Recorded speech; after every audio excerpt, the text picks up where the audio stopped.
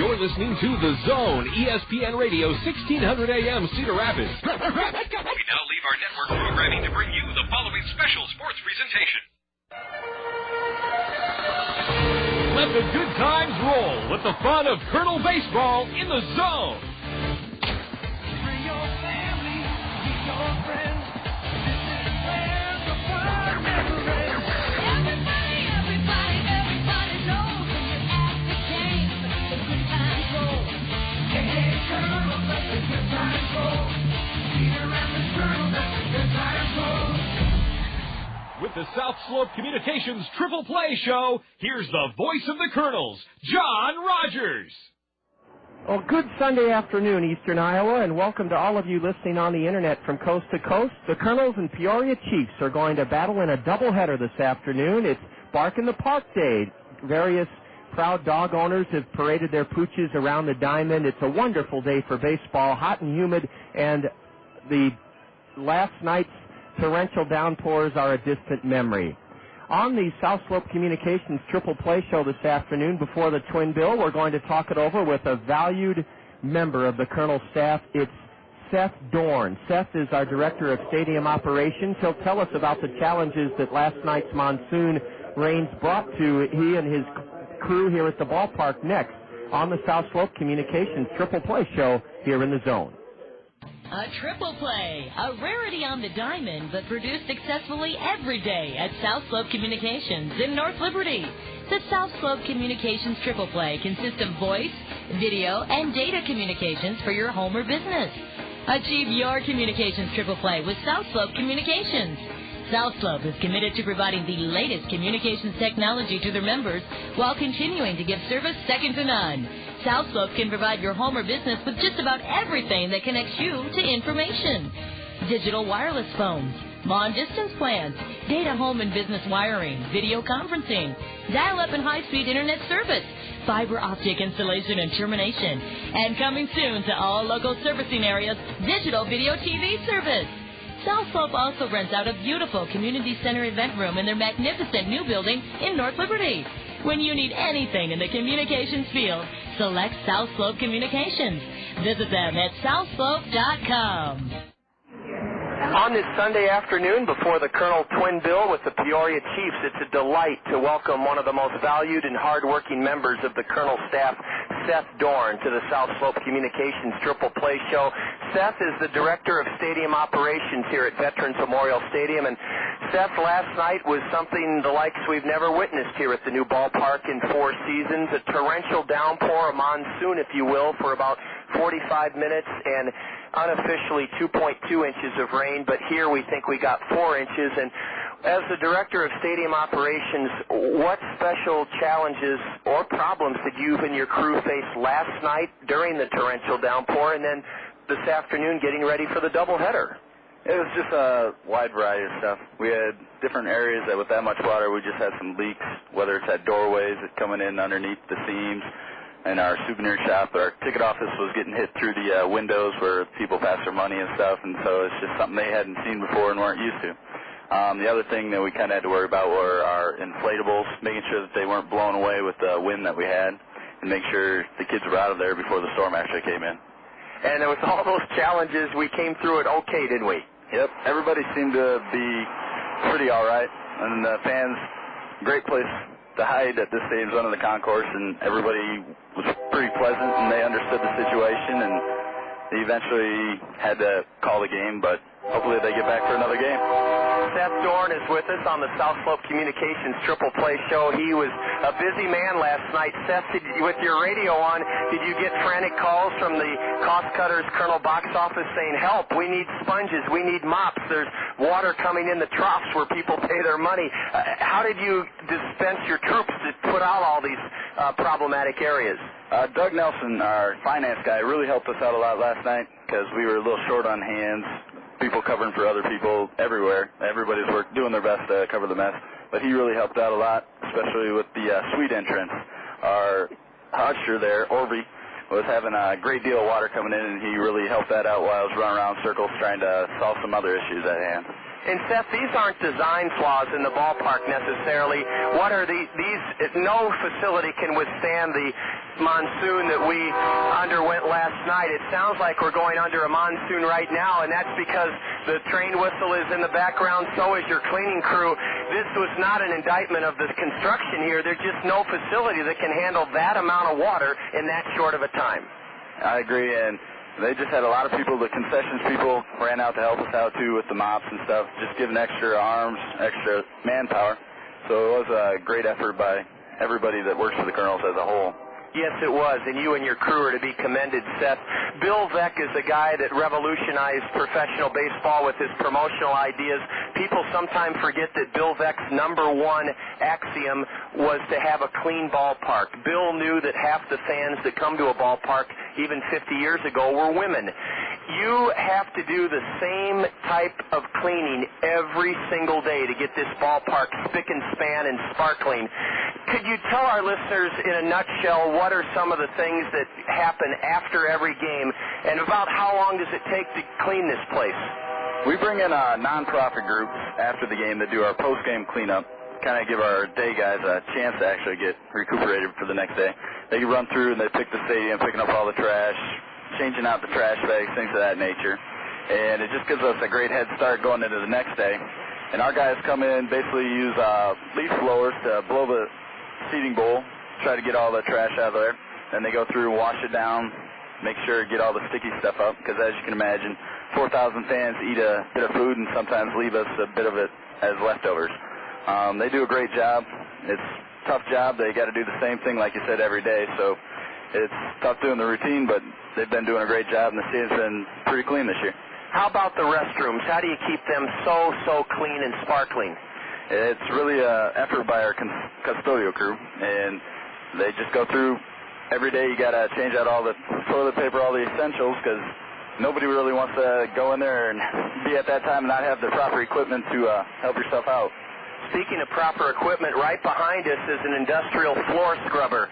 Those are not cheap, yet they do a great job. You have to train somebody how to use those efficiently. Yeah, we had a couple guys that didn't know how to run it, and that was an issue. So now we have a couple guys that are more specialized, just do that, make it their daily routine, as you know. And it's just getting the right mix of the chemicals in it. Otherwise, if you get too much soap or too little soap, it's not going to do the job it's designed to do. It's got to be gratifying for you, Seth, to get the feedback that seems to be prevalent here at the new ballpark, which is it is a wholesome, fun, clean place to come. You pride yourself on that. We do our best to make sure it looks like it's a new stadium every time, because it could be the first day that somebody's ever came out to the ballpark, and we don't want to tarnish it with whether it's ice cream left over from the night before or anything of that matter. Who takes care of the outside of the ballpark, the entrance? That would be also our maintenance crew and cleaning crew. We've got some great landscaping that was done recently by Greg's Lawn Service. And you're talking about the flower beds. Yep. And we just make sure that they get enough water. Actually, we probably didn't need the water before the rainstorm last night. But as people around town can see, some of the grass has been taking a hit up until lately. And it's something that I guess the flowers are still going strong, so maybe we're doing something right. Seth Dorn and his fantastic crew are doing a lot of things right here at the ballpark, making it one of the most desirable entertainment attractions in all of eastern Iowa. A final word with the Colonel Director of Stadium Operations, Seth Dorn, after this on the South Slope Communications Triple Place show in the Zone. The Cedar Rapids Kernels want to give your child a chance to hit a home run. By picking up a free reading scorecard at the Kernel Stadium gift shop, kids can keep track of their minutes and earn great rewards. Along with Toyota Financial Services and the Gazette, the Kernels encourage you to open the world to your children by reading with them. If your kids hit a home run this summer by reading 1,000 minutes, the Kernels will recognize their accomplishments on the field at Reader Recognition Day in August. People say that I can't decide things. They are so wrong, but I could be wrong about that. A U.S. Bank check card with checking that pays gives you a choice of rewards, like cash, points for merchandise and gift certificates, World Perks miles, or even sweepstakes entries. Easy decision. I'll take the cash. No, it's a sweep. Sign up at your local U.S. Bank or call 1-800-720-BANK. I've made up my mind to put off my decision. That is final. U.S. Bank. No, wait. See banker for complete details. Member FDIC. Dorn, finally, I know our listeners would love to hear about your background. Before you came to the Kernels, you had a couple of very neat experiences in collegiate athletics and in the realm of professional baseball? I had a great opportunity while I was going through school at Iowa State.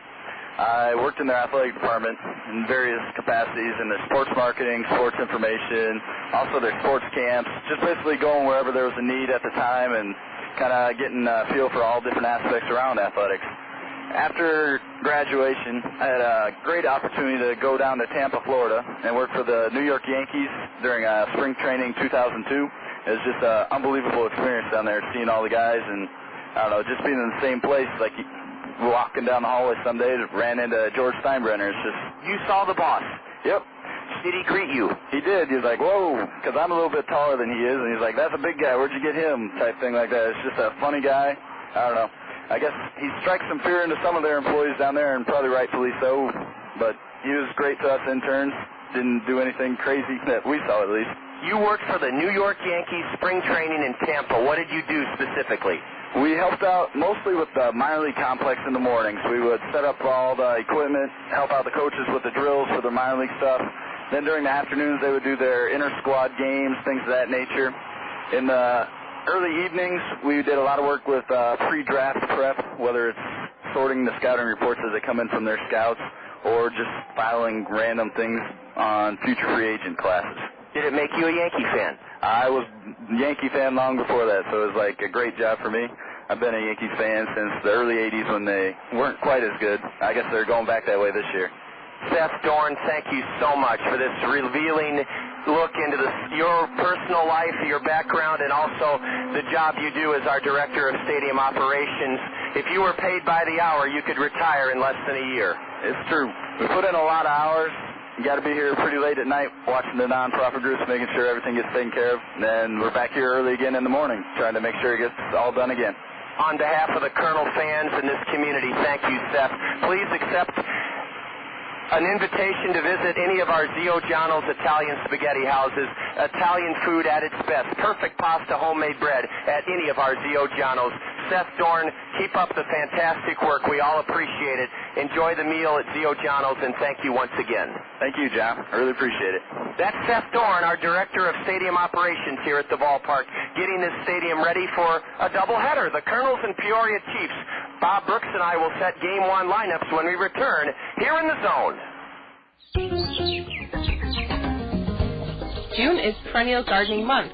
Peck's Flower Shop and Garden Center are your perennial plant experts. Peck's offers a great selection and a great variety of quality perennials, ready for you to plant in your own garden. Buy 2 of Peck's hardy perennial plants and get 1 free of equal or lesser value. Choose from favorites including daylilies, coneflowers, daisies, and so many more. Peck's annual flower plants are on sale too. Choose geraniums, wave petunias, and other long-blooming favorites. Buy 2, get 1 free of equal or lesser value. Peck's reminds you to stop in for their weekly fresh flower feature, 1 dozen short stem roses, $9.95 a dozen, cash and carry. Peck's Flower Shop, Garden Center, Nursery, and Landscaping at the corner of Blair's Ferry and Edgewood Road, Northeast. Growing with Eastern Iowa since 1956. 2 for the price of 1, a twin bill, a double dip. A doubleheader this afternoon with the sun starting to break through the overcast skies. We're going to get to do something we didn't get to do that last night, and that is set the starting lineups for the Kernels and Chiefs, play a doubleheader, and enjoy a wonderful afternoon of baseball with you here from Veterans Memorial Stadium, where between innings, Rockin' Ray and Skydog USA will be performing. Let's get to it. Game 1 starting lineups for the Peoria Chiefs, who beat the Kernels 5-4 Friday night in a 3-run 9th inning. Both clubs are 1-1. Peoria's skipper is a fixture in the Midwest League. He's managed the last 3 years in Lansing for the Lugnuts, Julio Garcia. Sam Fold, a star baseball player from Sanford, will lead it off in center field for the Chiefs. Batting second at third base is Aaron Sisk for Peoria. Eric Patterson will bat third for the first time this season. He's at second base. He's the league leader in hitting and on-base percentage, and he's the younger brother of Cub star Corey Patterson. In left field, batting cleanup for the Chiefs is a former Cub first-round pick Luis Montañez, second in the league with 22 doubles. A former Angel minor leaguer, Al Corbeil, will be the designated hitter, and Corbeil will bat fifth for Peoria. Hitting sixth, he's looked good at shortstop, Anthony Granato for Peoria. Drew Larson's at first base, batting seventh. Hitting eighth and catching, Alan Rick. He started the three-run ninth inning here Friday night with an opposite field ground ball double. And batting ninth for the Chiefs in right field is Bo Flowers. Pitching for Peoria this afternoon is a right-hander making his 15th start of the year, Jesse Estrada. Jesse is 1-4, lost 6, an ERA of 4.87. From El Paso, Texas, 21 years old. He went to the same junior college in Texas as former Colonel, now Los Angeles Angels of Anaheim star pitcher John Lackey. Jesse Estrada was beaten by the Colonels here at this ballpark on April 21st, 3-2, and his last start was Saturday in Davenport against the Swing of the Quad Cities. He went 7 innings, gave up 2 runs on 7 hits, struck out none and walked none in a no decision. That's how Peoria will line up in Game 1 of the doubleheader. Allen Motor Company, as always, proud to bring us the Allen Motor Company Colonel starting lineup. General Motors continues their unprecedented offer. First time in history that everyone in America, including all of us in eastern Iowa, get the General Motors employee discount at Allen Motor Company. That means big savings now because the employee discount that General Motors employees get applies to all of us at Allen Motor Company. Extended hours to cash in on this unprecedented offer at Allen Motor Company. They're open till 9 o'clock tomorrow, Tuesday, Wednesday, and Thursday. Allen Motor Company, proud to bring us the Allen Motor Company Colonel starting lineup. And with it, as the Colonels take the field, is sportscaster, Hall of Famer Bob Brooks. How you doing, everybody? And welcome to a doubleheader today. And what a difference a few hours makes. We were sitting here last night, and this place was practically underwater. In fact, the umpire's room even took on some water coming in on the ramp back of home plate. And today, the field looks just as dry and in need of water as it did before yesterday's torrential downpour and last night's affair that had to be called off, sadly enough. But the makeup game is today, and here are the starting Colonel's batting order. Leading off and playing second base, Alexei Casilla. At shortstop, it'll be Rodriguez. Josh LeBlanc in center field. Toussaint in left field, batting fourth. Collins, the catcher. Giannotti moves from center to right. Sandoval at third base. Rentz is the DH as the Colonels take the field. And Chris Walston, the first baseman. The pitcher this afternoon, Michel Simard. Simard pitched 8 1/3, gave up 4 hits, 9 strikeouts, 1 walk. And he had a game start, and his ERA, Michel will try to keep it going. It's 0.00. That's as good as you can get. Simard was terrific in his first start. That was a week ago Friday here at home against Clinton. 8 1/3 shutout innings, leading the Colonels to a 6-0 victory. The Cost Cutters Dream Team members have taken the diamond, and they're standing at attention as a color guard from our feature community this afternoon. Urbana is presenting the colors right behind the pitching mound, and the Colonels are standing at attention along with this crowd. We're also going to enjoy the singing of the national anthem by a group of youngsters from Urbana, Iowa. Let's listen in as Dale Brote, our public address announcer, introduces them. Please join in the singing of our national anthem. It's being performed today by the Urbana Center Point Middle School Singers.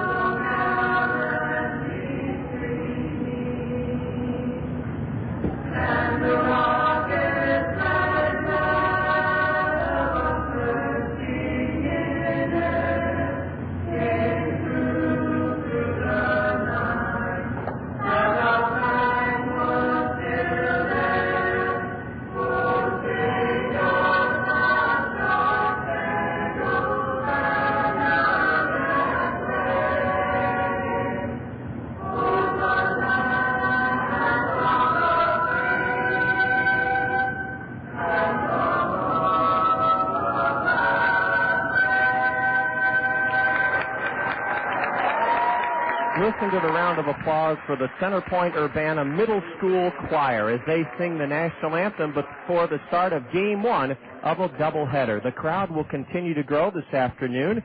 Bob Brooks, Julia Jansen, and I look forward to bringing you every round of the action this afternoon on this beautiful, hot Sunday afternoon. Up next, Game 1. Stay tuned here in the Zone. A triple play, a rarity on the diamond, but produced successfully every day at South Slope Communications in North Liberty.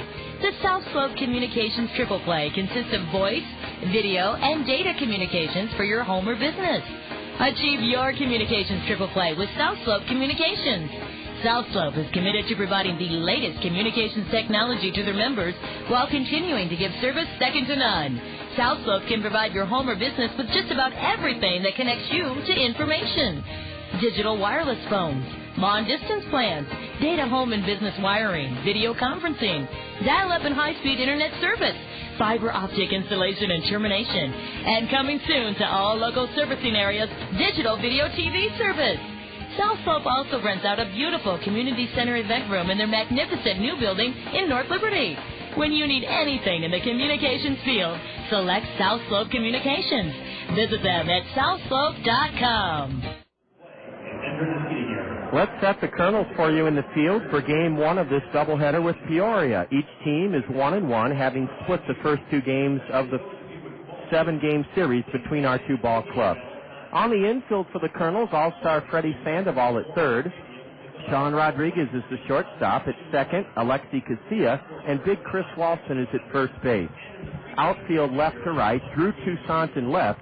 Josh LeBlanc playing for the first time in 9 weeks since suffering a broken bone, a hamate bone in his right hand, is in center field. LeBlanc in center field playing for the first time since April 18th.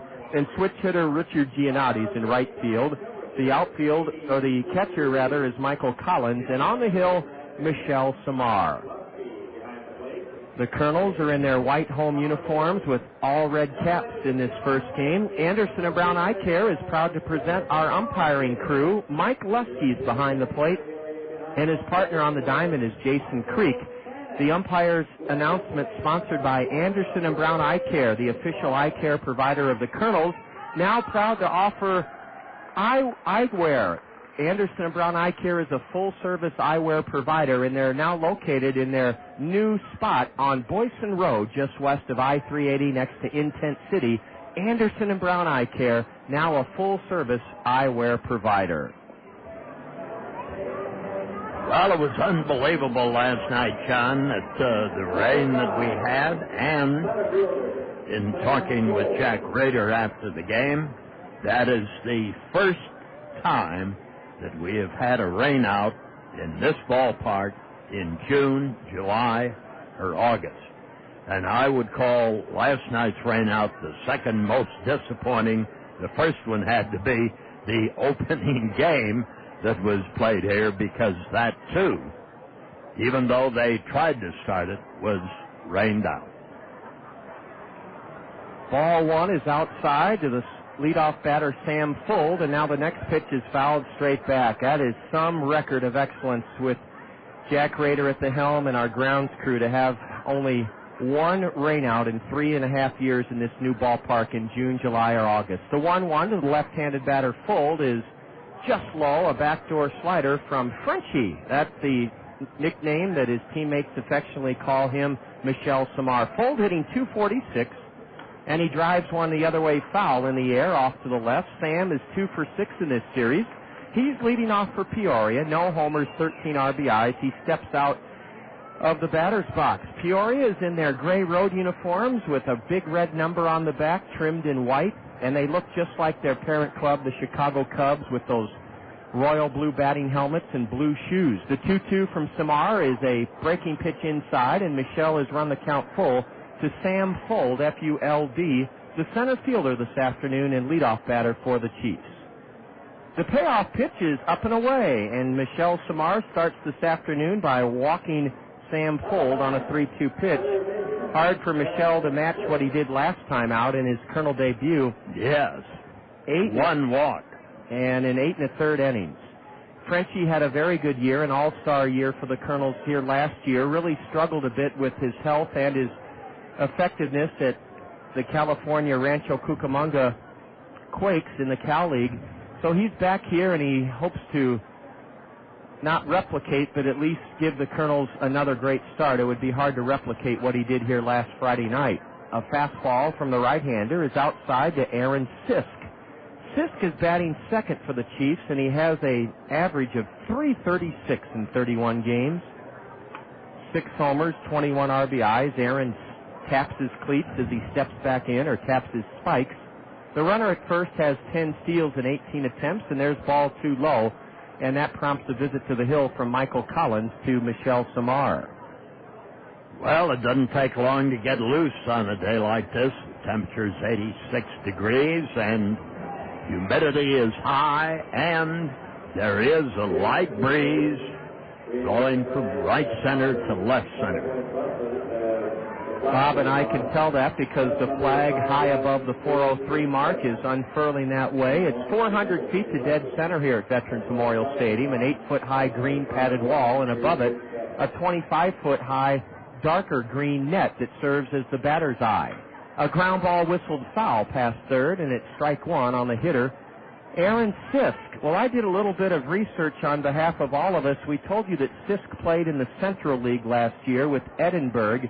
The Central League consists of teams down south in Mississippi, Louisiana, and Texas, and I had to look up where Edinburgh was. First, I had to find out it's in Texas.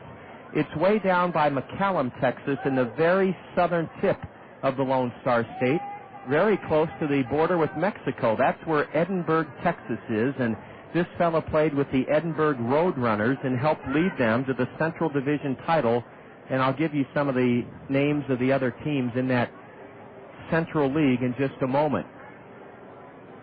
Simard deals, and a pitch ripped into left for a base hit. So Michel Simard does not have the same great stuff he had last Friday here in a 6-0 Colonel win. The first 2 Chiefs are aboard.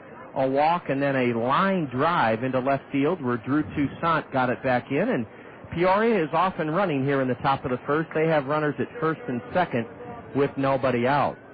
And Kernan Ronan makes a visit to the mound now, following up the visit by Michael Collins. So Simard just has to settle in. In his pitching here, he got behind and walked the first man. Then he got behind the second hitter and had to throw a strike, had to get it in there, and consequently it was hit into left field and solidly. It is first and second with nobody out for Eric Patterson, who was 2 for 5 in the Peoria win here Friday night. A run-scoring single in their 3-run ninth inning. Eric is tops in the league with a .360 average. He's a left-handed batter with an open stance. Boy, could the Kernels use a double play. It's hard to get Patterson on a double play because he's a left-handed batter blessed with great speed, and he pops the first pitch foul over the third base Peoria dugout for strike one. Well, as we indicated the other night, Julio Garcia, the manager at Peoria, he got tossed out, even though Peoria came back to win the game. So, consequently, today, Ricardo Medina, the hitting coach, is the third base coach. Eric Patterson hits a high can of corn to center, the first chance for Josh LeBlanc back in a Colonel uniform, and Josh is wearing a pair of Oakley sunglasses, and he caught that high, lazy drive into center. That's a huge first out here in the Peoria first inning, as the league's leading hitter just lofted one into straightaway center where Josh LeBlanc caught it. Sam Fuld threatened to tag and go from second to third, but he held at second. And now the cleanup batter, Luis Montañez, who leads Peoria with 8 home runs and leads them with 41 RBIs and leads them with 22 doubles. He's 2 for 6 in the series, a right-handed batter. He'll bat with runners at first and second and 1 away here in the top of the first inning, and ball 1 just inside as Montañez leaned back from that first pitch from Michel Simard. Well, so far the plate umpire has squeezed home plate a bit. That's Mike Lusky. Montañez bats from a low crouch and looks at a strike called. We told you we'd let you know about some of the teams in the Central League where the runner at first, Aaron Sisk, played last year. and the Shreveport Sports, the Fort Worth Cats, the Pensacola Pelicans, the Jackson Senators, 4 of the teams, and you recognize some of those names. Shreveport, Louisiana, Fort Worth, Texas, Pensacola, Florida, Jackson, Mississippi, Edinburgh, Coastal Bend, San Angelo, and Amarillo. A check swing, and the pitch is rifled foul into the net right in front of the folks sitting in the first row of the premier seats next to the Colonel dugout, and it's 1 ball, 2 strikes to Luis Montañez. Well, Dallas-Fort Worth used to share a AAA ball club and a AA team, too. And now, of course, they have the Texas Rangers. Simar's curveball is golf foul up into the Miller Mezzanine Terrace. Actually, it went onto the grandstand roof first base side, and Luis Montañez remains down in the count 1-2 here in the top of the first inning. 2 on, 1 out for the visiting Peoria Chiefs. Amarillo has a fun name, the Amarillo Dillas, short for armadillo. I don't know if an armadillo would attack you on the side of the road in Texas or not. I sure wouldn't want to find out. A bouncer to second. Could be an inning-ending double play. Casilla to short out. Rodriguez to first to complete a spectacular double play. It went 4-6-3. Casilla had trouble getting the ball out of his glove, and therefore put Sean Rodriguez right under the gun as Aaron Sisk got in underneath Sean's legs. But Sean got just enough on his throw to complete a fantastic inning-ending 4-6-3 double play. Also, the second baseman, Casilla, wanted to make doubly sure that he got an accurate throw that could be handled up at chest level. And in doing so, he almost took too much time to get that flip away, but get it away he did. And consequently, the Kernels get out of it, and that should be a confidence builder for Michel Simard. No runs for the Chiefs, a hit, no Colonel errors. A double play ends the Peoria threat, and after 1/2 inning, game 1 of a doubleheader. Peoria nothing, Kernels coming to bat. This is Colonel Baseball in the Zone. Ahern Plumbing and Heating now offers all their services under one roof. Whether your house needs plumbing work, you're remodeling a kitchen, want to give your bathroom a facelift, or simply need a new air conditioner or furnace installed, Ahern can do it. And you can trust Ahern Plumbing and Heating's professional installation on every project, big or small. Call on the team that Eastern Iowans have trusted for nearly 40 years. The A-Team at Ahern Plumbing and Heating. Call 393-4872. Ahern Plumbing and Heating. If you're not playing free online poker at ultimatebet.net, then you're missing out on the most fun you can have playing poker online and your shot at becoming a poker legend. Only at ultimatebet.net can you win a seat on this summer's nationally televised Ultimate Bet World Poker Challenge. Come on, you know you're good. Take your shot at 250,000 big ones. Go to ultimatebet.net today. Impress your friends by winning a seat on the best new poker show on TV. Ultimatebet.net. Don't play anywhere else.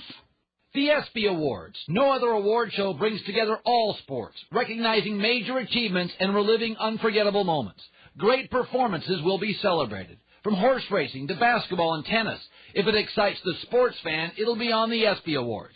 And for the second year in a row, it will be you, the sports fan, who determines the winners. Don't miss it. 13th Annual ESPY, Sunday, July 17th, 9 to 11 Eastern, on ESPN. The ESPY Awards are proudly brought to you by Gatorade. Is it in you? Well, the fellow that started the Sterling inning-ending double play for the Kernels, Alexi Casilla, leads off in the bottom of the first inning of this doubleheader, and he takes a strike called from right-hander Jesse Estrada. Alexi Casilla, switch hitter, batting left-handed, takes a fastball outside, and that evens the count at 1-1. We're just underway. Peoria put their first 2 men on in the top half of the first inning, but Michel Simard got a fly out and a double play. Now Alexi backs away from a pitch down and in, 4-2 from right-hander Jesse Estrada.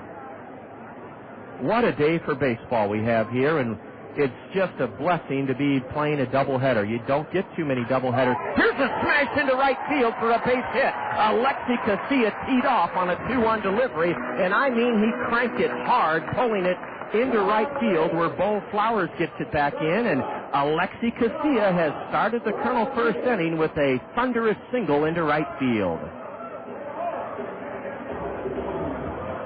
Well, Jesse Estrada at 4-6 has been able to pitch almost 78 innings, and his ERA is fair at 4.87, and he has walked only 25 in 78 innings.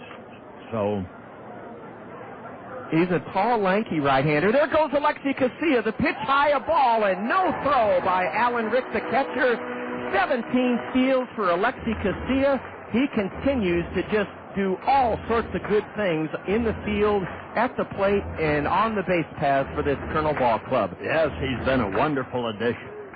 Now Sean Rodriguez fouls one off to the right. Sean was trying to do the right thing and hit the ball to the right side of the infield. Casilla has now tied the batter, Sean Rodriguez, for the team lead in stolen bases. Each of them has 17. The Colonels tied for first in the league in stolen bases. Rodriguez wears his Red Sox up high. There goes Casilla. He's running. A pitch out. No chance to throw. And Alexi Casilla steals third without a play. They called for a pitch out, but Jesse Estrada, just none of his infielders yelled to him.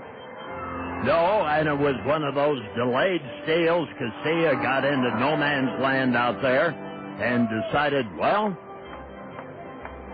it looks like I can do it. I'm going to do it. He was 2/3 of the way from second to third before Estrada brought the pitch home. So the pitch out did no good as Alan Rick had no play at third. He didn't even throw. Now the pitch to Rodriguez. A high pop-up into shallow right. Will not score the run. Will not score the run. Retreating into shallow right to glove it is the second baseman, Eric Patterson. So Sean Rodriguez, with a runner at third and nobody out, is induced into a pop-up to shallow right where the second baseman caught it. Now the key man in this entire inning is Josh LeBlanc, who hasn't played since April 18th. And he's batting .297. He had one home run. In 10 games back the first 2 weeks of the season, Josh is a left-handed batter. And he looks at a strike called from Jesse Estrada. Interesting, Estrada from the same home city as our starter here Friday night, Fernando Rodriguez, El Paso, Texas. LeBlanc pops the next pitch foul off to the left, strike two. Boy, things looked so promising a moment ago, and now with one out and a runner at third, an 0-2 count on LeBlanc. Josh basically, Bob, now on an 0-2 count, the Peoria infield comes halfway, and they'll throw home on a ground ball to the infield.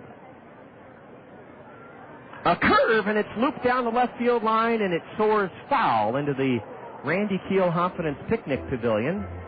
LeBlanc did get the ball airborne, but fouled it to the left side, and he's still in the hole, 0-2.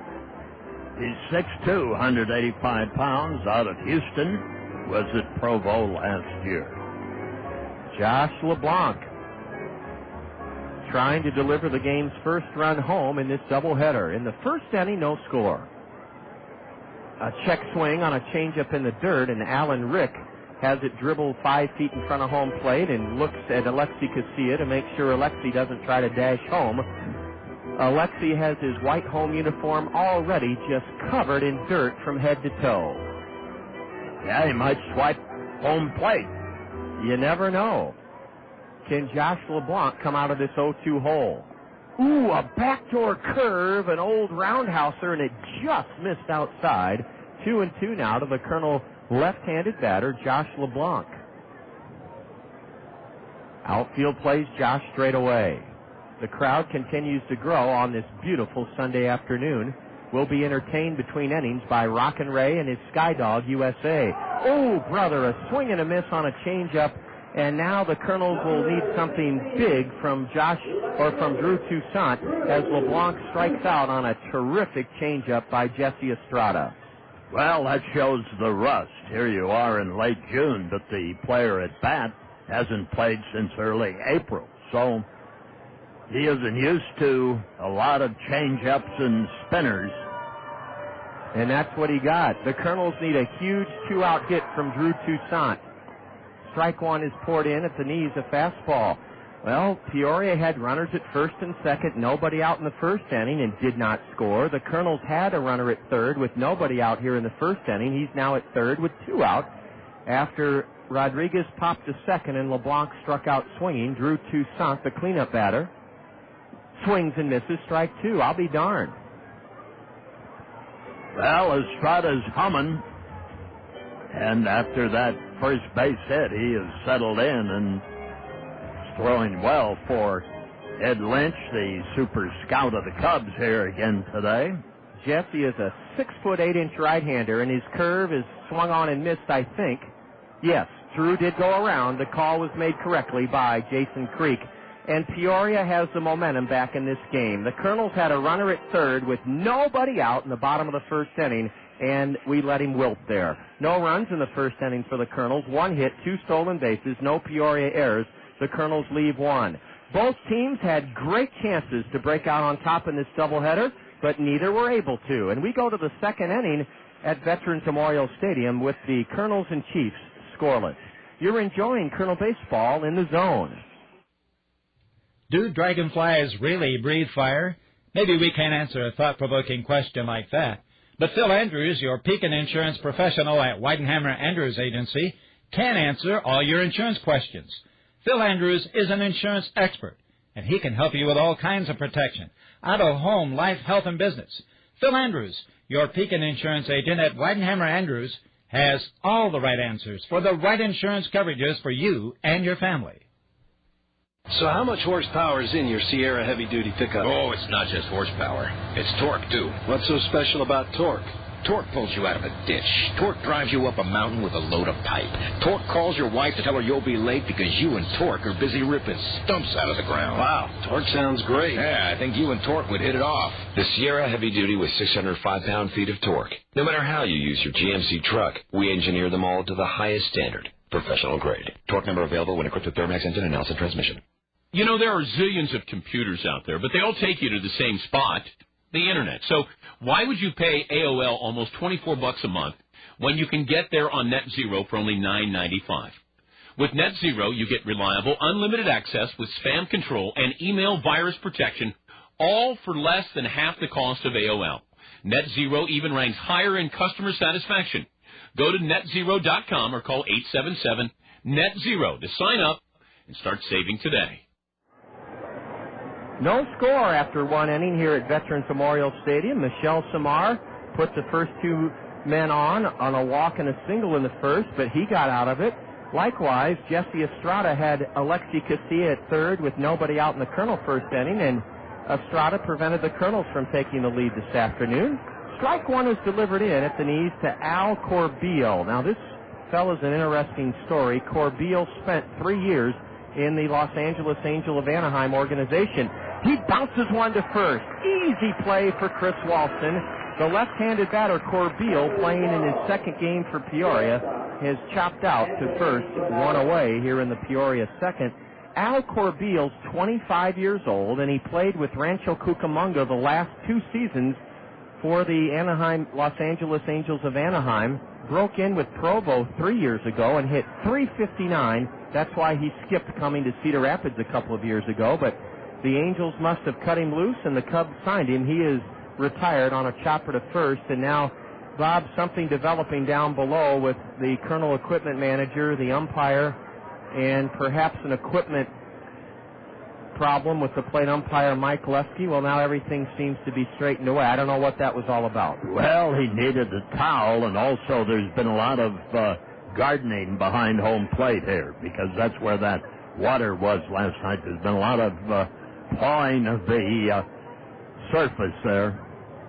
A curve is outside to Anthony Granado. Now he drills one into left center, maybe extra bases. LeBlanc can't get it. It'll be at least a double, if not a triple. Josh loses his glove. Rounding second and heading to third is Anthony Granado. He'll make it standing up with a 1-out triple.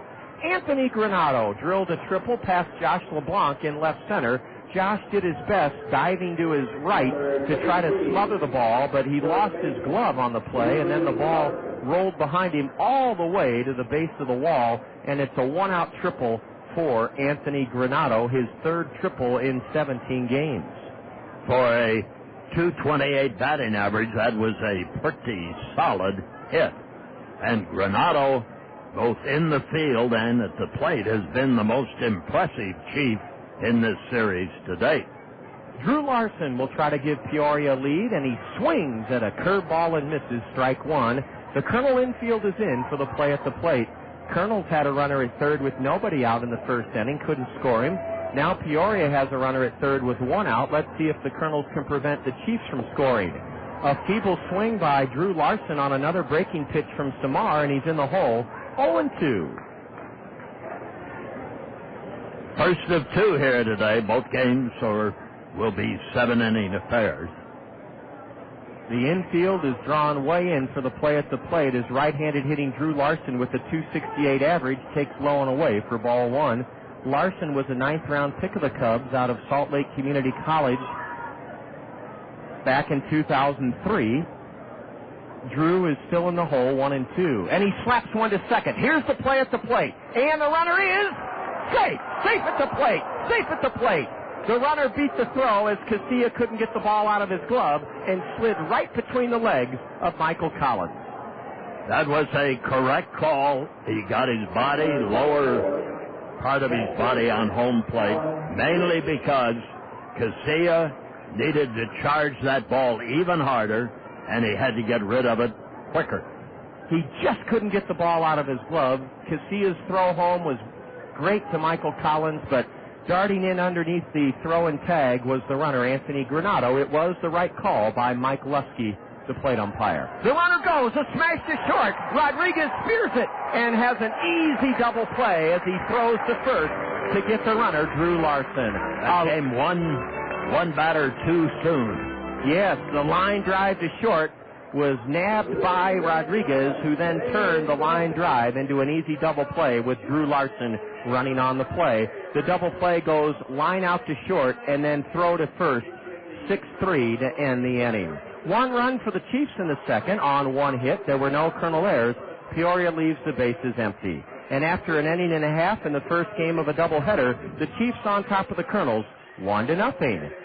You're listening to Colonel Baseball in the Zone. The ESPY Awards. No other award show brings together all of sports, recognizing major achievements and reliving unforgettable moments. Great performances will be celebrated. From horse racing to tennis and basketball, if it excites the sports fan, it'll be on the ESPYs. And for the second year in a row, it'll be you, the sports fan, who determines the winners in all categories. Don't miss it. The 13th Annual ESPYs. Sunday, July 17th, 9 to 11 Eastern on ESPN. The ESPY Awards. Proudly brought to you by Lotrimin, the killer cure. Iowa Realty sells more homes in Lynn and Johnson counties than any other real estate company. This success is no accident. Innovative use of the Internet, TV exposure, newspaper, and direct mail allow Iowa Realty to provide the latest in marketing tools to their agents and clients. Serving the Cedar Rapids, Iowa City corridor, Iowa Realty's 150 full-time realtors offer the best in real estate, mortgage, and escrow services. Iowa Realty, pleased to be Eastern Iowa's best source for professional real estate service. You can look, but you're not going to find a better golf value than Hunter's Ridge in Marion. Hunter's Ridge, home of the Greater Cedar Rapids Open, provides challenges for every level of golfer. 5 tees and 2 distinct nines give you a different look every time you play. Hone your swing and short game on your own, or with our pros. At Hunter's Ridge, it's all about the golf. Tee it up at Hunter's Ridge Golf Course in Marion. 1-0 Peoria as Rockin' Ray and his well-trained Skydog USA just put on a fantastic exhibition of frisbee catching. Rockin' Ray tossed out about a dozen frisbees in all different directions, several going more than 100 feet, and his well-trained dog, Skydog USA, that dog even leapt off the back of Rockin' Ray up into the air and caught a few frisbees. The crowd was absolutely mesmerized by it. Bob Brooks told you in the top of the second inning that the plate umpire, Mike Lusky, had to approach the grounds crew, and Mike shakes the hand of Jesse Rader, the head groundskeeper here, because Bob, the umpire's footing is just as important as the pitching mound or the batter, and Lusky must have been in kind of a sinkhole situation. Well, he didn't sink far enough that he couldn't call that guy out at the plate, so but he was out.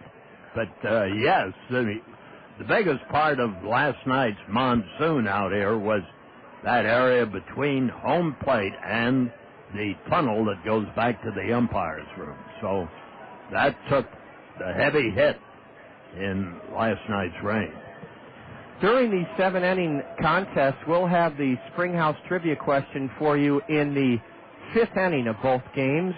Of course, Julia Jansen will be along to call the 3rd inning this afternoon. We go to the bottom of the 2nd, and it's 1-0 Peoria. They could take advantage of a one-out triple by Anthony Granato in the top half of this 2nd inning and score him from 3rd. The Kernels had Alexi Casilla at 3rd with nobody out in the bottom of the 1st inning just a few moments ago, and Jesse Estrada, the 6'8" right-hander from El Paso, Texas, prevented the Kernels from taking the lead in the 1st inning. So it's 1-0 Chiefs as Michael Collins bats for the first time today and takes a pitch just inside a fastball, ball 1 to the .305 hitting catcher, Michael Collins. Estrada is one big drink of water out there on the mound. A little dump looper into right, and it falls for a Texas League single for Michael Collins. Michael stroked it high in the air over Eric Patterson's head at second, and in front of Bo Flowers in right, a Texas League single if you'll ever want to see one, and Michael Collins adds to his .305 average with his first hit of this series. He's now 1 for 8 in the series. Well, Michael's got to get with it. That .305 batting average is going to drop a little bit. So let's hope today picks it up. He's at first with the second Colonel hit of the afternoon. Richard Giannotti, a switch hitter batting left, pops the first pitch high in the air. Back of home plate, out of play for strike 1. Richard is coming off a 2 for 3 night here in the Colonel loss Friday. He homered in the 4th to put the Colonels ahead 3-2. He scored 3 of the Colonel 4 runs in the loss on Friday night. Giannotti batting .254, an open stance from the left side for the G-Man. Holding the runner at first is Drew Larson for the Chiefs. A double play ball slapped to short. Granato boots it and recovers to throw in time at first base. Wow. Anthony Granato booted it up. Giannis going to argue on that. And Bobby is on the field between the mound and second base. It should have been a double play. Instead, Collins is in scoring position in the tying run. I don't know how in the world Richard Giannotti did not beat that throw from Anthony Granato after the ball flipped off Granato's mitt. It bounced high into the air.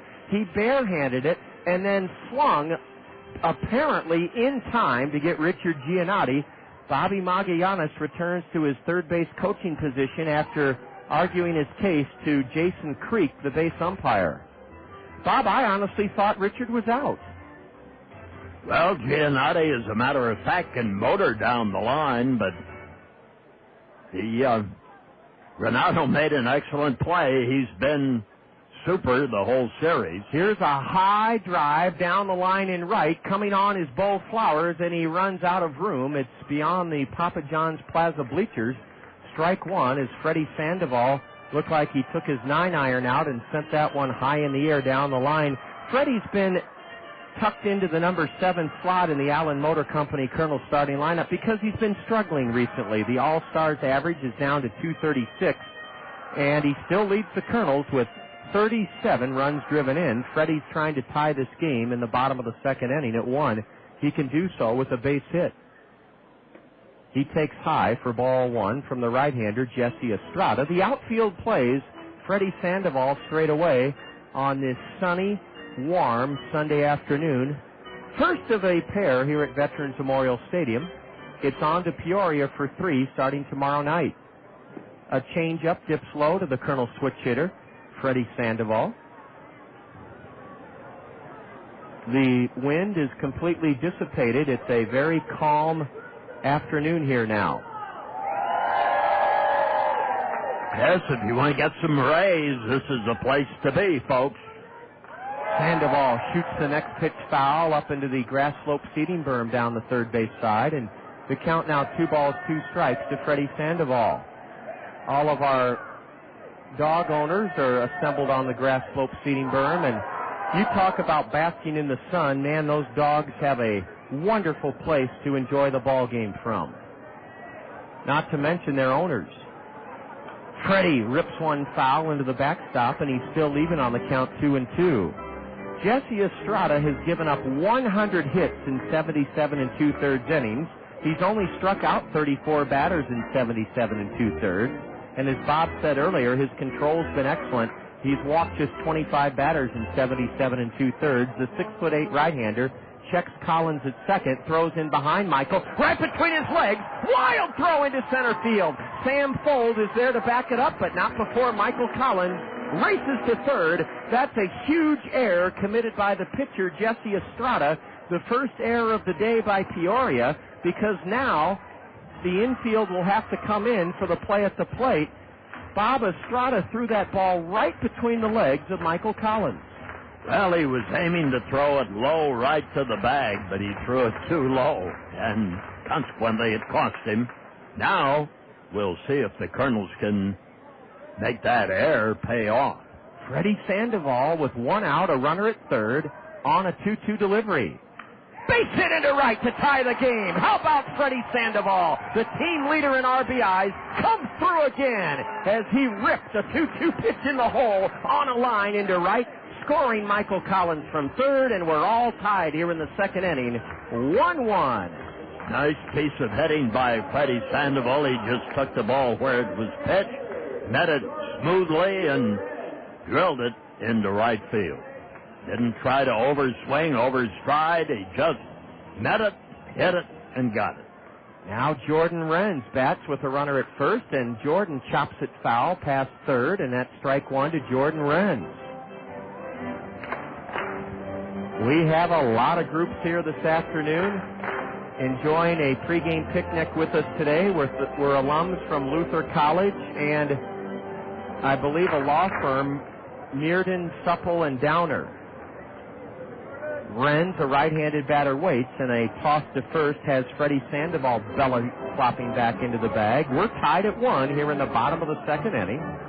Procter & Gamble's represented here today. So is ABWA and Dyersville. A throw pass first, and Freddie Sandoval stays there as the ball dribbled about 15 feet beyond Drew Larson.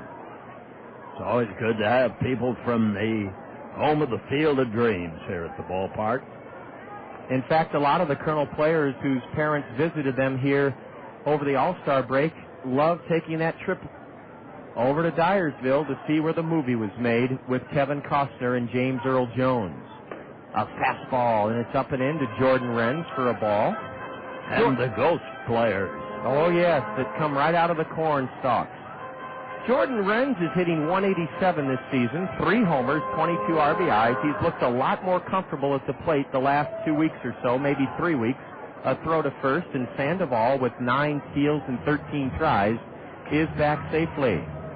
Well, with the rain we've had now to go with this high humidity and brilliant sun, why, corn will be knee-high for the fourth.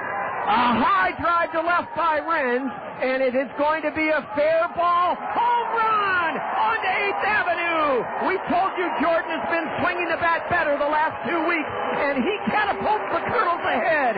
3-1 with a mammoth home run, his 4th of the year, and the Kernels lead it 3-1 here in Game 1 on a Jordan Renz 2-run towering home run over the Randy Keel Confidence Picnic Pavilion on to 8th Avenue.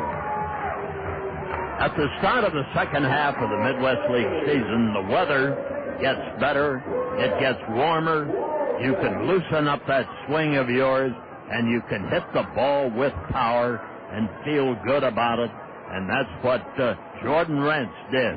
That's a rather prodigious home run.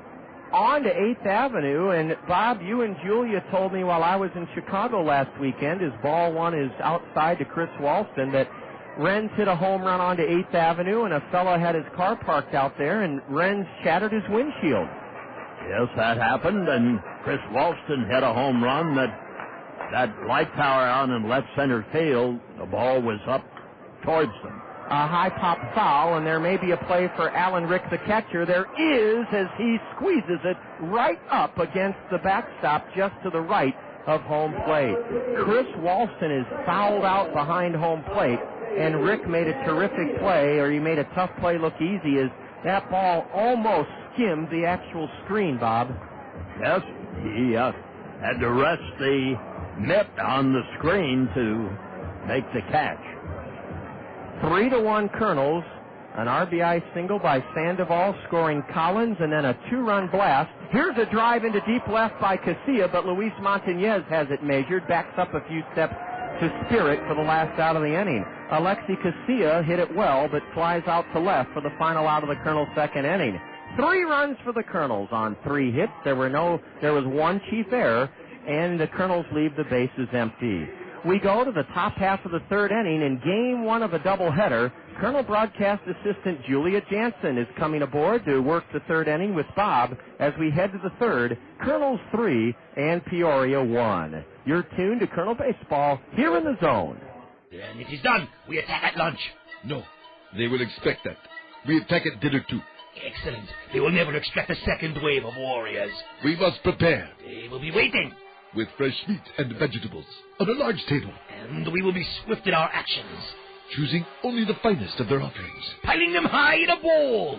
Then cooking them fast on a sizzling grill. And then we eat. Gaze upon your fresh meat and vegetables for the final time. The attack will be successful, and we will be satisfied. The plan is done. What are you guys doing? Oh, hey, Valerie. Yeah, we're just getting ready for lunch at Genghis Grill. You want to go? Yes, to Genghis Grill. Probably no to you two. Okay. She is a spy. And not nearly as hot as she thinks she is. Fresh food attack. Genghis Grill, where Edgewood Road meets Williams Boulevard in Cedar Rapids, next to Gander Mountain. This is The Herd with Colin Cowherd. Hello? Yeah, this is Aaron from Georgia. I just wanted to tell Colin that he's a genius, man. Oh, hold on. Let me get Colin for you. Stay there. I'll get Colin right for next you. to you. Hold on. Let me... Colin, you there?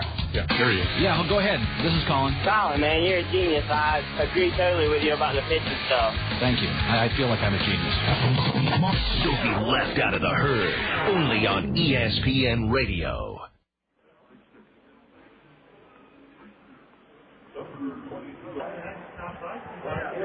Top of the third here at Veterans Memorial Stadium. The Kernels have jumped on top of the Chiefs with a 3-run bottom of the second inning and now lead the Chiefs 3-1 in the top of the third. Up to bat for the Chiefs, Bo Flowers, the right fielder. Bo Flowers is batting .275. He has 4 home runs, 22 RBIs, 6 doubles, and 2 triples. First pitch is a ball way outside, gets past Michael Collins, the catcher for the Kernels. Rolls around back behind home plate. 1-0 count here. We're at the top of the third, no outs yet. Bo Flowers is up to bat for the Kernels. He's a right-handed batter, and he drives that ball down over the mezzanine terrace, foul for strike 1. We had some pregame groups here today, too. The Premise Construction Group and Health Enterprises and Rockwell PC Design. They were all here before the game, and now they're in the stands enjoying it. And Flowers takes a look at ball 3. 3-1 count to Bo Flowers here at the top of the third. 3-1 pitch is bounced foul down the third base line. Full count, Bo Flowers now. He didn't play last night, but, well, nobody played last night, but the second game of the series he didn't play and went 1 for 4 in the first game of the series. And before the 3-2 pitch, Michael Collins runs out to have a word with Michel Simard. Umpire gets a refill of balls, and we're ready to go here for the next pitch. Bo Flowers is the right-handed batter. He uses a black bat, has an ankle brace on his left ankle. Takes a big swing and a miss, strike 3 for the first out in the inning. 74-mile-an-hour changeup got him. That's the first strikeout for Simard today, too. Now Sam Fold, top of the order, is up for the Chiefs. Fold was walked in the first inning and started the first two batters for the Chiefs reached in the beginning. He shows bunt and takes a strike. Kernels are up 3-1. Thanks to Sandoval's homer. Fold is a left-handed batter and takes a look at a strike. So a 1-1 count, or that was a ball, excuse me, a 1-1 count. And the 1-1 pitch is a strike on the outside corner. Outfield plays Fold, shaded to the left.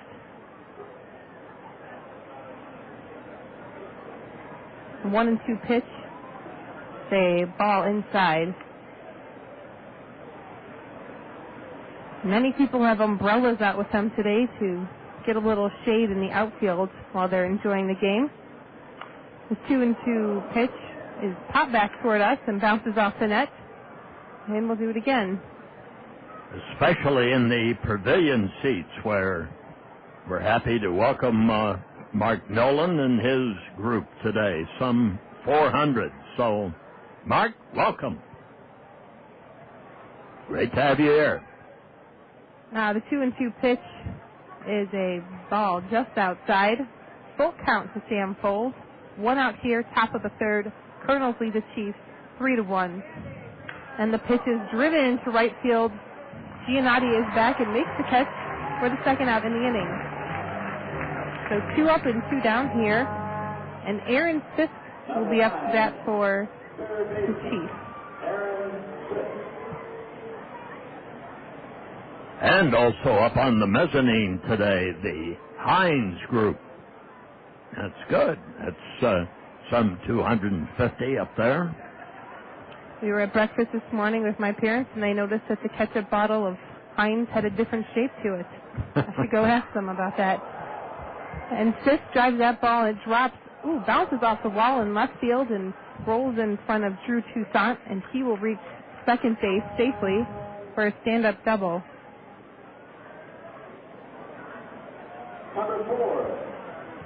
So now with Fold on second, 2 outs here in the top of the third, Eric Patterson, the league leader in batting, comes up to the plate for the Chiefs. Forrest Fisk is 13th double of the year.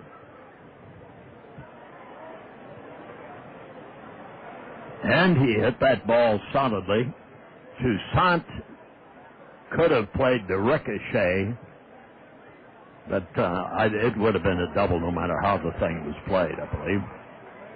First pitch is a big swing and a miss by the left-hander Eric Patterson.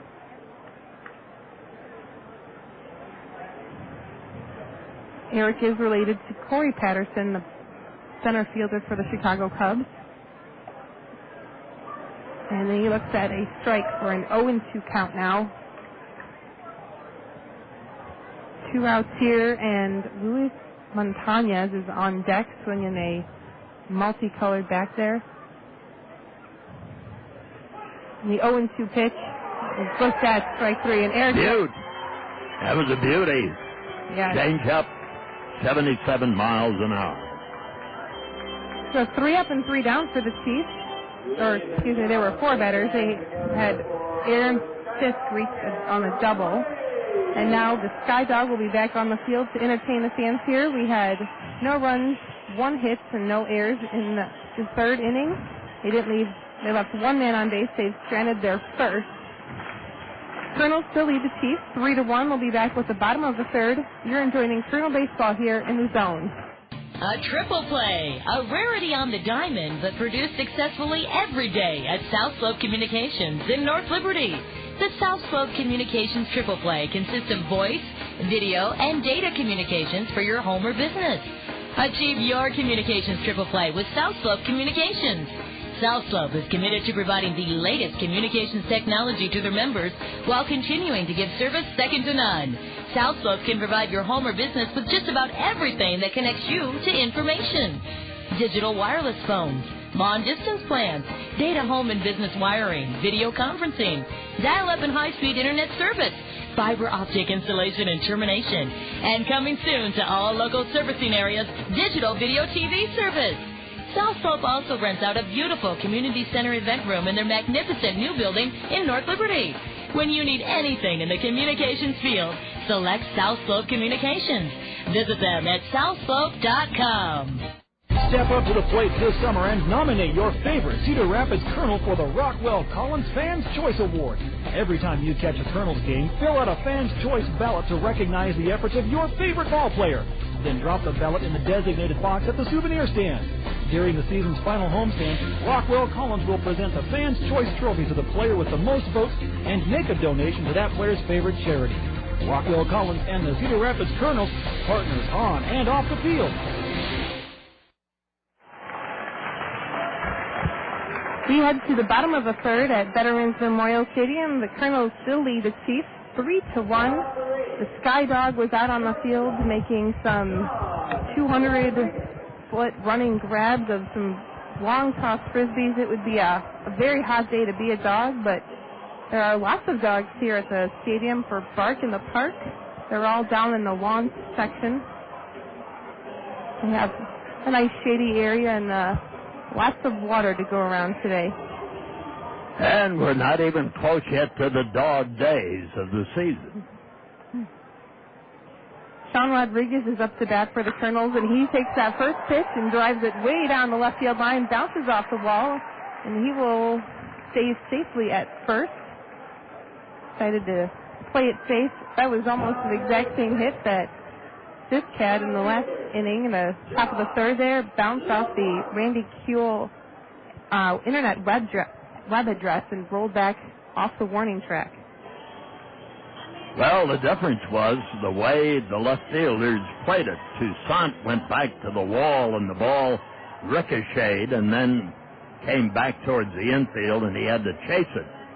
On this particular move, Montañez of Peoria, he played the ricochet, so he got the ball right away and held it to a long, hard-hit single as Jesse Estrada has given up now a total of 4 base hits in the last 2 innings, and that precipitates Julio Garcia going out to confer with his pitcher. The conference is over, and Sean Rodriguez is on first. Josh LeBlanc will be back at the plate. Struck out in the first inning. There's a throw over to first, and Rodriguez is back safely.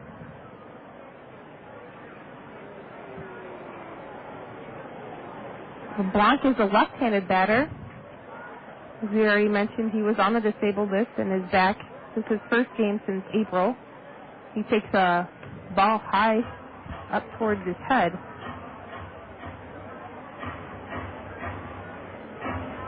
LeBlanc was born in Houston, Texas, and still lives there, and was selected in the 6th round of the 2004 free agent draft.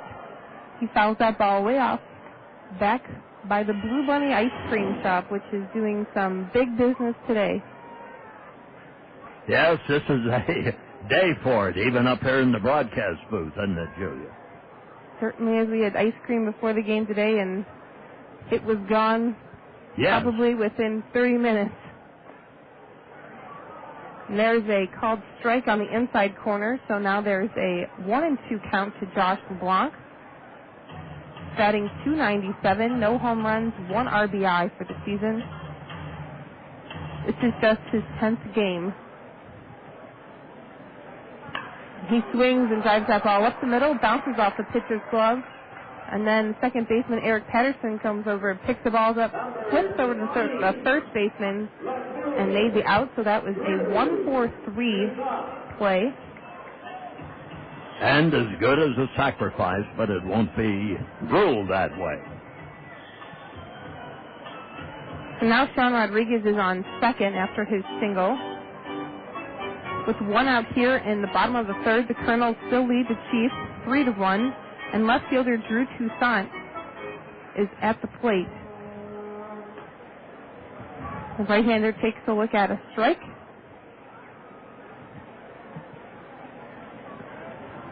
Nice background story in today's Gazette about Drew Toussaint and his upbringing in Compton, California.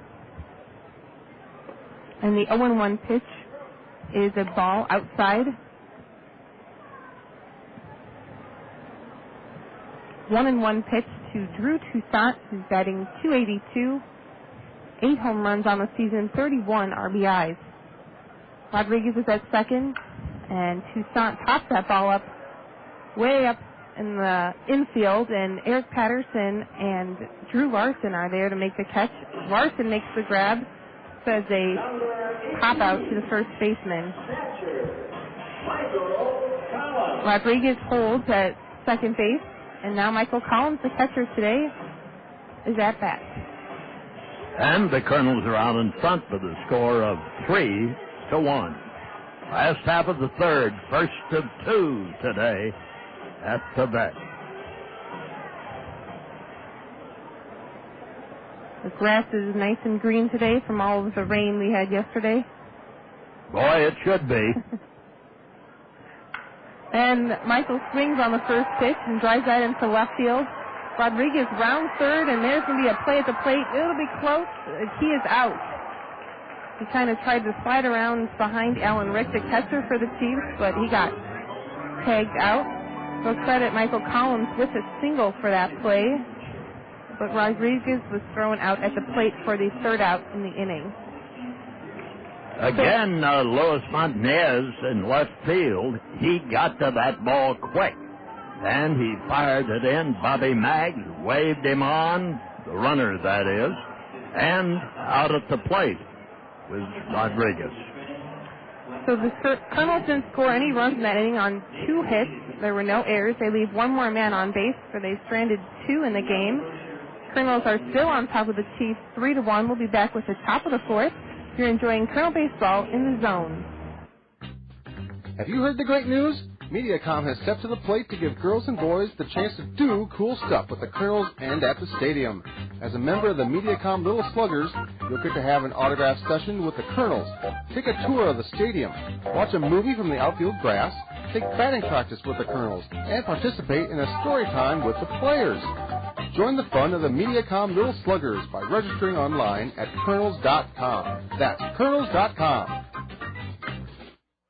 This is The Herd with Colin Cowherd. Barry Bonds told a federal grand jury he used a clear substance and a cream. 2 prosecutors also presented Bonds with documents that allegedly detailed his use of a long list of other drugs. He denies those. Bonds said, as far as he knew, his trainer had given him flaxseed oil. All right. If you still believe Bonds, then you must think he is the dumbest professional athlete in pro sports. Because Barry Bonds, as he begins to rocket 600-foot home runs, as he approaches 40, as he becomes the toughest out in the history of Major League Baseball, it's all because of, quote, flaxseed oil. We looked it up. The dictionary defines as an ancient herb that heals. The only herb I know that heals is that guy Herb Schwartz who works the spot Caesar. Don't be left out of the herd. Only on ESPN Radio. And now we go to the first half of the fourth inning for a 3-1 Kernels lead, and the Peoria Chiefs come to bat. And Montanez, who was spectacular in his fielding in the top half or the last half of the third inning, that's in the top half of the fourth. Get into a double play in the first, and Simard delivers another ball that's outside. And the count is ball 2 and no strikes here in the top half of the fourth inning. The pitch swung on, driven down the left field line again. This ball ricochets, and Toussaint picks up the ricochet, the throw. He is out at second base. Toussaint throws to Castilla as Montanez, well, he should know better than that because he was throwing him out at the plate, getting to the ricochet off that pavilion wall in left field. So, base running and gambling on both sides, and Peoria and the Kernels both lose in gambling for that extra base. Swinging a high drive into left field. This pretty well hit. Toussaint is there, has room, gets it, and 2 men are out. So Montiez didn't learn from the field and transfer that learning to the plate. He gets credit for a single and was thrown out to Castilla. 7-4 if you're keeping track today. Then a fly ball by Corbeil.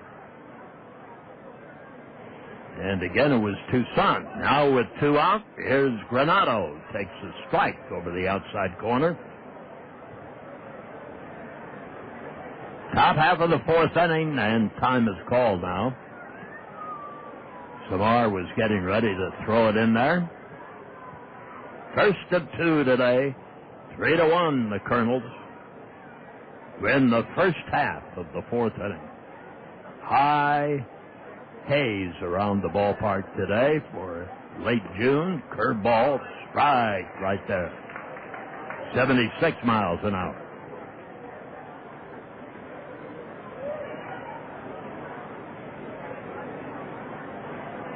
Collins gives a sign. This side armor goes outside. And we welcome to the catbird seat this afternoon Scott Jennings from Velocity Sports Performance. Another ball is low and outside. And Scott, great to have you here. Thanks. Great to be here, Bob. And Velocity has been open now how long? Velocity's been open now for about 7 months. Opened just before Christmas last year, and we're having lots of fun. And getting a lot of people in shape, huh? We're getting a lot of people, helping a lot of young kids become better athletes, and also helping some adults get back into shape. The pitch. Inside. Just missed. Ball 3, strike 2. Well, sports training has become a very inviting thing. There's a swing and a fly ball into center field. LeBlanc makes the catch, and the side is retired. Granado flies to LeBlanc in center field. No runs and 1 hit. There were no errors, and nobody left on. The Kernels have 3 runs, 6 hits, no errors, and Peoria has a run, 4 hits, and an error. We'll have more from the ballpark. You're listening to Colonel Baseball in the Zone. If you're not playing free online poker at ultimatebet.net, then you're missing out on the most fun you can have playing poker online and your shot at becoming a poker legend. Only at ultimatebet.net can you win a seat on this summer's nationally televised Ultimate Bet World Poker Challenge. Come on, you know you're good. Take your shot at 250,000 big ones. Go to ultimatebet.net today. Impress your friends by winning a seat on the best new poker show on TV. ultimatebet.net. Don't play anywhere else. Looking for a deal on Hahn office furniture or metal shelving? Look no further than Welter Storage for your office and storage needs. We have new and used office furniture, including Hahn, one of the world's largest manufacturers of quality, innovative office furniture. We have hundreds of brand-name desks, files, and partitioned workstations, all in our showroom. Welter Storage Equipment, featuring Hahn office furniture, with 4 locations to serve you in Monticello, Cedar Rapids, Dubuque, and Des Moines. You can look, but you're not going to find a better golf value than Hunter's Ridge in Marion. Hunter's Ridge, home of the Greater Cedar Rapids Open, provides challenges for every level of golfer. 5 tees and 2 distinct nines give you a different look every time you play. Own your swing and short game on your own, or with our pros. At Hunter's Ridge, it's all about the golf. Tee it up at Hunter's Ridge Golf Course in Marion.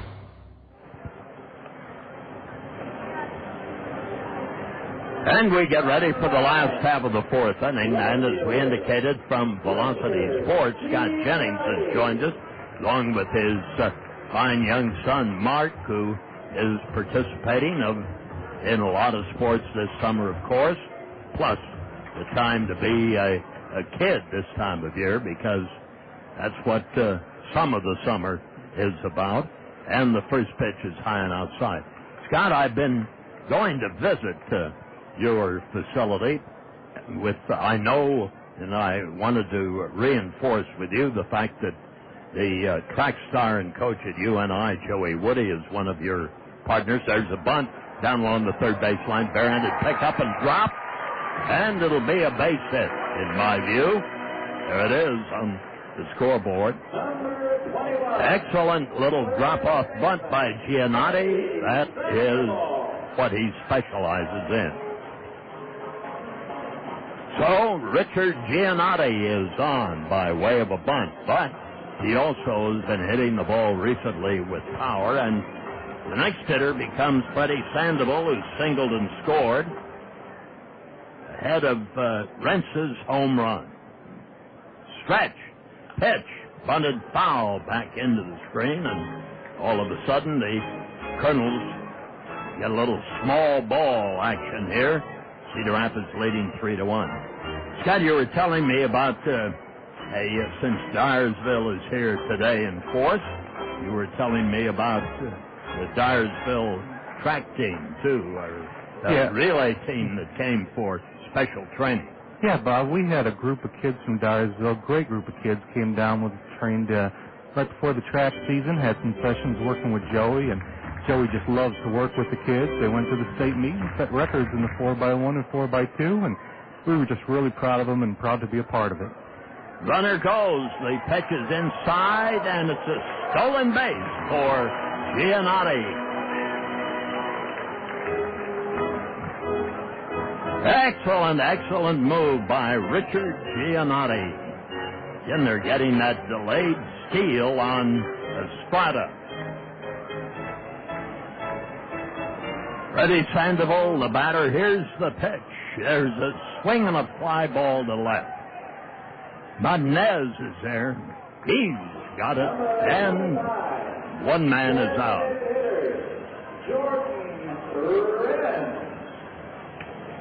Here's the man now with the home run, Jordan Rentz. Rentz, right-handed batter, and runner at second for the Kernels now. And Estrada is ready. Here it is. Strike on the inside corner. Scott, you train the oldsters too, don't you? Yes, we do. We have, we'll train folks really all the way up to 80 years old. We've got some octogenarians in there, come in Monday, Wednesday, and Friday at 8 o'clock, and it's a great way to start the day for them, and they just have a ball. A little different workout than we give the kids. Well, I would hope. But they really enjoy it. Yeah. And St. Luke's is involved, too, with you. St. Luke's is one of our partners, and St. Luke's also has located at our facility their physical rehabilitation center, where they concentrate on sports industries and have folks who specialize in getting athletes back recovered so they can get back on the field again. Man, that's the science these days, I'll tell you, isn't it? Yes, it is, and they just do a great job there. Richard Giannotti at second base. Sandoval is flied out. Rentz is the batter, and with the count of strike two. Scott, you have classes, I suppose, too, for fitness, do you not? Yes, we do. We have regular fitness classes that we have for adults, folks who have finished up their high school and college careers and want to train a little bit different than you normally see. Folks who like more athletic workout, the types of training that you'd see athletes do. And our adults really like coming to those classes. Runner leads. Here's the pitch. There's a swing on a change of pace by Freddie Sandoval. Steps out of the batter's box, and the scoreboard is corrected now to a strike two count on Freddie. Or to Rentz, rather.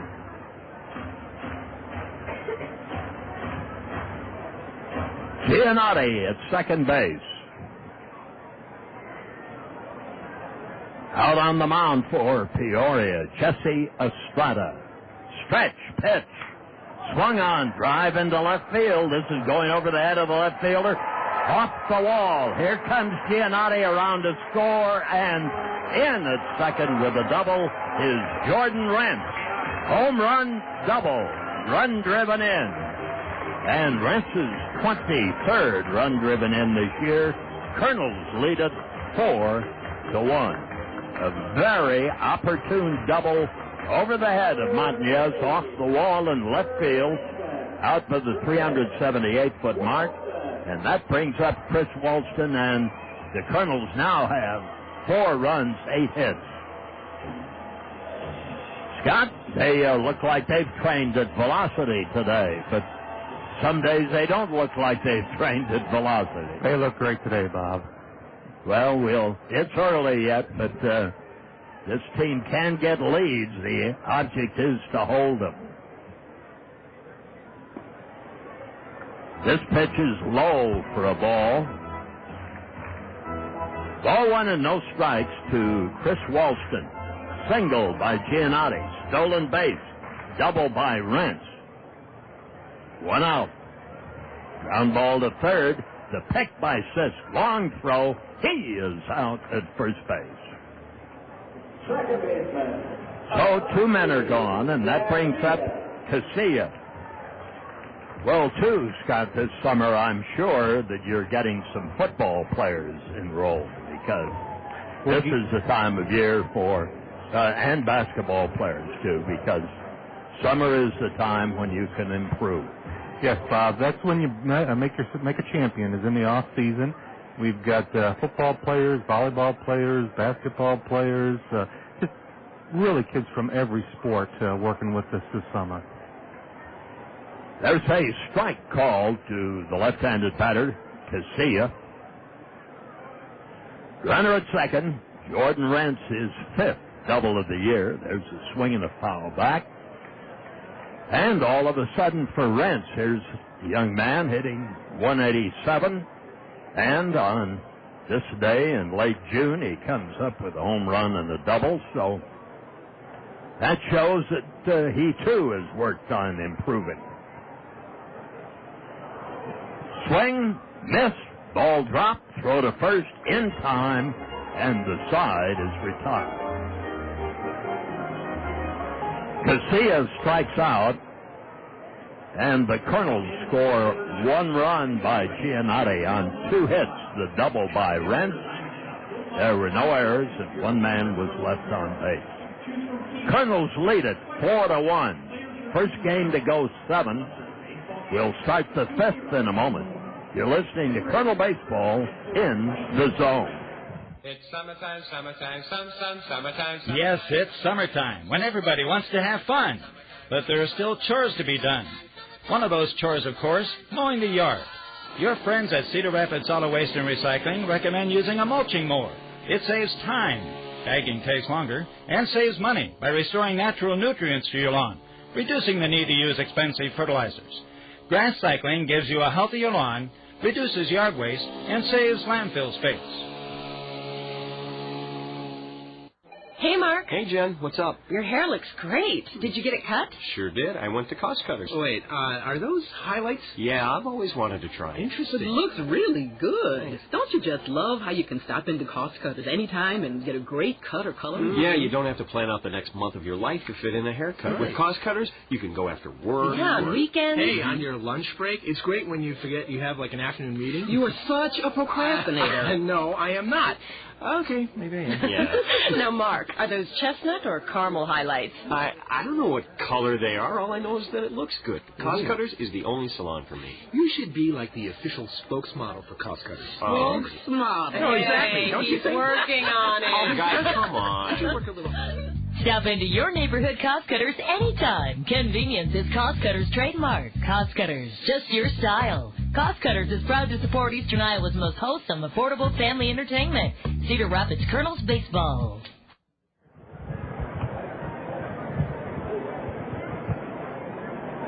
Our producer, John Rogers, says, Julia, we're going to do the trivia this inning, so we'll get her ready for it. Kernels lead at 4-1. Here's Drew Larson after taking a strike. It's called. He takes another one right down the middle. So the count is strike 2. Here's the pitch. Low and outside. Makes it a ball and 2 strikes. Michel Simard. He walked the first batter of the game and hasn't walked anybody since then. His pitch is low. We go to 2-2 now. Ball 2 and strike 2. Michael Collins gives him the sign. Here's the pitch. Swung on a changeup. Got him again. Right in on the 5th. Nice pitch by Michel Simard. That's his third strikeout of the game today. Number 24, catcher. Well, on this Sunday, home-cooked meals at the Springhouse are just positively out of this world. The fall-off-the-bone turkey and roast beef and pork loin, the traditional Sunday fare. Home-cooked meals at the Springhouse are $7.25.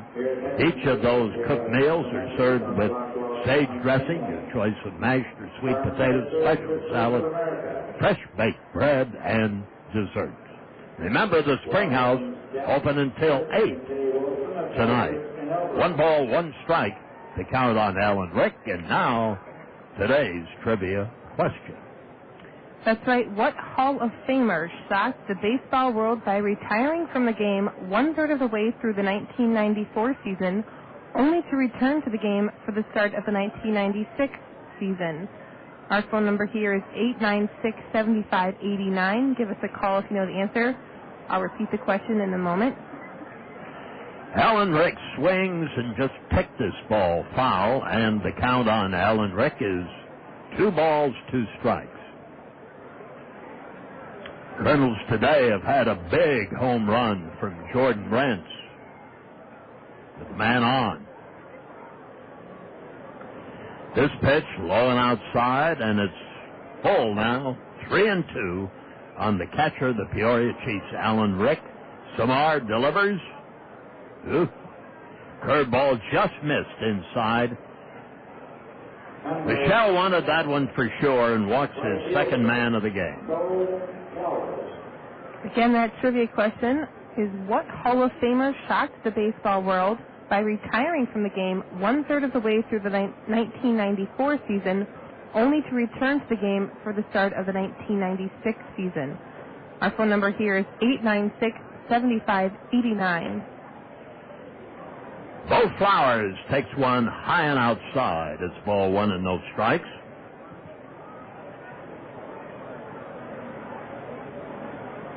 Alan Rick at first base.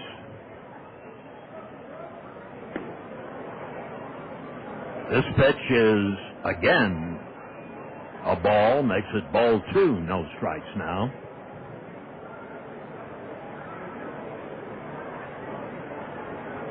Better give that number again, Julia. Sure thing. That phone number here is 896-7589. Give us a call if you know the answer. You can pick up a gift certificate to the Springhouse. Swing and a miss by Bo Flowers. Calls are coming in from all over the nation for this. Gunner leads at first. Here's the pitch. Curve, a beaut. 72-mile-an-hour, nice little swerve over the outside corner. Ball 2, strike 2. At the belt, here's the pitch. Curve, swung out and missed. He struck him out. So Simard has struck out 2 in this inning.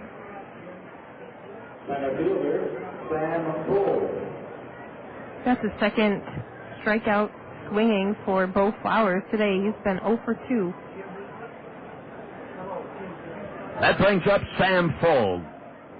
Left-handed batter, number 5 on the back of his gray traveling uniform, and runner leads at first. Here's the pitch. Outside for a ball.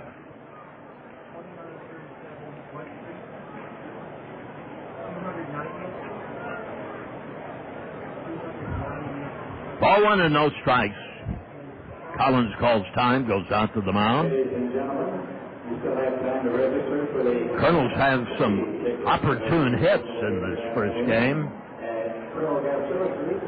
2 singles and a home run, scored 3.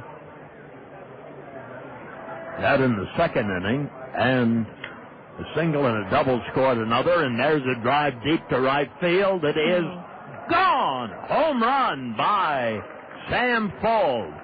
He pulled one over the 325-foot mark in right field, scoring 2 to make it a 4-3 ball game. For Sam Full, his very first home run of the Midwest League season. He finally got around on a little high inside fastball, and he took a stride, swung away from it, and fired, and it was gone. So, both Peoria and Cedar Rapids have had home runs, and now the pitch with 2 out, high to Aaron Sisk, the third baseman of the Peoria Chiefs. Well, congratulations to our Spring House Trivia winner, Jim Hinckley of Crawfordsville, Iowa. He got the question correct. Foul back. This one's coming into the stands, out of play. Nice catch made in the back row. Jim Hinckley answered our trivia question correct tonight. He said Ryan Sandberg was the Hall of Famer that shocked the baseball world by retiring from the game 1/3 of the way through the 1994 season, only to return to the game for the start of the 1996 season. That was with the Chicago Cubs, and he finished his career with the Cubs in 1997. Playable behind the plate. The catch made by Michael Collins shaded his eyes from the sun and took that one. Sis fouls out to Collins. 2 runs, 1 hit. There were no errors and nobody left. And Peoria comes after the Kernels now. The Kernels lead 4-3 going into the last half of the 5th inning. You're listening to Colonel Baseball in the Zone. I'm Dave Shea. For 35 years, I was a news anchor for Channel 2.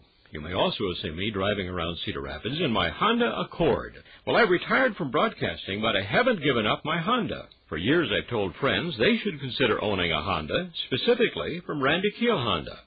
Randy is a local dealer with 13 years of experience in matching drivers to the right vehicle. He has a fine selection of new Hondas, as well as quality pre-owned vehicles. And more than just a reliable service department, Randy Keel Honda offers Honfidence, a 7-year, 100,000-mile warranty on every new vehicle sold. You can take my word for it, but you may also want to talk with other Honda owners. They're people you know, your friends, your neighbors, maybe even your relatives. And you can do more homework by logging on to Randy's website at www.randykeel.com. I'm a satisfied Honda owner, and I'm sure you will be too. See Randy Keel Honda today on Center Point Road Northeast. How do I sign up to enjoy the game from the Westdale Mall Mix 96.5 FM Whirling Waters Home Run Hot Tub, Julia? It's simple. All you have to do is register at the customer service booth, Center Court at Westdale Mall, then listen to Mix 96.5 FM to find out if your name is drawn as the winner of the Home Run Hot Tub. As the winner, you'll savor a breathtaking panoramic view of the ballgame from the soothing splendor and comfort just above the left field wall at Veterans Memorial Stadium. Cool. I'm going to go grab my swimsuit.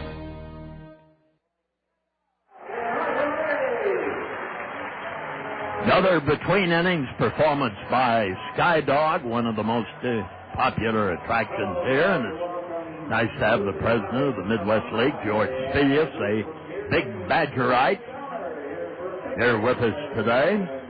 Always makes one visit a year, whether we need it or not. When you've been in the job 19 years, you can only make one visit a year. You don't want to overdo it. We told our listeners earlier this spring during our visit to Beloit that it's likely that in 2007 there'll be a new ballpark in Janesville, Wisconsin, and the name of the team will be the Rock County Snappers. There's a pitch that's inside to Sean Rodriguez, the shortstop. He's had a single and was thrown out trying to stretch it. There's a ball low and inside, and it's ball 2 and no strikes. Last of the 5th, Kernels lead by a singleton here, 4-3. Here's the pitch, swung on, and a pop-up back of the plate will carry into the stands. Takes that high bounce. It makes the ball easy to catch, and One of the customers comes up with it.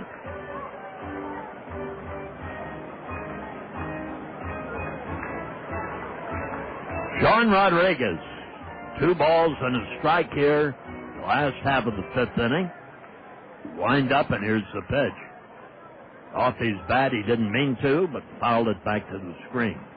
Jim Hinckley, our Springhouse Trivia Question winner from Crawfordsville, Iowa. Bob, I've lived in Iowa 10 years, but I don't know where Crawfordsville is. Well, it's a little rural community down by Wayland, Iowa. You know where that is?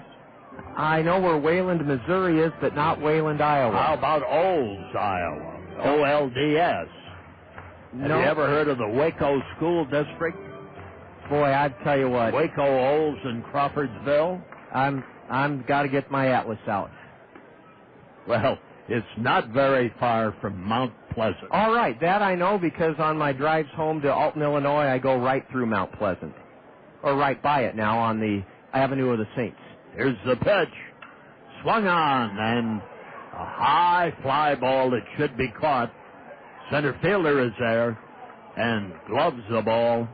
Sam Fold, who hit the home run, 2-run shot in the top of the inning, makes that put out. Rodriguez flies to center, and that brings up Josh LeBlanc. And even in a 7-inning game, this looks to have the same formula to it. How good is your bullpen going to be? Josh LeBlanc is the batter. Struck out in the first. Now the windup. Here's the pitch. Swung on and fouled back. And the count is strike 1. Getting back to our Springhouse Trivia Question, Ryan Sandberg, the Hall of Famer, who did retire a third of the way through the 94 season, and one of the reasons he retired is he was going through a divorce. And it brings up... There's a foul off to the left. It brings to light, Bob, that a divorce, even with a professional baseball player, can be devastating. Some folks say divorce is worse than death because the person you're getting divorced from is still living, so you never really say goodbye to them. Here's the pitch. There's a swing and a drive over the second baseman's head into right center field. Solid hit by Josh LeBlanc. And it is the 9th Colonel hit of the afternoon. We've out-hit Peoria 9-5, lead the Chiefs 4-3. Ryan Sandberg was thrown in such a tizzy or troublesome mental, he had to retire because the divorce just really racked him and ravaged his heart and soul, and he came back in 96 to play 2 more seasons as a Cub, and of course Ryan will be going into the Hall of Fame along with Wade Boggs. Delayed steal. Here's the catcher's throw. He is out at second base. LeBlanc didn't waste any time. 1 pitch, 1 throw, 1 out. And it went Alan Rick to Eric Patterson. That's the first Colonel that has been caught stealing today. We've lost another runner trying to score on a base hit into left back in the 3rd inning. And the pitch. Swing and a ground ball to Granado. Deep throw in time for the out, and quickly the Colonels go down after a single by LeBlanc. No runs and 1 hit. There were no errors and nobody left on. Also in this game, remember, Rodriguez was tossed out at the plate trying to score. So the Colonels have had 2 players tossed. They've been able to swipe 2 bases. Casilla getting both of those. And a stolen base by Giannotti. So they've had 3 stolen bases, but it's about a 50-50 wash so far, John, in theft attempts on this first of 2. So we have completed 5 innings. And it is 4 Cedar Rapids, 3 Peoria. You're listening to Colonel Baseball in the Zone. Hey, everybody, gonna get on down to Hometown Restyling. Hometown Restyling. For all your remodeling needs, satisfaction guaranteed. Hometown Restyling specializes in all of your home's interior, exterior needs. Visit our showrooms, one in Hiawatha, one in Coralville, and see the incredible possibilities. Windows, siding, sunrooms. Give us a call at 378-1221. Can a moderate leadership emerge in a post-Arafat Palestinian society where children are recruited to be suicide bombers? Will the U.S. play a greater role in the quest for peace in the Middle East? How are American Jews and the issues we care about affected by Bush's presidency? What do Larry David, Natalie Portman, Jon Stewart, and Madonna all have in common? Who makes the best kosher hot dogs? Read the foreword and find out. Keep up with tradition and what's new and changing. Enjoy award-winning reviews and arts coverage, exclusive reporting on stories found nowhere else, provocative editorials, and news analysis on issues affecting all of us. More than ever, we need to stay in touch, and there's no better way than reading the foreword, the nation's Jewish newspaper. Try it for 4 weeks free. You'll then be billed $24.95 for another 26 issues. Not satisfied? Just write cancel on the bill and keep the first 4 issues free. Call now for the foreword. 800-238-1400. That's 800-238-1400. Eric Patterson swings and drives a high fly to right, and right there is Giannotti to take it for the out. Oh, Eric just got underneath that 2-0 pitch from Simard, and he hit it high and deep to right, and Jordan Renz has really ratcheted up a notch the last 2 or 3 weeks at the plate and in the field, and he looked good with those glasses on, drifting back in front of the track. Actually, that's Giannotti, excuse me. I thought it was Renz as well. It is Giannotti for the first out of the inning. There's a curve for a strike, and there's action in the Kernel bullpen. Chris Waters, right-hander Chris Waters, is starting to heat it up. There's a strike over the outside corner. All right, we're in the 6th inning. It's a 1-run game. 4-3. Simard has given up 5 hits. There's a swing and a miss. He struck him out. And he is looking good here in the top half of the 6th inning. His 5th strikeout of the afternoon in Game 1, and he's trying to keep the Kernels ahead by that 4-3 score.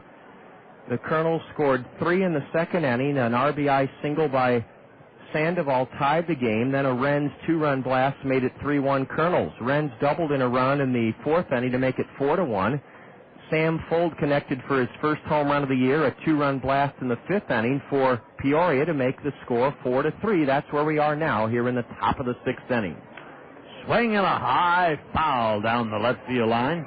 Toussaint gives chase, and he tried to make a play and did make a play in the left field corner. Corbeil hit a high foul fly down the left field line near the wall at the 315-foot mark, and Toussaint had to make a whale of a catch down in that left field corner to retire the side. Now that was a solid inning of pitching by Michel Simard.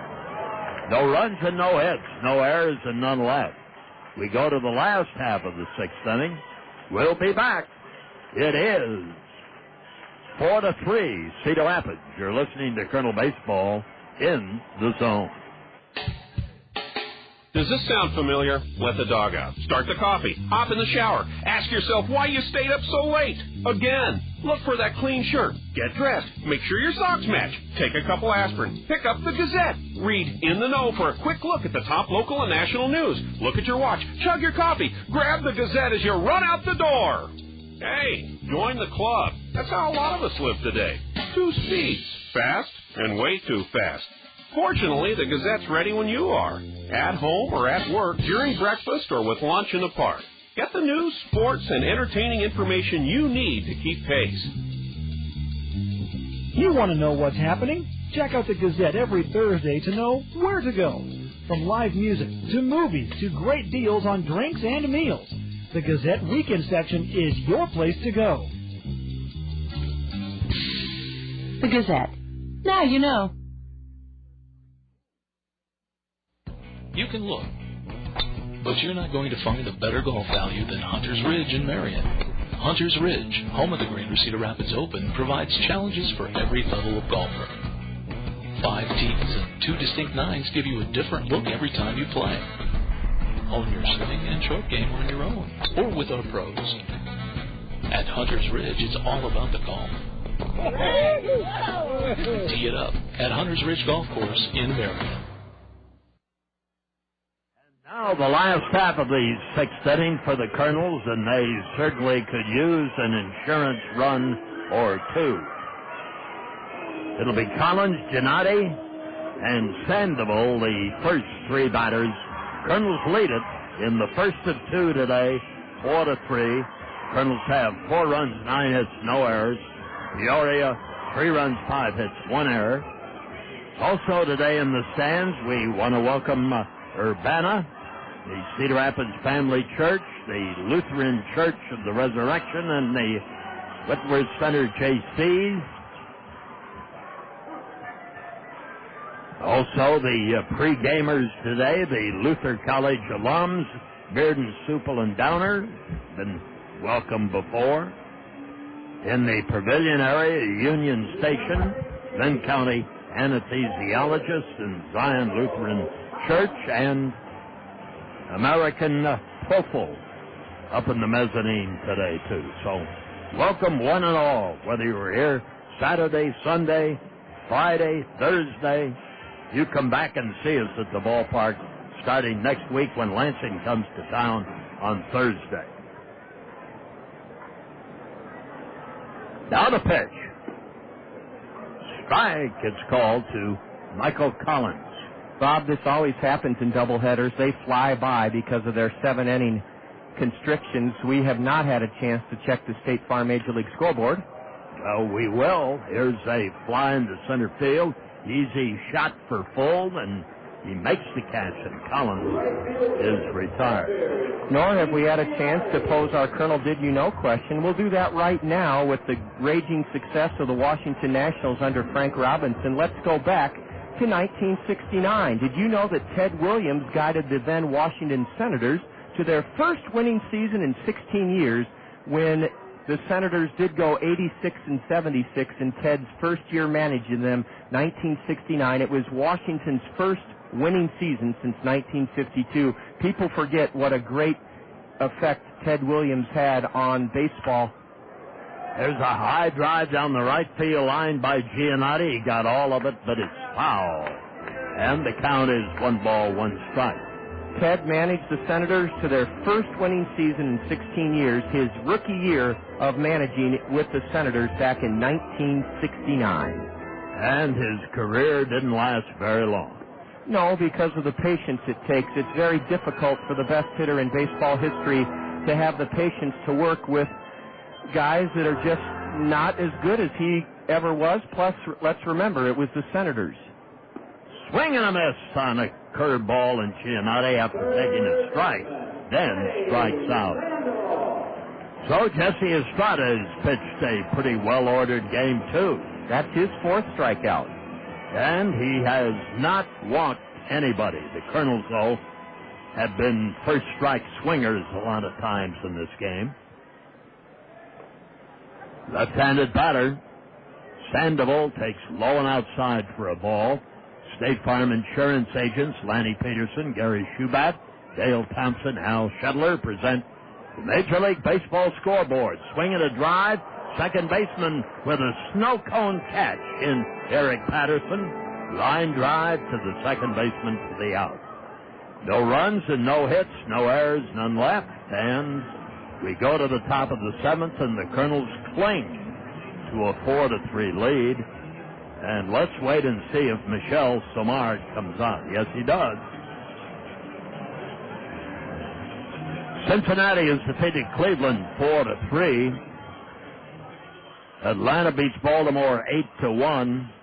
Those are the 2 finals that we have at the moment. And when you take over there, Coach, we'll come in with the rest of the scores. You're listening to Colonel Baseball in the Zone. We've been telling you for some time that Greg's Lawn Service is a cut above the rest when it comes to caring for your lawn. However, Greg's experienced staff does so much more than lawn care. They offer complete landscape design and installation, concrete curb edging, grading, sodding, and hydro seeding. Yes, Griggs is a complete lawn care service, and they welcome the opportunity to show you why they are a cut above the rest. Give Griggs a call for more details about their wide range of services. Okay, people, what do we have? Doesn't look good. Patient is male, 28 years old, trying to get a loan for a new car. They're checking his credit now. What's the status? Looks like he's got some credit problems. Late payments? Yes, doctor. Too many credit cards? Affirmative. I've got 6 credit cards and rising. Make that 7. I've seen this before. What's his credit score? No response. What? He doesn't know, doctor. What? He went for a loan without knowing his credit score? We're losing the loan. Why didn't he use Score Power from Equifax? Clear. How many people do we have to lose? How's your financial health? Find out with Score Power from Equifax. You'll get your credit report, credit score, and you'll learn how your credit decisions can affect your score. All for just $14.95. It's the first step toward healthy credit. So check out Score Power at Equifax.com or call 1-877-4-EQUIFAX. That's EQUIFAX. Equifax. Doctor, come quick. There's a woman trying to buy a house without her credit score. It's an epidemic. Run away. Get the power. Score Power at Equifax.com. As always, these 7-inning doubleheader games just fly by. Anthony Granato on the second pitch of the 7th inning rolls one to first. Chris Walston shuffles to his right, gloves it, underhands to Michel Simard for the first out of the 7th inning. It went 3-1. The Kernels lead it 4-3 here in the bottom of the 7th inning, and now Drew Larson will bat. He drove in a run on a ground ball out to second back in the 2nd inning. He's 0 for 2. He struck out his last time up, and he squibs the first pitch foul to the Kernel dugout.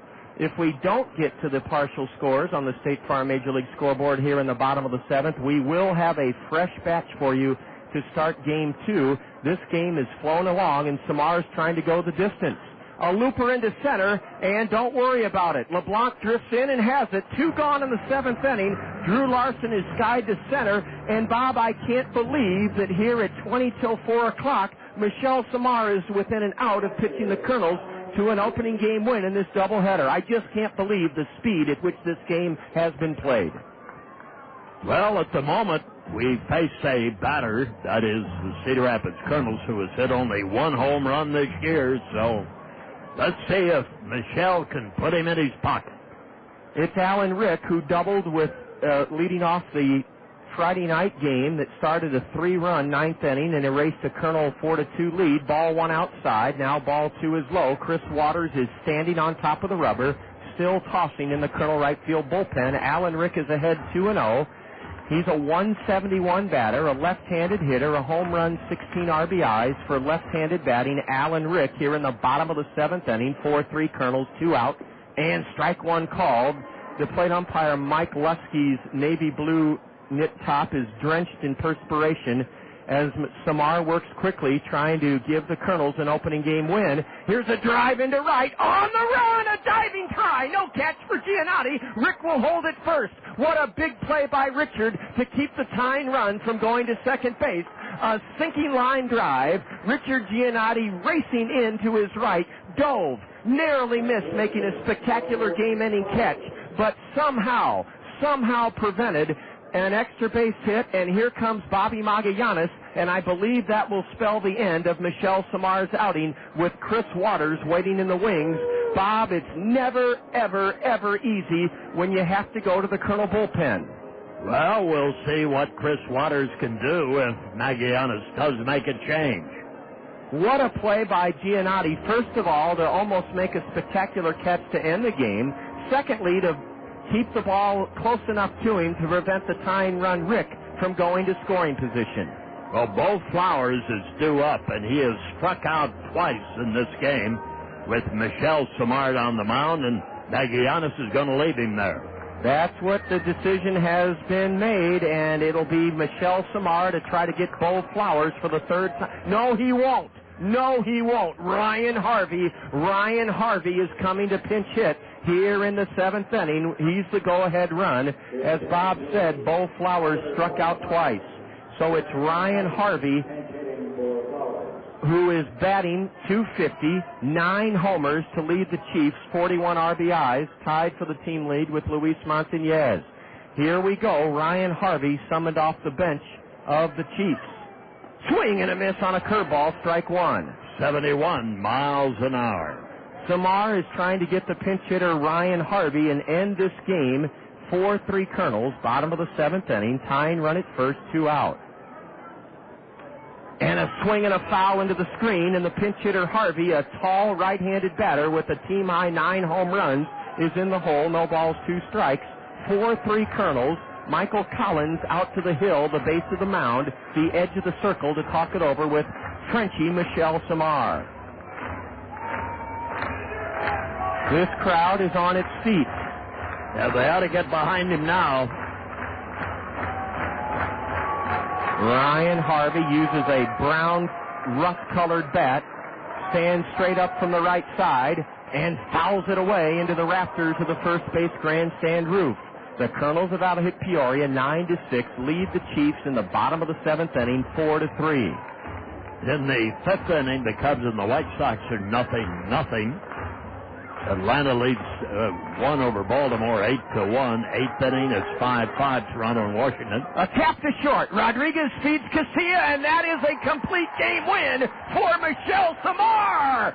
Simard is hugged by his battery mate, Michael Collins, on a 6-4 force at second. Rodriguez to Casilla, and the Kernels have captured the first game of this doubleheader by a 4-3 score. Michel Simard goes the distance, and the Kernels take a lead in the series, 2-1 behind Michel Simard, who is being greeted royally by his Kernel teammates in the traditional parade or cavalcade between the mound and second base. What a huge win for the Kernels in Game 1. Very little time between games of a doubleheader, so Bob and I will be back in just a moment to recap the Game 1 Kernel victory, 4-3 over the Chiefs. This is Kernel Baseball in the Zone. It's summertime, summertime. Yes, it's summertime, when everybody wants to have fun. But there are still chores to be done. One of those chores, of course, mowing the yard. Your friends at Cedar Rapids Solid Waste and Recycling recommend using a mulching mower. It saves time, tagging takes longer, and saves money by restoring natural nutrients to your lawn, reducing the need to use expensive fertilizers. Grass cycling gives you a healthier lawn, reduces yard waste, and saves landfill space.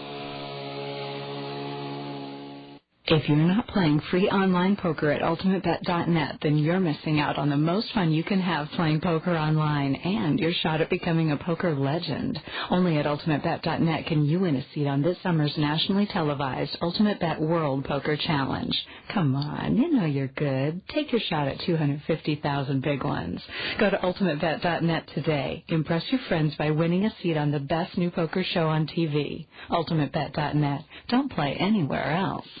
Welcome to Sears Auto Center. Hi, do you sell Michelin tires? Sure do. In fact, it's Michelin's 40th anniversary at Sears, and all Michelin tires are on sale at our lowest prices of the season. Okay, well, I'd like to in fact, it's our biggest Michelin tire sale ever. Wow, that's great, but I just want... And you can shop at Sears while you wait. That is why I'm here. Look, here's my cell number. I'll take a set of Michelin. Why don't you call me when it's done?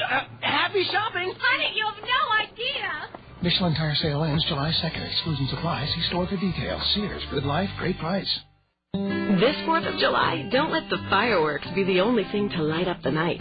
Jell-O Gelatin can help you dazzle your family and friends with cool and fruity desserts, like our red, white, and blue parfaits or the Jell-O Summer Fruit Punch Salad. You'll find easy recipes like these at Jell-O.com, and most can be made in 15 minutes or less.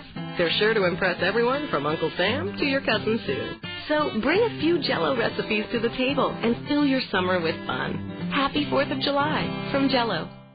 Hey, hon, got the grill ready? The grill. Yeah. No grilling tonight. Too messy, too hot, maybe rain, bugs the size of pterodactyl. Fine, then I'll grill. No rain, no hassle, no cleanup, no pterodactyls. Well, if I'd known you were going to grill in La La Land. Not La La Land, North Country Steakhouse. North Country Steakhouse on Blair's Ferry Road in Cedar Rapids. Grill inside and beat the heat, or take it outside for lunch on Tuesdays, Thursdays, and Fridays. North Country Steakhouse, home of the best steaks around.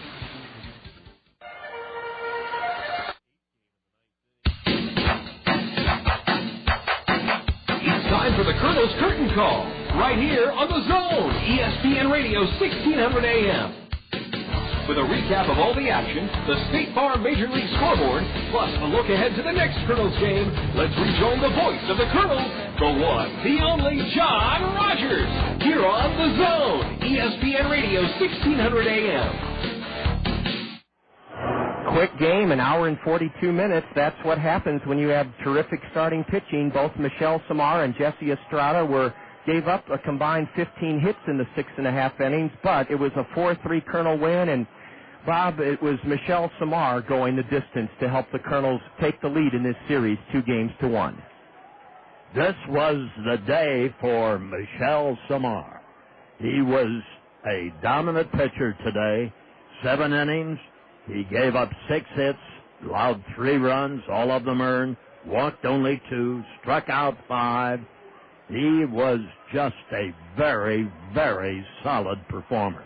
And, man, did the Kernels need that. They didn't have to call on the bullpen in the first game of this doubleheader. And they were given opportunities to score today. They took advantage of some of them, ran themselves out of other ones, but they still were able to survive 4-3 thanks to a 2-run home run of rather interesting proportions for Jordan Rentz, because he fired that ball and got it out of here onto 8th Avenue in a hurry. But Michel Simard was the star of the game. Rentz getting out of that first half of the season batting slump has come on to help the lower part of that order, and that has been delightful. And then Jordan Rentz came up again with a runner at second base, Richard Giannotti, and he doubled. And that scored Giannotti, and that helped the Kernels move to a 4-3 victory in this first game. The 3 games that have been played between these two teams have all been extremely interesting. One was an excruciating defeat, but the Kernels, after a rain out of last night, have come back with a strong performance, and the man they can thank is the French-Canadian, Frenchie they call him. Well, today they can call him WP, winning pitcher.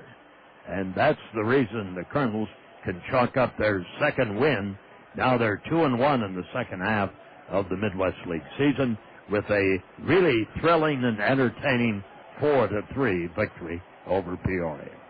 Final line score, 4 runs, 9 hits, no errors for the Kernels. The Kernels had a hit in every inning but the 6th, and the Kernels stranded 3. Peoria, 3 runs, 6 hits. They had a hit, 1 single hit in every inning except the 6th inning.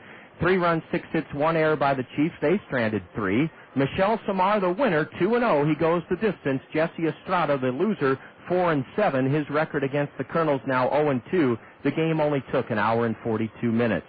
We're scrambling very quickly to try to get the lineups in the book for the nightcap.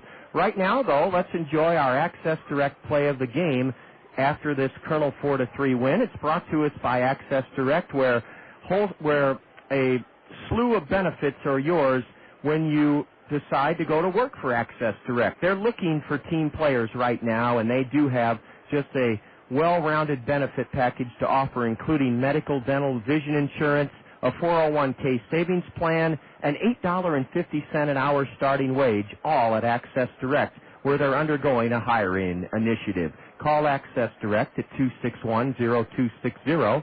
That's 261-0260, or log on to their website at www.accdir.com. Our Access Direct play of the game on the heels of Bob's game recap, which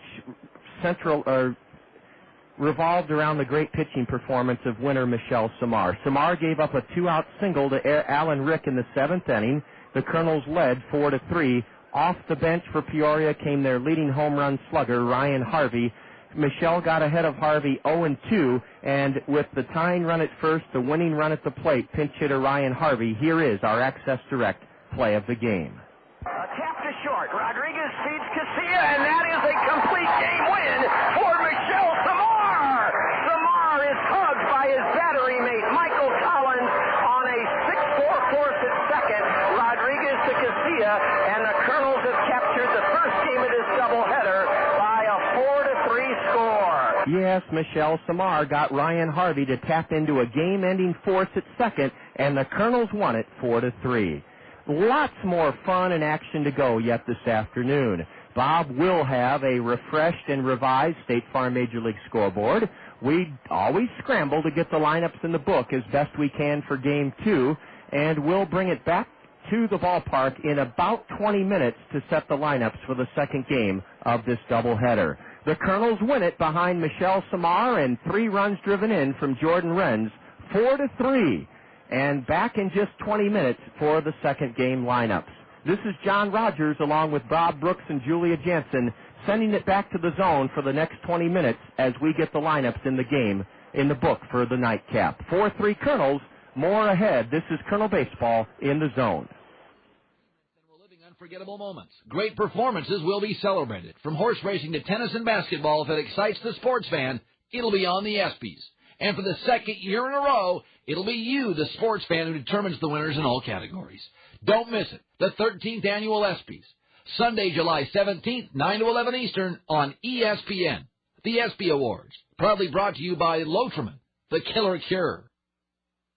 The search is on for America's best twosome at the ESPN National Golf Challenge presented by Callaway Golf. It's an amateur two-person best ball tournament and your chance to compete with a friend for a national championship while swinging for a good cause, the V Foundation for Cancer Research. Each player receives a dozen Callaway Golf HX Tour balls and a one-year subscription to Golf Magazine. Log on to ESPNGolf.com for details. The ESPN National Golf Challenge presented by Callaway Golf. Sign up today. Did Stephen A. Smith have anything to do with the 76ers firing Coach Jim O'Brien?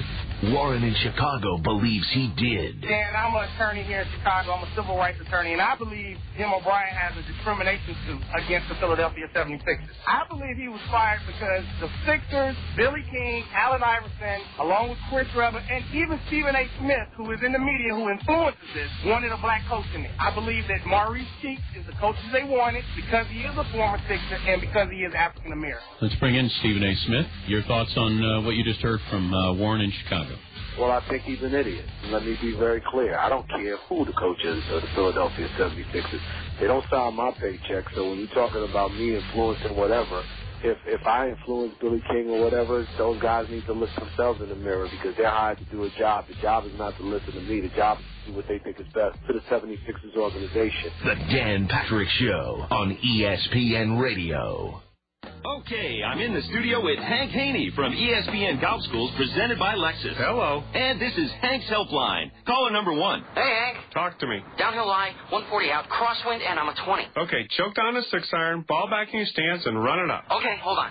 ESPN Golf Schools Beginner's Tour and 3 Club Tour. It's fundamentals from ESPN. Enroll now and get cutting-edge clubs from Nike Golf free. Go to ESPNGolfSchools.com. Get a city schedule and get swinging. Woo! I'm dancing. Thanks, Hank. All right. Longtime listeners of Mike and Mike know what Greenie's first question to Jets coach Herm Edwards would be. The injury to Chad Pennington's shoulder. Where do we stand at this point with Chad? At this point, he's throwing the football a little bit, and really not a lot of long passes at this point, but he's recovering well. If he needs protein shakes or anything like that, we can hook him up. Jeez. We've got minions here. I'm willing to sacrifice any member of our staff to go give him massages, whatever it is he needs. You need Mike and Mike in the morning on ESPN Radio. What is ESPNRadio.com? It's live streaming. When you're away from your radio, turn on your computer for your favorite shows. Archive is all the best stuff you may have missed or want to enjoy a second time. Your way to contact your favorite hosts. Get involved. Win some fabulous prizes. What is ESPNRadio.com? The things you love about ESPN Radio on your computer. ESPNRadio.com. The Herd. Steve in Nashville, smartest guy ever. Who is it in sports? Bruce Pearl just took the Tennessee men's basketball job. The last 2 guys got huge buyouts. Jerry Green hasn't coached for 5 years. And Buzz Peterson, so nice a guy, they gave him the buyout right away. So you go there, they give you a ton of money, they fire you early, buy out your contract, and you go sit on a beach somewhere. That's a genius call. On Say ESPN. Cal Herd in the Herd on ESPN Radio.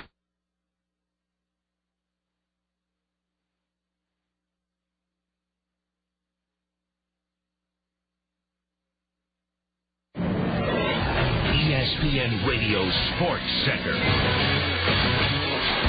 I'm Doug Brown. The final round winding down at Cherry Hills in Colorado, the 60th U.S. Women's Open Golf Championship. Birdie Kim is the leader at 2 over par by 2 shots over Brittany Lang and Morgan Pressel, a couple of amateurs. Lang, in fact, has a putt on 18 to post 4 over par, which would make her the leader in the clubhouse. Michelle Wee will not win this tournament. She's in danger of shooting an 80 right now at plus 11. Annika Sorenstam shot a 77 today. She is at plus 12. PGA Tour at the Barclays Classic at Westchester. Jim Furyk with a 3-shot lead coming down the stretch. Champions Tour waiting out a weather delay before a 3-way playoff outside Boston. Don Pooley, Tom Pertzer, and Mark McNulty all tied at 12 under par. To baseball, finals. The Red Sox frittered away an 8-1 lead in Philadelphia, and then Boston comes up with 4 runs in the 8th to win it 12-8, sweeping the series at Citizens Bank Park. Manny Ramirez drives in 5, including a grand slam. Mark Bellhorn drives in 3, including a home run and the game-winning RBI in the 8th. The Blue Jays get 2 in the 8th and 2 in the 9th to beat the Nationals 9-5 in Washington, avoiding the sweep. Orlando Hudson with 2 home runs, and he drove in 3. The Astros get a 3-2 win in the 10th at home against the Rangers, coming from behind late and then getting the game-winning hit from Morgan Ensberg in the 10th. The Marlins shut out the Devil Rays 1-0 at Tropicana Field.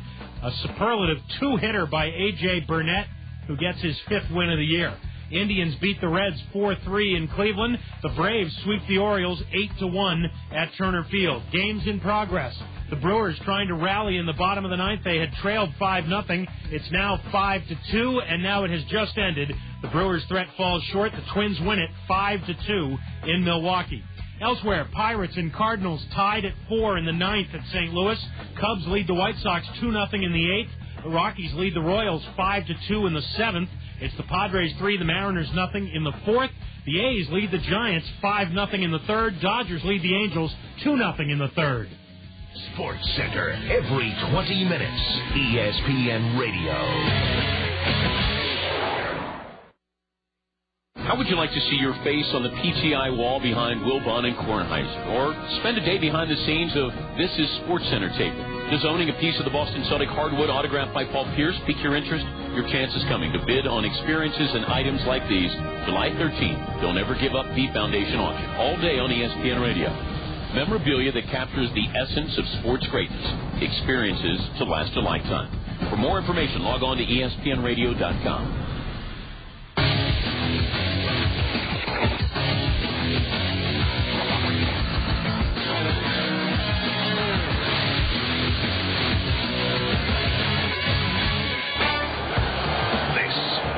Baseball show on ESPN Radio. All guests of the baseball show appear via the OnStar hotline. At the touch of a button, OnStar advisors are available to help you in many unexpected situations 24 hours a day. Now with Steve Phillips, here's Gary Miller. Welcome back to the baseball show, coast to coast. Gary Miller with you in Anaheim. Steve Phillips joining us from the ESPN studios in Bristol, Connecticut, and now joining us on the OnStar hotline here on the baseball show on ESPN Radio from Philadelphia before they get out of town. His Red Sox winning at 12-8 today, and Mark Bellhorn a huge part of that. Mark, thanks for joining us on the baseball show today. 4 runs, 3 hits. You hit your 5th home run of the year. That's quite a pinball machine, that ballpark to play in, isn't it? Yeah, it's a nice place to hit it. No kidding, huh? Yeah. You enjoyed hitting in it today. 3 for 4 today, 3 RBI, home run, double, 7 total bases on the day. And take us back. You guys gave up the lead there, or you ended up getting tied going into the 8th inning, but you erupted for 8 runs. What was the dugout like as you guys as the game had gotten tied? You had lost the 3-run lead. What was that Boston dugout like in Philadelphia today as you headed to the 8th inning? So it's pretty much the same as it always is. That's this team has a lot of confidence, and we've had a lot of come from behind victories, and we all of us know that we can come back at any time. And I think that's why this team's so good. And it's it's not only Dave or Manny. It's everybody on the team can do it at any time. And I think that's we're all still relaxed. We still believe we're going to win, and it was pretty much the same, joking around. Talking with Mark Bellhorn here on the Baseball Show on ESPN Radio, joining us on the OnStar Hotline. And Mark, you did mention Manny, who did hit a grand slam. He's tied for second all-time now with 19 grand slams. What's different about Manny from early in the season to what he's done in June? Just not pressing. He's not, he's just going, trying to relax and, be Manny. And, it's been a huge lift for this team. And, we knew he was going to do it all the time. And when you got him and Dave hit, it's pretty tough offense to beat. And, once this team he can kind of carry this team, both of them can. And, that's just kind of what's happened over this last 12 games. Well, Mark, Gary Miller and I are doing your game this weekend, Wednesday, the day game against the Indians. So give us some insight. What has been the thing that has turned things around for you guys and gotten hot? You guys are on fire right now. You've taken over first place. What's been the one thing that's kind of triggered your guys making that charge back to first place? I don't know if you can really pinpoint it on anything. I think, sometimes when you have streaks like this, you just kind of go with it. You don't try to figure out what it is. But, I think a big part of it's Manny. Like you kind of said, he's been, I don't know how many home runs he's hit in the last week or so, but, he's been carrying this team. And, when we got both of those guys hitting, like I said, it's, everybody else relaxes, don't try to do anything, and it's fun. Talking with Mark Bellhorn, the Red Sox beat Philadelphia 12-8 after the Phils came back and tied it 8-8. Mark had a big double that helped break that tie as well as a home run today. Mark, Johnny Damon writes the book about you guys with the idiots, and how has David Wells, a guy who had his own book and his own escapades and charades throughout his baseball career, how has he fit into that clubhouse? Just he, like you said, he's got his own, all his stories and stuff like that. But he's kind of the same, makeup. He kind of just goes out there and has fun and jokes around or whatever he may do. And just he's that kind of player, like a loose player, just jokes around and then goes out when it's game time. He's ready to go. Well, Bell, congratulations on the sweep. You guys have done tremendous, back in first place and starting to build a lead. We will see you on the day game this week against the Indians. All right, sounds good. Okay, good luck, Mark. Mark Bellhorn joining us on the OnStar Hotline here on the Baseball Show on the ESPN Radio. And, Steve, we didn't even have a chance there to get into as he tries to catch his bus. But all this going on, winning 12 of 13, I think it is now, and Kurt Schilling's coming back a week from next Sunday. Think about that. Where Pryor and Wood are coming back to the Cubs, they don't have the resume that Kurt Schilling does. And, my view is that of all of the deals that can be made here down the stretch, the Boston Red Sox are going to make the best one. And they're getting Kurt Schilling back. And not only Kurt Schilling back, but, he's one of the best postseason pitchers around, but he's coming back with a fresh arm. He hasn't pitched this year. So think about, he's getting a little older and that, but he's going to have a fresh arm down the stretch, which is the time of year that he elevates his game anyways. I just think that when you look at the Yankees and you look at the Orioles, teams now that are chasing the Red Sox, they both need pitching. They both could use starting pitching, and this will be the Red Sox separating themselves even further from their two closest competitors. Derek Lee just got a hit. He hit into a double play his last time up, so Derek is still in pursuit of 400 as the Cubs lead 2-0 across town at the Cell in the ninth inning now. You mentioned the Yanks. How huge is this? Randy Johnson is obviously their best starting pitcher, but he's coming off a disaster against the Tampa team that, except for a miracle inning, could have swept the Yanks this week. They can't seem to beat crummy teams. How huge is Randy and what he can do in his ups and downs to whether the Yankees can pull out of this 500 doldrum? Well, let's just start with today. I did the Yankees-Mets game on Friday night, and obviously still around the New York area and keeping my pulse on the Yankees and Mets and everything that goes on with baseball here. And this is really ugly right now in New York for the Yankees. And I tell you, it reminds me so much of when my teams that had veteran players that just stopped performing and weren't doing well and had mental mistakes and dropped routine balls that you thought, come on, you could take a kid out of the stands, put him out there, catch a fly ball, and just things have gone so wrong with this team right now. Randy Johnson today needs to go out and be the stopper that they brought him in to be. For him for the team, for the fans, for the former mayor, Rudy Giuliani, who's the biggest Yankee fan in the world. They all need to win today to just be able to breathe again, because there's nobody breathing wearing pinstripes right now. They're not having fun.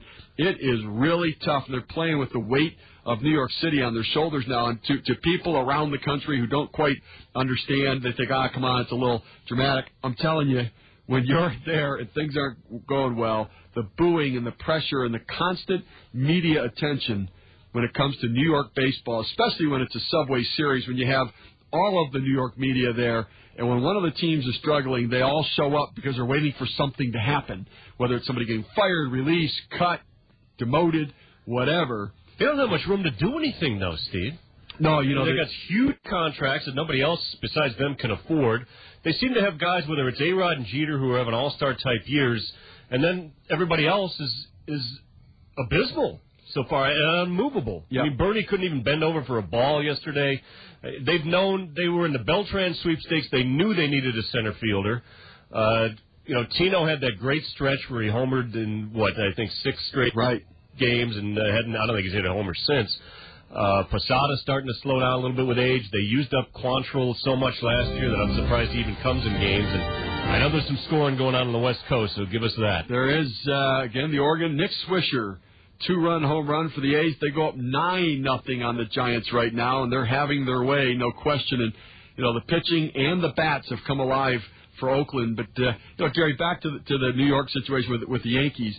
Here's, I think the two flaws the Yankees did not address this offseason. They added some starting pitching. They got Randy Johnson, Carl Pavano, and Jarrett Wright, all of whom should have been pretty good for them.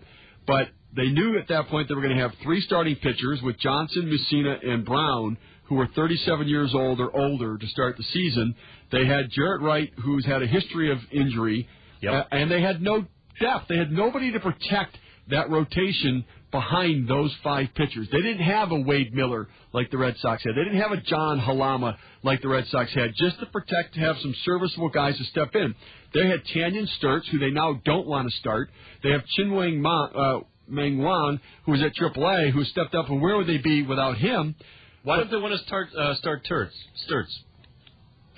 Gary, we are pleased now to have a guest. So we'll get back to our Yankee talk, because I think it is some compelling conversation. But we have Orlando Hudson, the O-Dog of the Toronto Blue Jays, on with us on the OnStar Hotline. And Orlando, welcome to the baseball show on ESPN Radio. Gary Miller and Steve Phillips here with you. And listen, let me ask you this: there's been a lot of talk. Your name's been bandied about here and there for possible trade rumors. How does that impact you? No, I mean, you can't worry about what goes on upstairs. All you can handle is, when you play on the field and handle your business on the field. What goes on upstairs goes on upstairs. You can't control that. Well, I think that's a good attitude to have with it. There's no question about that, because you're right. I mean, trades are going to happen whether, you're thinking about them, knowing about them or not. And what about this Blue Jay team? You guys have been very pesky all year. I did a game, I think, Gary, you and I both did the game earlier this year in Chicago with interleague play. Yeah, the interleague game at Wrigley. You guys have a feisty little team that I think this organization's headed in the right direction. What's your sense playing in the direction of this club and where they're going? It was a great sense. We had a great young core with Russ Adams and Aaron Hill and Alexis Rios, Gabe Gross. And then Gustavo Chacin. So, we got a great young core here, and the guys are willing to learn. And right now we still, trying to put it together and keep going. And right now, as we've been up or down a little bit, and we still right there in the neck of things. Orlando Hudson joining us on the OnStar Hotline here on the baseball show on ESPN Radio. Gary Miller and Steve Phillips with you. And Orlando, you had a big game today, a couple of home runs. To give us an idea, though, the Expos moving to Washington has completely changed this series when it was Toronto and Montreal. How different is it? And give us your sense of what it's like to play in RFK, which has been the toughest place to win for anybody this year. Yes, man, they have a good squad over here, man. It has changed dramatically. When it was in Montreal, they hadn't been getting too many fans, but when we used to come into town, they used to pretty much pack it out because they wanted to see the battle of Canada. So, by them moving to Washington and by them winning right now, they are definitely putting up some big crowds and some big numbers, and they got a pretty good pitching staff over there. The guys can swing the bat, so it's been fun, but it's definitely fun to get this big win today. Now, Orlando, power isn't typically a big part of your game. Do you have to guard against anything, hitting 2 home runs now? Has Mickey Brantley, the hitting coach, come up to you and said, now, look, I'm not happy with home runs, but, we got to keep you in your game? No, you know what? I've been struggling of late from both sides. So right now I'm just trying to stay short and put good swings in the ball, and those two balls just happen to get out of the park, you know. So it was a surprise to me, too. You know, I guess the baseball gods happened to help me out today. Orlando Hudson, tell us about Roy Halladay. We were going to have a discussion a little bit later in the show, but we'll bring it up now. You know, most of the league thinks that it should be between Burley and Garland to start the All-Star game and be the top Cy Young candidate. How much has Roy meant to your team? Oh, he's a stud. That's why his nickname is Doctor. You know, he comes calling every time he's on the mound. He's a competitor. He's a hard worker, great guy. He's just all four of his pitches, he just throws the strikes, throws it hard, you know, and he just keeps hitters off balance. And he's just a beast when he's on the mound. All right, thanks a lot. Orlando Hudson joining us on the All-Star Hotline. Huge day today, 2 home runs, the first team in 13 games to beat the Nationals in RFK. You're listening to The Baseball Show on ESPN Radio. This is Jake Lent in the Zone, ESPN Radio 1600 AM. And we're now going to take you back out to Veterans Memorial Stadium for Game 2 of the doubleheader between the Cedar Rapids Kernels and the Peoria Chiefs. So we're going to send it back to the voice of the Kernels, John Rogers. Well, Jake Lentz, that was quite a grand introduction. Thank you very much, in-studio engineer Jake Lentz. I am John Rogers, the voice of the Kernels, and legendary Hall of Fame sportscaster Bob Brooks is with me. The Kernels enjoying a thrilling 4-3 victory behind Michel Simard and 3 RBIs from Jordan Renz in Game 1 of this twin bill to take a 2-1 lead in this marathon 7-game series with the Chicago Cub minor leaguers, the Peoria Chiefs. Thanks to Colonel Director of Public Relations and Media Operations Todd Brummelkamp, we can give you the starting lineups for the nightcap of this twin bill. First for the Peoria Chiefs, leading off at second base, Eric Patterson. Aaron Sisk will bat second for the Chiefs. He'll be at third base. Ryan Harvey, who was brought off the Peoria bench as a pinch hitter with 2 out in the 7th in Game 1 and grounded into a force out to end the game, is in right field. Harvey bats third for Peoria. The cleanup man is in left field for the Chiefs, Luis Montañez. Batting fifth at shortstop for Peoria, Anthony Granado. Sam Fold belted a 2-run homer, his first of the year in Game 1. Fold is in center field, batting sixth. Hitting seventh at first base for the Chiefs is Drew Larson. Oscar Bernard will catch and hit eighth for Peoria, and batting ninth, the designated hitter, Bo Flowers. On the hill for Peoria with a 3-0 record, making his first start of the season after 21 relief appearances, is 23-year-old Dominican right-hander Alfredo Polanco. Alfredo Polanco is 3-0 out of the Chief bullpen with a 5.29 ERA. He's pitched 34 innings and given up 29 hits in 21 relief appearances, fanned 42 in 34 innings. Alfredo Polanco, 3-0, a right-hander making his first start of the year for Peoria. Allen Motor Company now proud to present the Allen Motor Company Kernel starting lineup for Game 2. Remember, extended hours prompted by the unprecedented offer being made nationwide by General Motors. Allen Motor Company is open till 9 o'clock Monday, Tuesday, Wednesday, and Thursday of this coming week because for the first time in history, everyone in America, including us here in Eastern Iowa, gets the GM employee discount. That's right. We get the same price as General Motors employees right now at Allen Motor Company.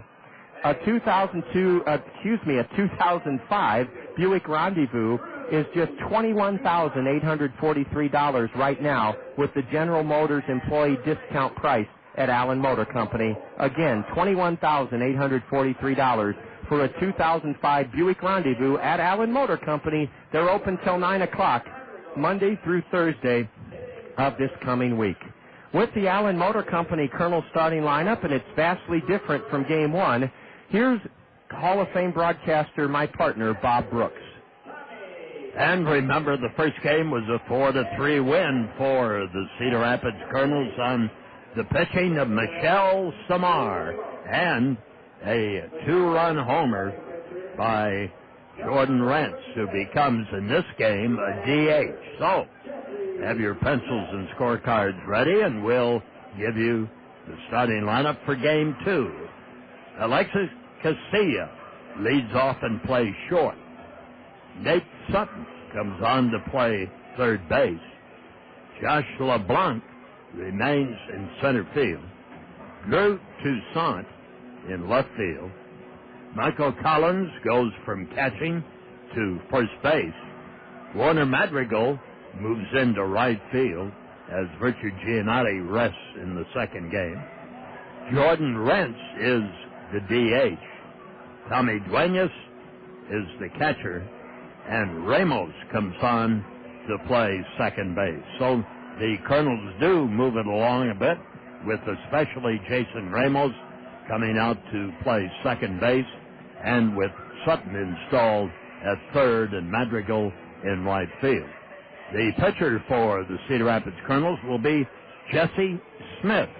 He's won 3, lost 5. He has pitched 70 innings, given up 78 hits, 56 strikeouts, too, in 70 innings, but he has only walked 25.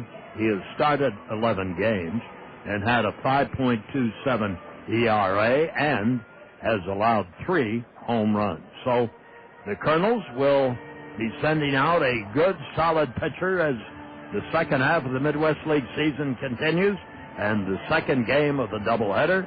Cedar Rapids stands at 2-1 at the start of the second half of the Midwest League campaign. Thanks, Bob. Jesse Smith leads the troops out onto the diamond. The Kernels freshen things up a bit, not only with that Allen Motor Company Kernel starting lineup, but they've changed into their red knit batting practice tops for this nightcap. Anderson and Brown Eye Care, the official eye care provider of the Kernels, sponsors the announcing of our umpires. And in this second game, Jason Creek will call the balls and strikes. His partner on the diamond is Mike Lusky. Anderson and Brown Eye Care, they're a full-service eyewear provider now. That means you can get glasses at Anderson and Brown Eye Care as well as contact lenses. And visit them at their new location on Boyson Road, just west of I-380, next to Intent City. Bob, before Eric Patterson leads off the second game, our great friends from State Farm Insurance, agents Dale Thompson, Al Shetler, Lanny Peterson, and Gary Schubat, bring us a look at the State Farm Major League scoreboard. All right, let's go with the finals first of all. Cleveland has defeated Cincinnati 4-3. Florida and Tampa Bay. Florida wins it 1-0. A 3-hitter and a 2-hitter in that game. Pittsburgh against St. Louis. It's 4-4. The Pirates tied it up in the first half of the ninth inning. And the Cardinals did not score in the last half of the inning, so we're in extra frames now in St. Louis. Interleague play in the National League. Baltimore and Atlanta. Atlanta wins it 8-1. Toronto defeating Washington by the score of 9-5. The White Sox and the Cubs at U.S. Cellular Field. Mark Pryor has been outstanding today, as expected, and the Cubs have a 2-0 lead on the White Sox, and the Sox have one hit against Cubs pitching. It's 2-0 Cubs into the last half of the eighth inning. The Dodgers and the Angels, 2-0 Los Angeles Dodgers, starting the first half of the fourth. Strike one is in to start the nightcap. Jesse Smith to Eric Patterson, left-handed hitting infielder who leads the league in hitting, and he tries to bunt his way on and bunt it over top of that 0-1 pitch, and Patterson's down in the count, 0-2. The Boston Red Sox, who have been ever so hot in this month of June, they have defeated the Philadelphia Phillies by the score of 12-8. The 0-2 from the Colonel right-hander. Look out! It slashed foul right into the Chief third base dugout, and their trainer is rushing to the aid of a Peoria Chief. We can't see in there, but somebody may have really been nailed by that foul ball. In fact, Eric Patterson is looking into the dugout to see who he may have accidentally struck. There is a railing in front of both dugouts, and that usually prevents an incident just like we saw. Hopefully that fella in the Chief dugout is not too badly injured. The next 0-2 from Jesse is looped foul beyond the reach of the third baseman, Nate Sutton. Bob, I know there's a few more games this afternoon yet. Yes, there is. Minnesota and Milwaukee. The Twins lead at 5-2 into the last half of the ninth inning. Houston and Texas. That is 3-2 at the moment. That, too, is in the ninth inning. Eric Patterson on another 0-2 pitch dribbles it foul to the backstop, and Jesse Smith remains ahead of the leadoff batter here in the second game following a Kernel 4-3 first game triumph. And Colorado has a 5-2 lead on Kansas City, the last half of the seventh inning. San Diego 3, Seattle nothing, last half of the fourth inning. San Francisco, Oakland 6-0, Oakland into the fourth inning. And a swing and a miss on a Jesse Smith changeup. Eric Patterson is down on strikes. Eric in game one was 0-for-3, and the league's leading hitter has fanned to open up the second game of this doubleheader. Boy, Bob, there's a lot of games you covered. The only non-interleague game was the Pirates and Cardinals. 4-4. Thank you. And we do have a report, although it's not quite current, but we'll get to the report on the U.S. Women's Open in golf. Ball one is high to Aaron Sisk. Sisk is batting second in the second game for skipper Julio Garcia. Aaron was 2-for-3, singled and doubled his first two trips up in game one against Michel Simard. Sisk is a right-handed hitter with a wide stance, and he chops one to second. Gloved by Jason Ramos, who tosses out Aaron Sisk. There are two away here in the top of the first inning.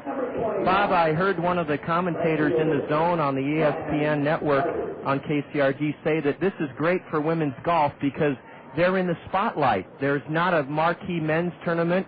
There is the basketball season, the NBA season's over, and baseball, certainly interleague play, generates a lot of interest, but this should rate good television ratings out in Denver. Well, I would think so, and it did, too, for the first couple of days because of Annika Sorenstam going for the slam, and then because of 15-year-old Michelle Wee. But neither Michelle Wee nor Annika are going to be involved in the championship. Here's a deep drive to right, and it's off the base of the wall, retrieved out there by Madrigal, and his throw to second, not in time to get Ryan Harvey. Ryan Harvey belts a double over the head of Madrigal off the base of the wall down the right field line. And Ryan Harvey, who pinch hit and was retired to end game one, a Kernel 4-3 win, has tagged a double off the wall and right with two out here in the first inning for the Chiefs. Better now than then. Yes, that would have scored the tying run from first in game one of this doubleheader. 4-3, Kernels win game one. Luis Montañez, the cleanup batter with 8 home runs, stands in with a chance to give Peoria the lead. They took the lead in the second inning of game one, 1-0, as a curve dips low from Jesse Smith. Jesse was rocked in his last start. One we all want to forget about was a week ago today, the final game of the first half, and Jesse was a 14-3 loser. He did not get out of the first inning. He looks much better here this afternoon. His breaking pitch is smothered. It was in the dirt by Tommy Duenas, who's making his first start of the second half. There are 3 Kernels in this second game lineup who are making their first start of the second half. Sutton at third, Ramos at second, and Tommy Duenas behind the dish. Smith comes set just above the belt, looking at Ryan Harvey at second. His pitch is outside, ball 3 to Luis Montañez. A young lady by the name of Birdie Kim is +2 in the United States Women's Open. That name came because a lot of the Korean golfers have such awkward-sounding, unpronounceable first names. They just dubbed her Birdie, and I heard a fella joke that, well, if they can call her Birdie, I'm going to name my son Par. There's ball 4, low and outside, and Luis Montañez has drawn a 2-out free pass here in the first inning. Anthony Granado will bat with runners at first and second and 2 out. And Granado in game one tripled and scored the game's first run in the second inning. Michelle Wee is at +6 today while they're just starting the back 9. And Annika Sorenstam is at +8, so they probably can't figure in the championship today. Anthony Granado takes a pitch outside, and it's ball 1. I'll have to get on my soapbox and disagree vehemently with a fellow on ESPN this morning who said that Annika Sorenstam is not as good a golfer in women's golf as Tiger Woods, and I think that was a ridiculous statement. Now, he backed his reasoning up with what he thought was logical argument, and I'll share it with you in a moment. There's a strike to make it 1-1.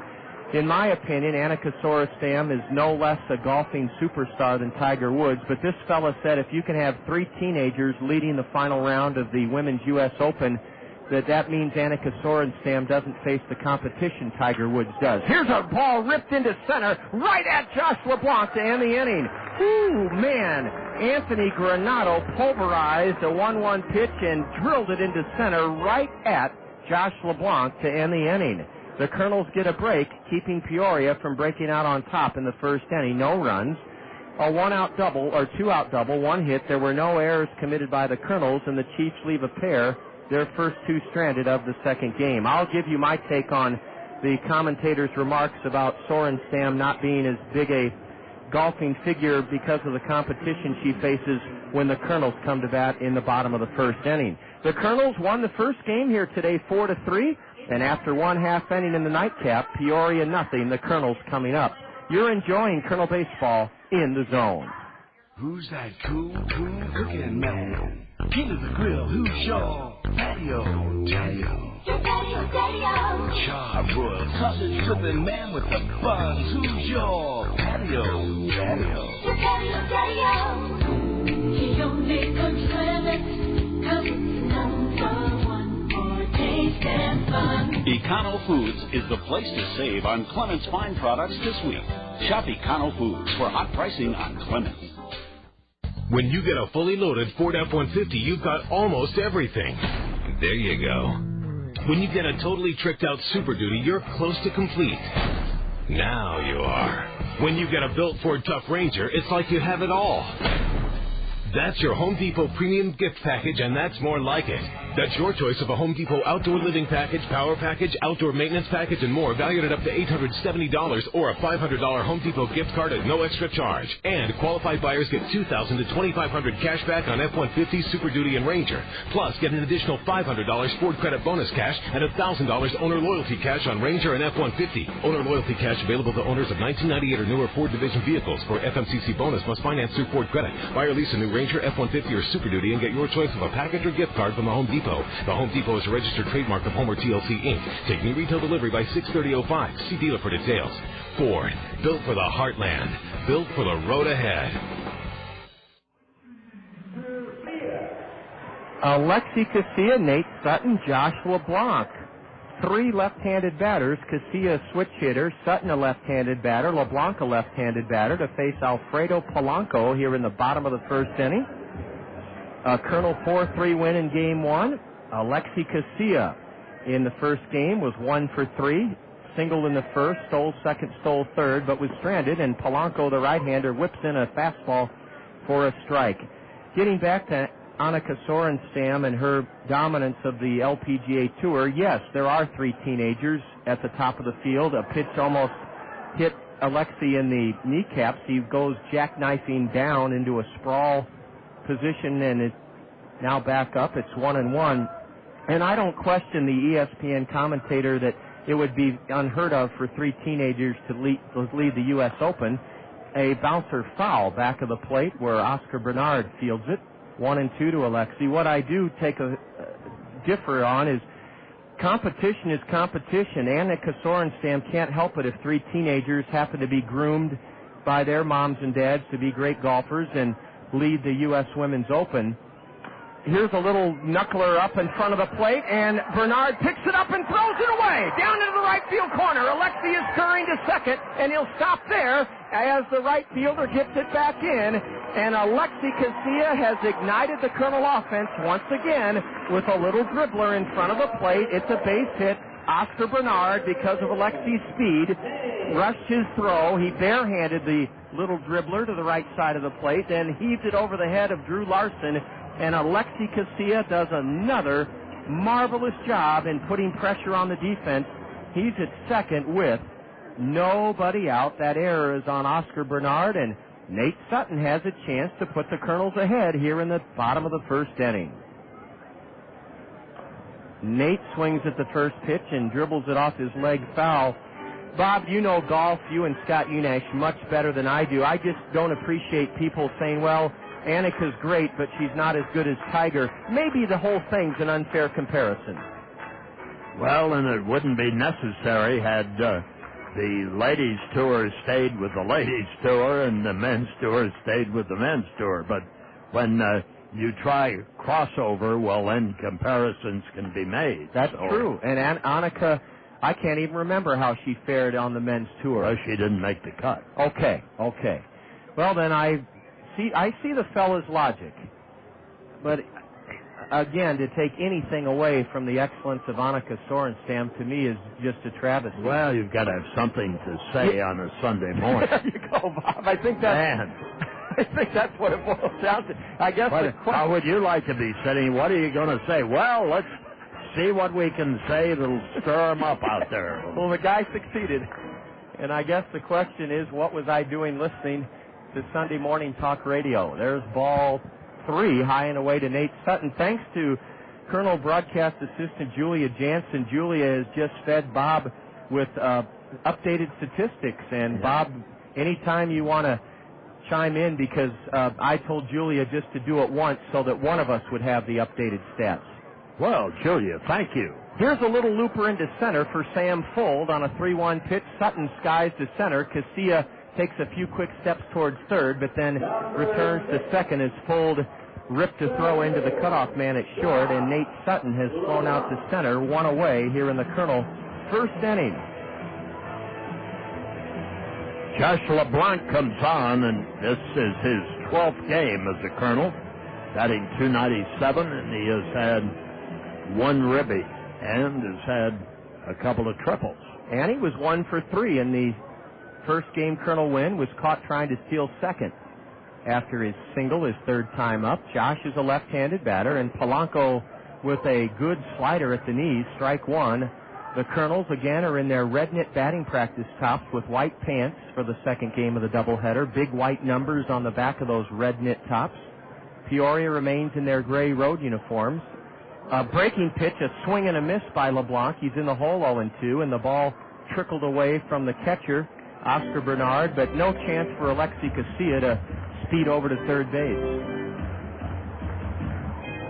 What a gorgeous Sunday it is. The breeze has picked up a little bit again, and it's blowing from the Colonel first base dugout out toward left center field.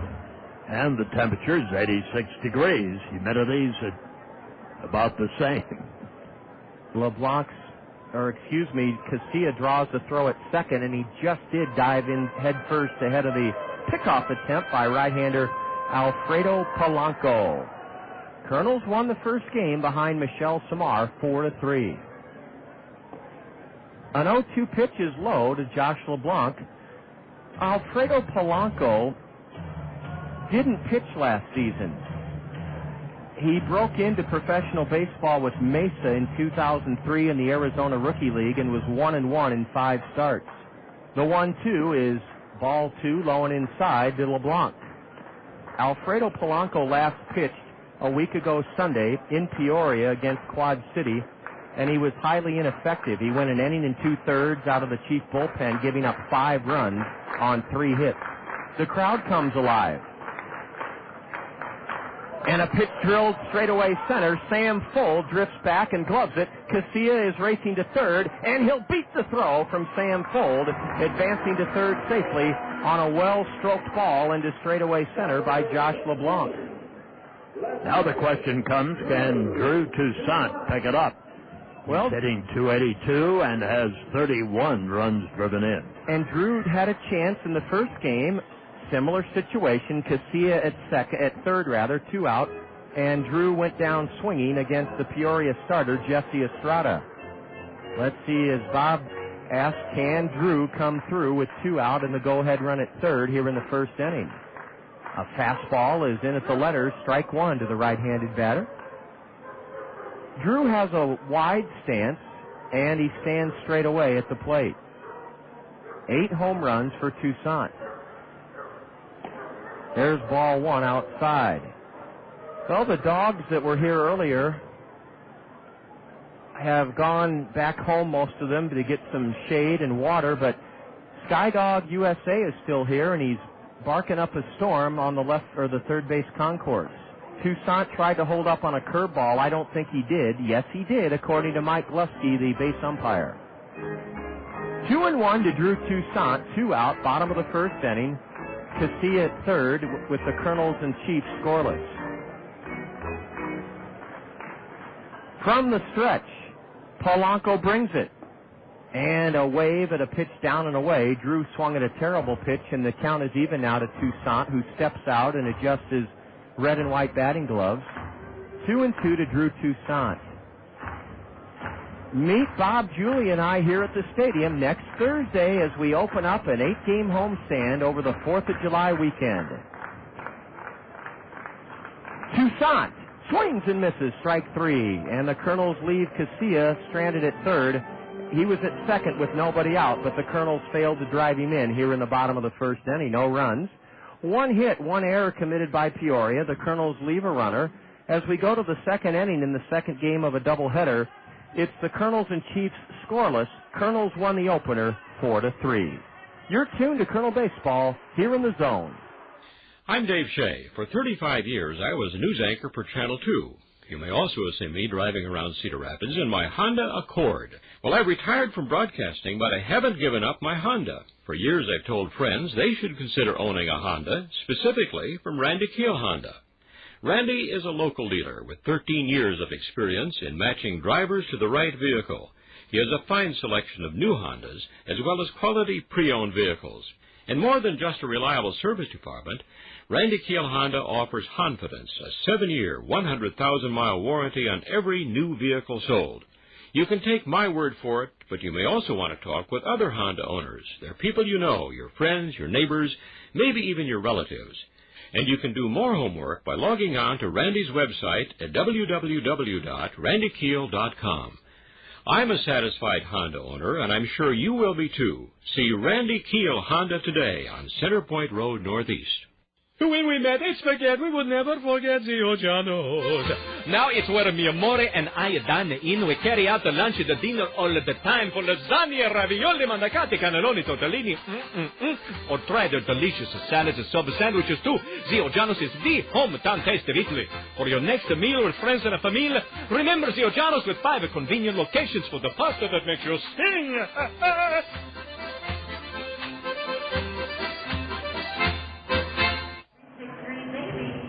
This game goes to the top of the second game of a doubleheader.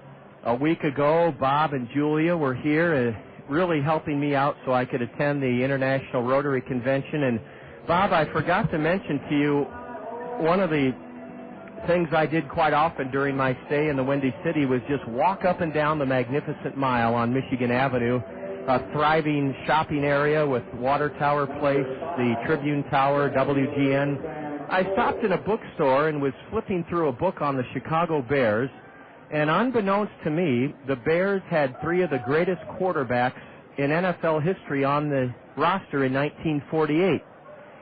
Their names Their names were Johnny Lujack, Sid Luckman, and Bobby Lane. Incredible, Bob, that you would know that. I had no idea that the Bears had that kind of quarterbacking depth in 1948. 3 Hall of Famers. That's right. You think they do that today? My goodness. Lujack, Lane, and Luckman. Sid Luckman. It's 2-0 to Sam Fuld, who belted his first home run of the year in Game 1. Sam is a left-handed batter leading off the second inning against right-hander Jesse Smith.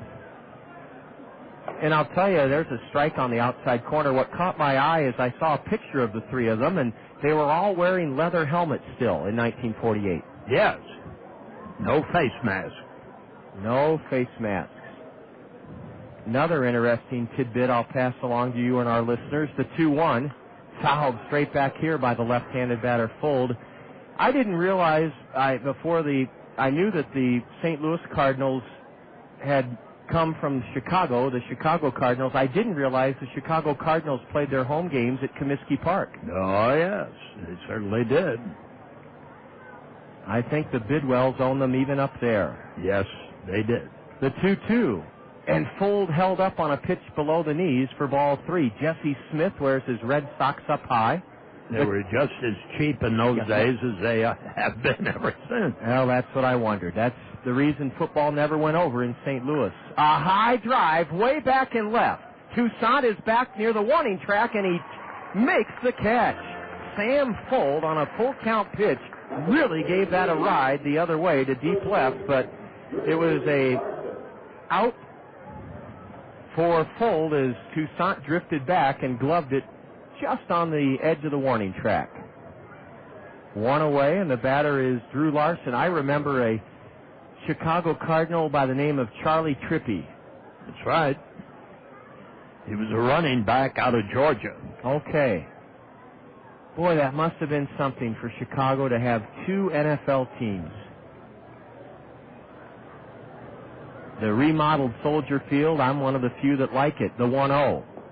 And Larson tried to hold up and went around for a strike. He steps out. The reason I like the remodeled Soldier Field, two reasons. One, they kept those classic Ionic and Corinthian columns on the outside that have always characterized Soldier Field.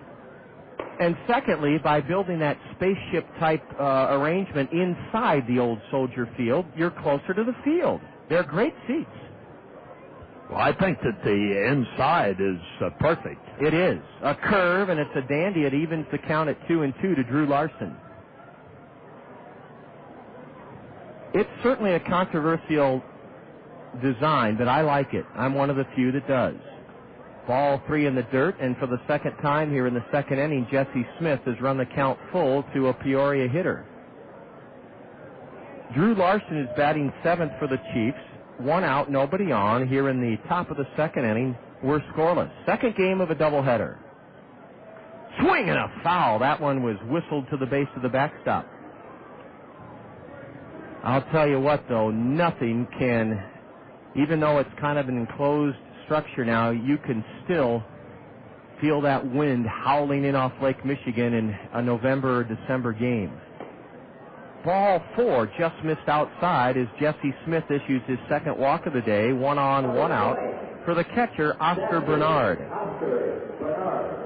Oscar didn't play in the first game of the doubleheader. He's 2 for 8 in this series. Bernard is a 22-year-old catcher. He'll be 23 years old tomorrow. Oscar Bernard, right-handed hitter. The Kernels would love to turn a double play to get out of this second inning. Oscar uses a black lacquer bat, wears a pair of white batting gloves, and takes a strike on the outside corner. Hitting .286, and he has not had a home run. Drew Larson leads away at first. And the 0-1. A pitch in the dirt, smothered by Tommy Duenas.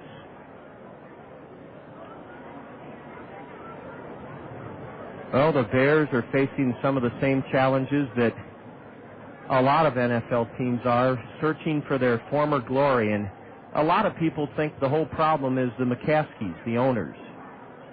Hey, you learned a lot while you were in Chicago. You tried to keep my ear to the ground, and it was just a wonderful 5-day respite.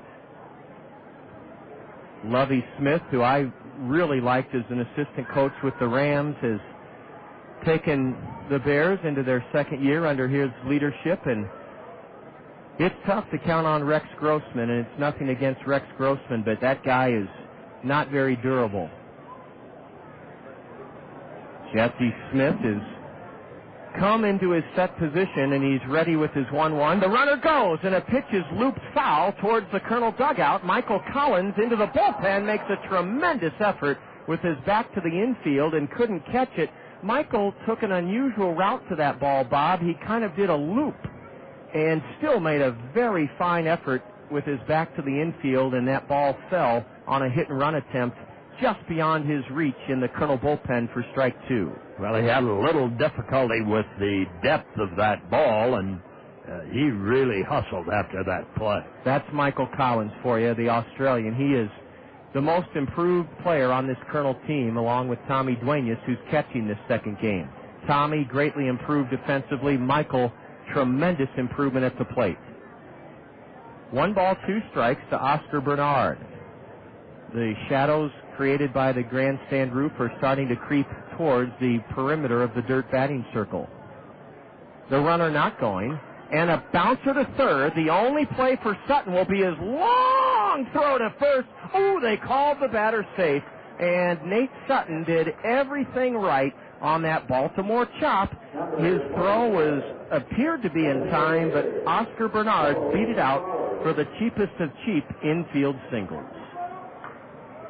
Boy, nothing Nate Sutton can do but wait for the ball to come down and then heave the ball across the diamond, and the catcher, Oscar Bernard, beat it out for an infield single. That's a tough pill to swallow because it gives the Chiefs runners at first and second with one out, and Bo Flowers, the designated hitter, a big right-handed batter, has a chance to put Peoria ahead here in the second inning. Flowers rips one to short for a double play, I think. Rodriguez to second, out, and Ramos to first. Double play. Bo Flowers grounds into a 6-4-3 twin killing to get the Kernels and Jesse Smith out of that second inning jam. It went 6-4-3. No runs for the Chiefs in the second inning. A walk, one infield single, a hit. There were no Kernel errors. Peoria leaves a runner aboard, and they've stranded 3. After an inning and a half in the second game of a doubleheader, it's the Kernels and Chiefs scoreless. The Kernels won the first game 4-3. You're listening to Kernel Baseball in the Zone.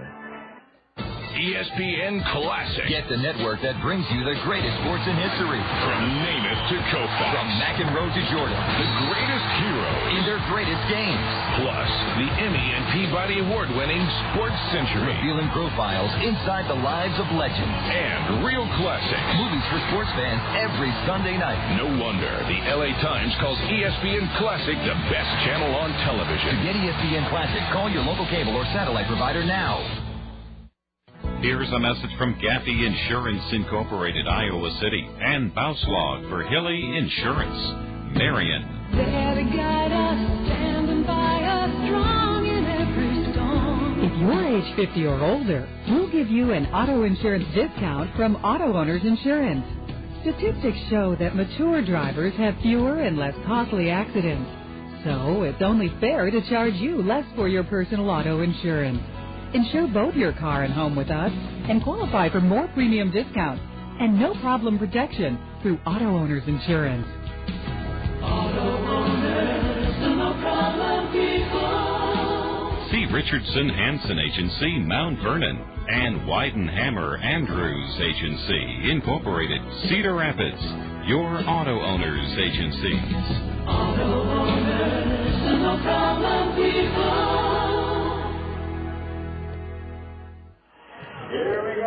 Michael Collins will lead off the Kernels' second inning. No score in the second game of a doubleheader. Remember, we're going to continue this marathon series with the Chicago Cub minor leaguers starting tomorrow evening at O'Brien Field, the site of last week's All-Star game, downtown Peoria. We'll have the South Slope Communications triple play show for you at 6:40 Monday night, Tuesday night.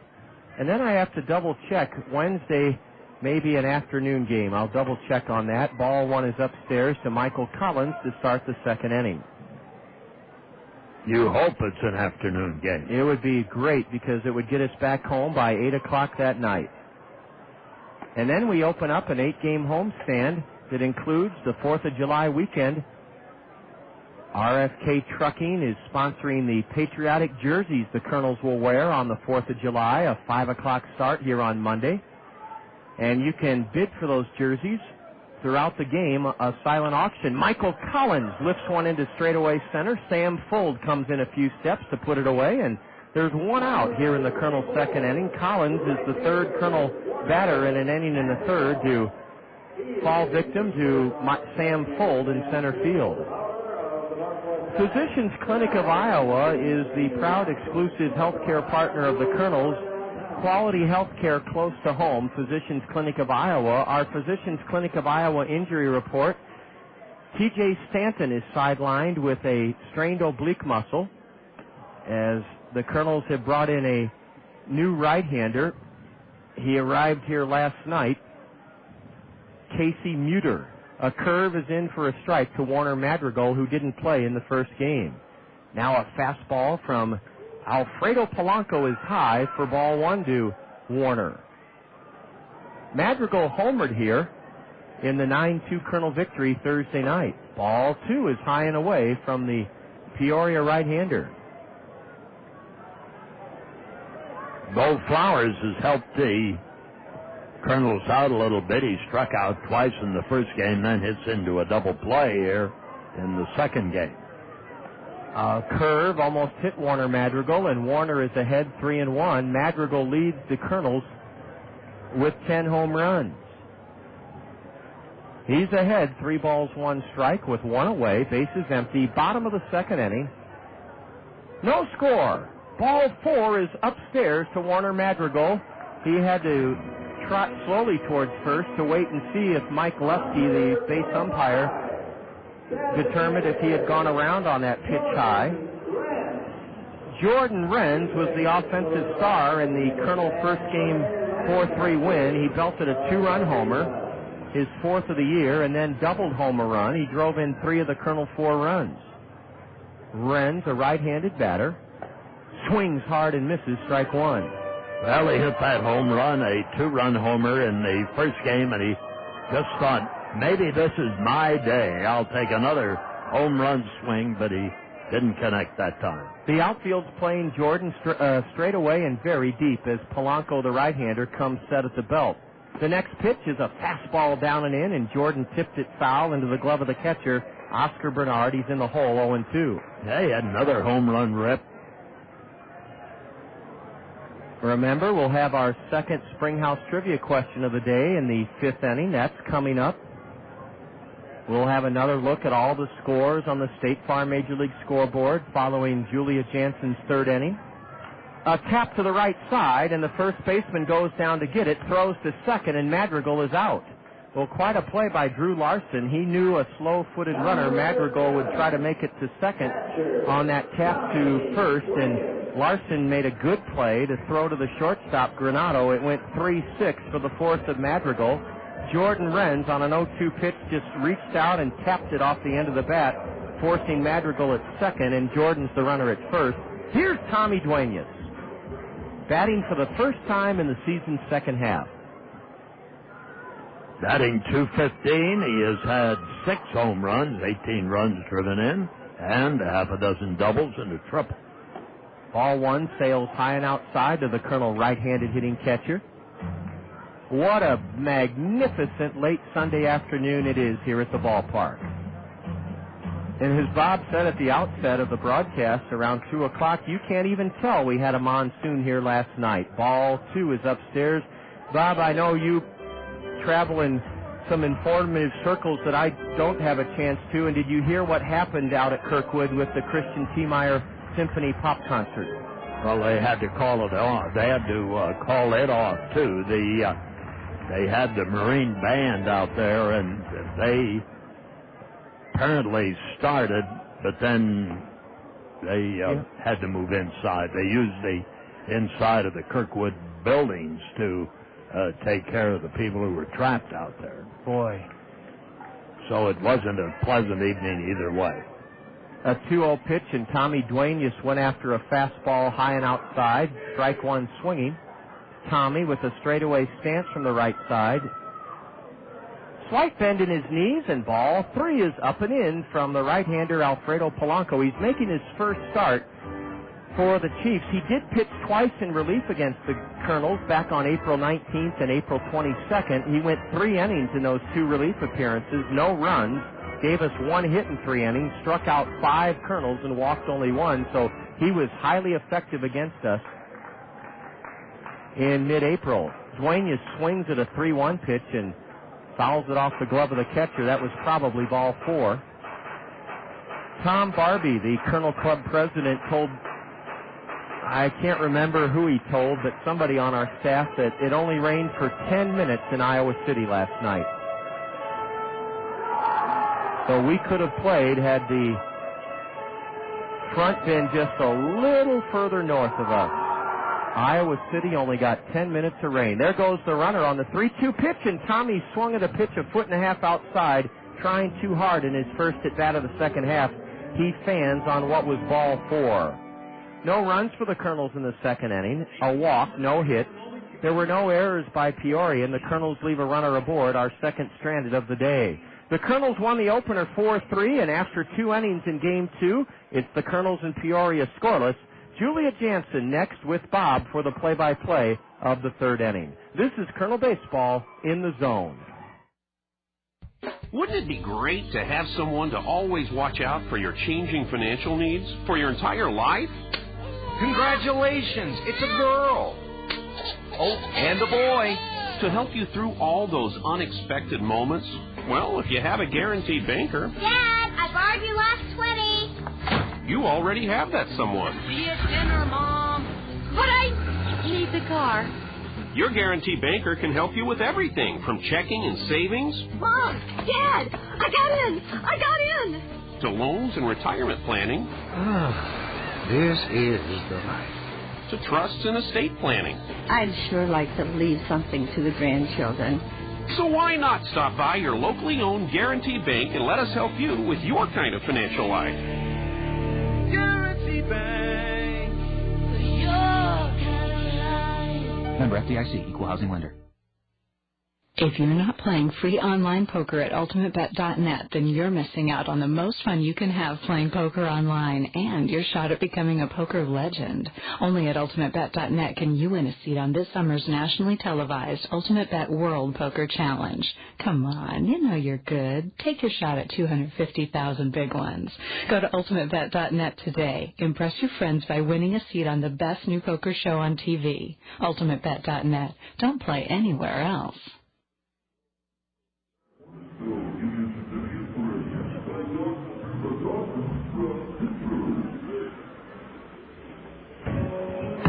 Rozak here with the top of the third inning at Veterans Memorial Stadium.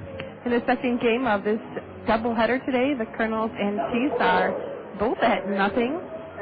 Kernels won the first game 4-3, and now Jesse Smith resumes his position on the mound to continue in the pile of goose eggs we have on the scoreboard right now. Eric Patterson went 0 for 3 in his 3 at-bats in the first game of the series.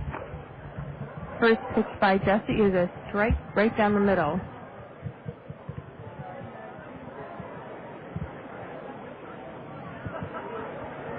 Eric Patterson is a left-handed batter, and he swings and drives that ball into the right field. It drops in front of Madrigal, and Patterson rounds first, and they will hold him at first. The throw to first is not in time. He is safe with a single. That is the third hit that Jesse Smith has given up. A double in the first, and a single in the second, and another singleton here in the third.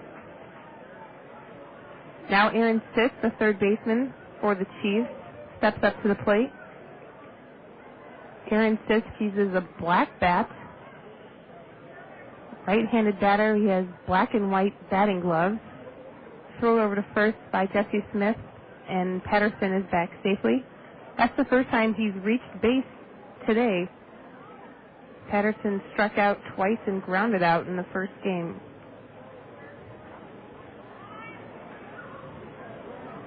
He has a quick bat, he's quick of foot, and he plays a mean second base. So you would have to call him a prospect. The Chief players have light blue shoes with Nike swooshes up the side, which are pretty fun looking with their blue uniforms and gray. It's all gray uniforms with blue helmets, and they have a lot of them have blue undershirts on today too. So I can't imagine that that's because they're cold. So still an 0-0 count to Aaron Sisk.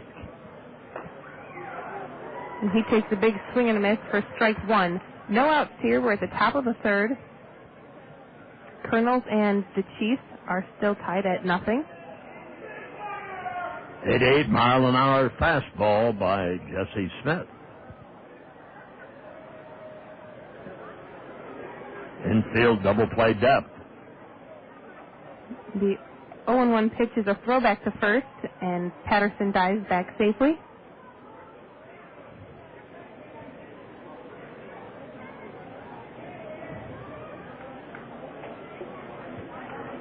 Aaron Sisk was same place in the batting order as the first game. He was second in their order.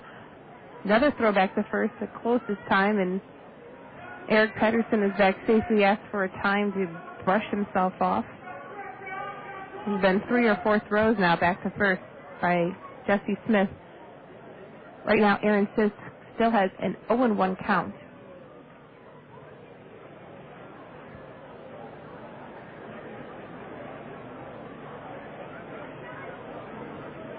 Now Jesse sets.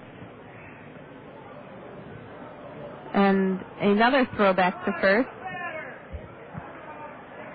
Kernels fans are letting Jesse want to focus on the batter right now.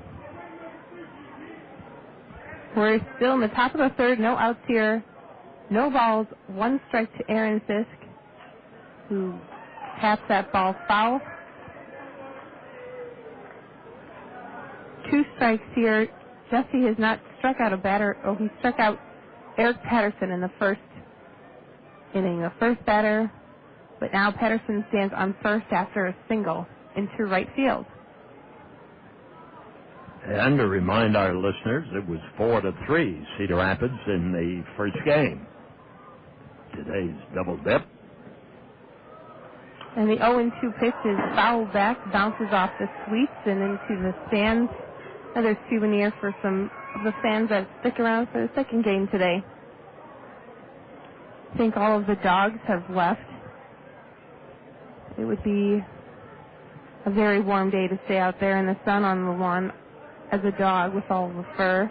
There were some big dogs down there, ones that probably 3 feet tall. Now the 0-2 pitch, the runner goes. Throw down to second is not in time, and Patterson slides in safely at second with a stolen base. That's only his 18th of the season.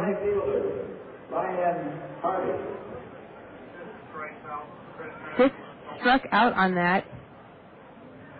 So that will bring up Ryan Harvey with 1 out here in the top of the third. Patterson is at second. Harvey uses a dark wood bat. It almost looks like a maple color. And Jason Ramos runs back to second and pulls Patterson back on to second base.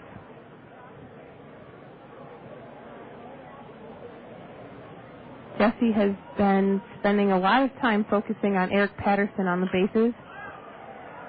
And now Harvey pops that ball up foul behind. He bounces off his feet and right into the hands of a man sitting down there by himself. Can take that ball to the guest services and get a gift certificate to Blimpie and a form that verifies his ball. So the 0-1 pitch is thrown back to second to send Patterson back there as well. Jesse Smith has thrown to the bases probably 6 or 7 times now, trying to keep Patterson close. Well, he's got 1 out. That was a timing pickoff play. At second, it didn't work. And now Patterson goes wild, kind of a pitch to the Duenas throws down to third base and looked like it was in time, but umpires called it safe. So Eric Patterson now has 2 stolen bases at this spin around the mound here, and that is his 18th and 19th stolen base. Now he stands at third. There's 1 out here in the top of the third.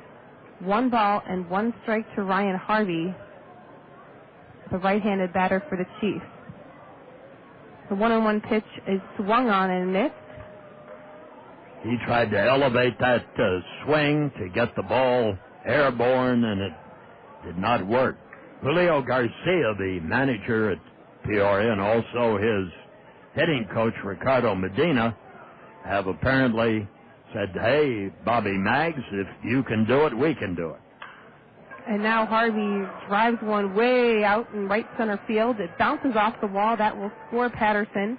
And Harvey is standing safely at second with a double plus an RBI. So now the Chiefs have taken the lead 1-0 here in the top of the first. There's only one out. And now Tommy Duenas will have a chat with Jesse Smith on the mound.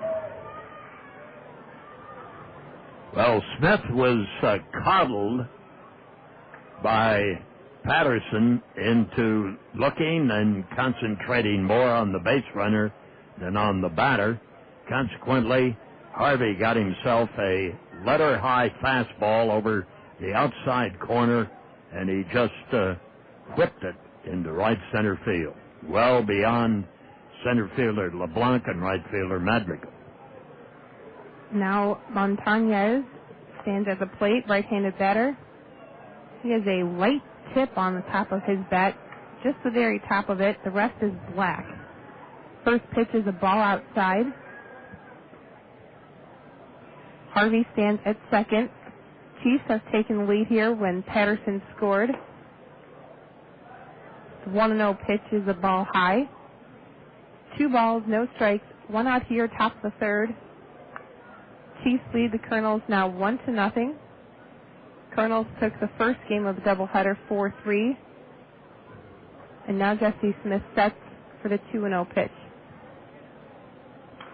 And it swung and fouled back and bounces off the net. Sends the bat boys running around. Kernels switched their jerseys. They're now in their red batting practice or away jerseys. 2 balls, 1 strike to Luis Montañez. And Jesse spins around and fakes a throwback to second base.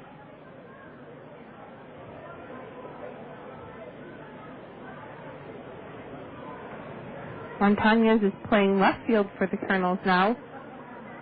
He played left field in the first game as well and had a single, a strikeout, and grounded into a double play.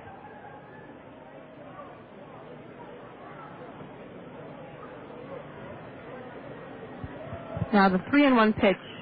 Ball 4 outside. And that's the third walk that Jesse has issued already in the game today. That's getting him into difficulty, and Kernan Ronan is, as the pitching coach, out to the mound to try and settle Jesse down, and we'll see. I do think there will be some action in the Kernels bullpen. And I would think, too, that Jamie the Douglas, pitcher would be Douglas going down the line.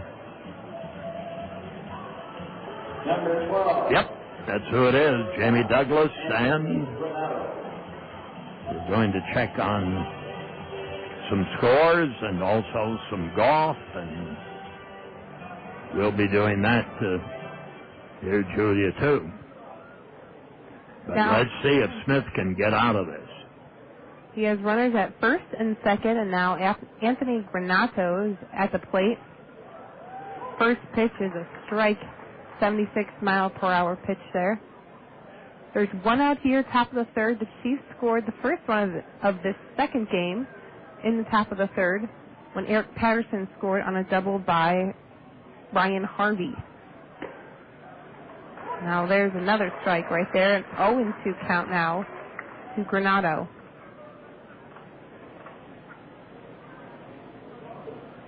Whatever Kernan Ronan said to Jesse Smith, it might be working here. He's throwing 2 fireballs right over the plate. 0-2 pitch is now a ball outside.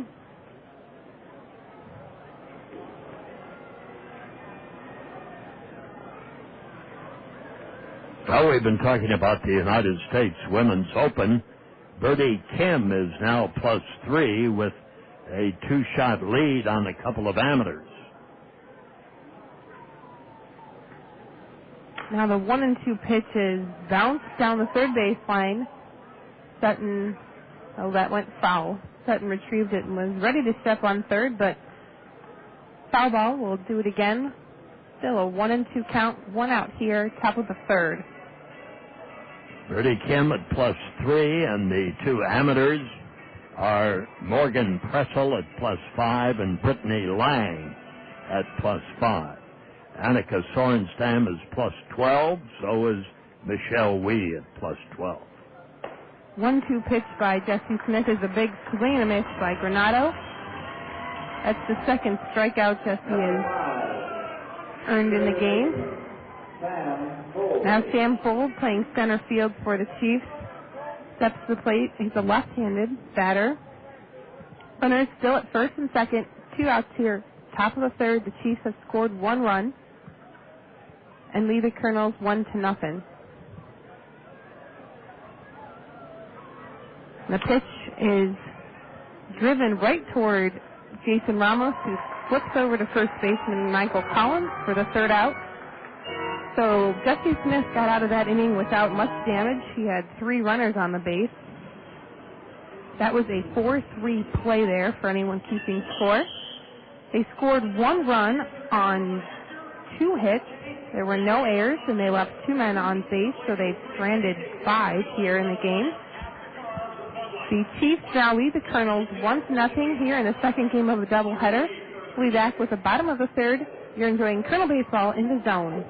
It's summertime, summertime, summertime. Yes, it's summertime, when everybody wants to have fun. But there are still chores to be done. One of those chores, of course, mowing the yard. Your friends at Cedar Rapids Solid Waste and Recycling recommend using a mulching mower. It saves time. Bagging takes longer and saves money by restoring natural nutrients to your lawn, reducing the need to use expensive fertilizers. Grass cycling gives you a healthier lawn, reduces yard waste, and saves landfill space. You've heard it before. Dude, my mom only drove it to the grocery store and back. Yeah, right. Consider this. Ford certified pre-owned vehicles have to pass a rigorous 115-point inspection, and they get 6 years, 75,000-mile powertrain limited warranty coverage. And right now you can get financing as low as 1.9%. Ford Quality Check certified pre-owned. If we don't certify it, it's just used. Not all buyers will qualify for Ford Credit Limited Term APR financing on select vehicles. Take delivery from dealer stock by 6/30/05. See dealer for warranty details or visit FordCPO.com.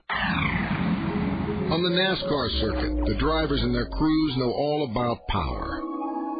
Even battery power. In fact, when every second counts, Kevin Harvick's pit crew trusts one brand of battery in every critical device they use.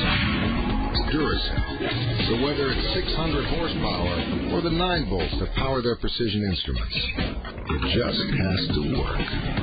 Duracell. Trusted everywhere.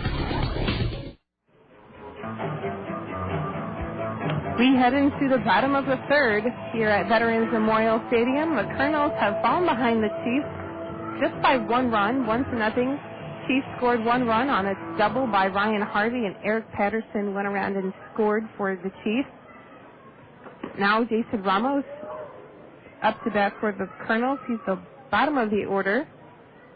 First pitch is a strike right over the plate. Ramos lifts that ball into right center field, and both Fold and Harvey are back there to catch it, and Sam Fold makes the catch. So fly out to center fielder Sam Fold. And let's get down to the Springhouse trivia. Remember the Springhouse out-of-this-world home-cooked meals for a good old Sunday in June. Fall-off-the-bone turkey, roast beef, pork loin. Those Sunday meals at the Springhouse make it a tradition. Just $7.25. Each of those meals are served with sage dressing, your choice of potatoes, special salad, fresh baked bread, and dessert. You can't beat it. And we have some trivia for you. We do. Alexi Casilla is at the plate right now and has looked at 2 balls and no strikes. There's 1 out here in the bottom of the third. I'll get to your trivia question here in a second. Ball 3 to Alexi. Built in 1910, this ballpark was the first in the American League to use AstroTurf. From 1968 to 1976, its infield was AstroTurf, while the outfield remained grass. The park closed in 1990. Name the ballpark. Our phone number here is 896-7589. Lexi Casilla is on board with a base on balls. If you have an answer to our Springhouse trivia question, you can call and then pick up a gift certificate. Phone number again, 896-7589.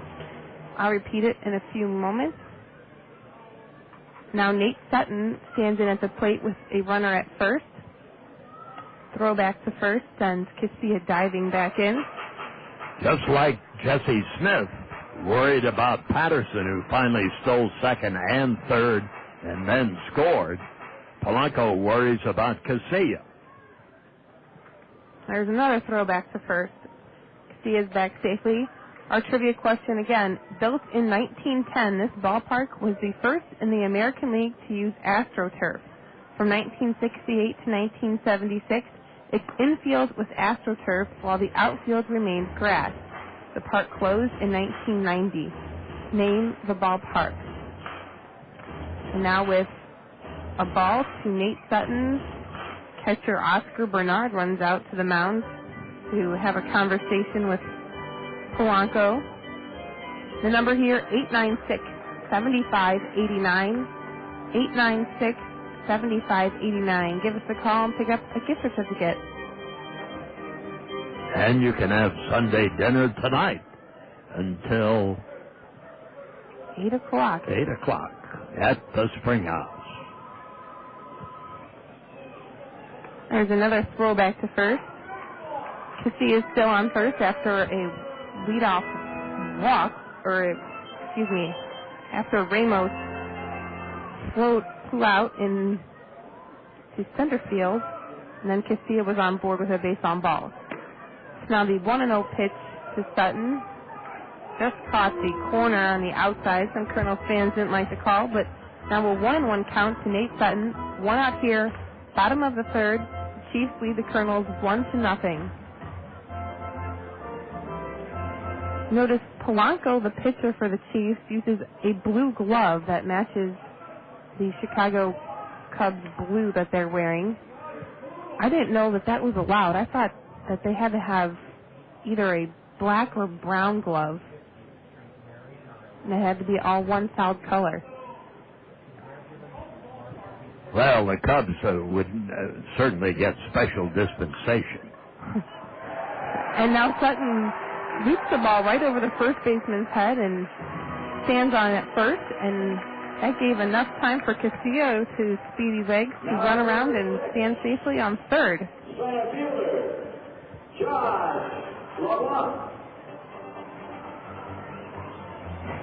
Looks like we have a winner in our Springhouse trivia question. We have runners at first and third. Congratulations to Mark Meir of Marion, Iowa. He got the question right. The ballpark that was first in the American League to use AstroTurf. They had AstroTurf in the infield, but there was still grass in the outfield. Built in 1910 and closed in 1990, the ballpark was Old Comiskey Park out in Chicago. So congratulations to Mark. We'll send you a gift certificate to the Springhouse in the mail. And now there's a meeting on the field with all of the Chiefs players because Polanco gave up a walk, and now Casilla is on third from that walk after Nate Sutton hit a little looper over there into right field, and he's at first with one out here in the bottom of the third, and the Kernels have a chance to tie the game at 1. Josh LeBlanc, the center fielder for the Kernels, is at the plate.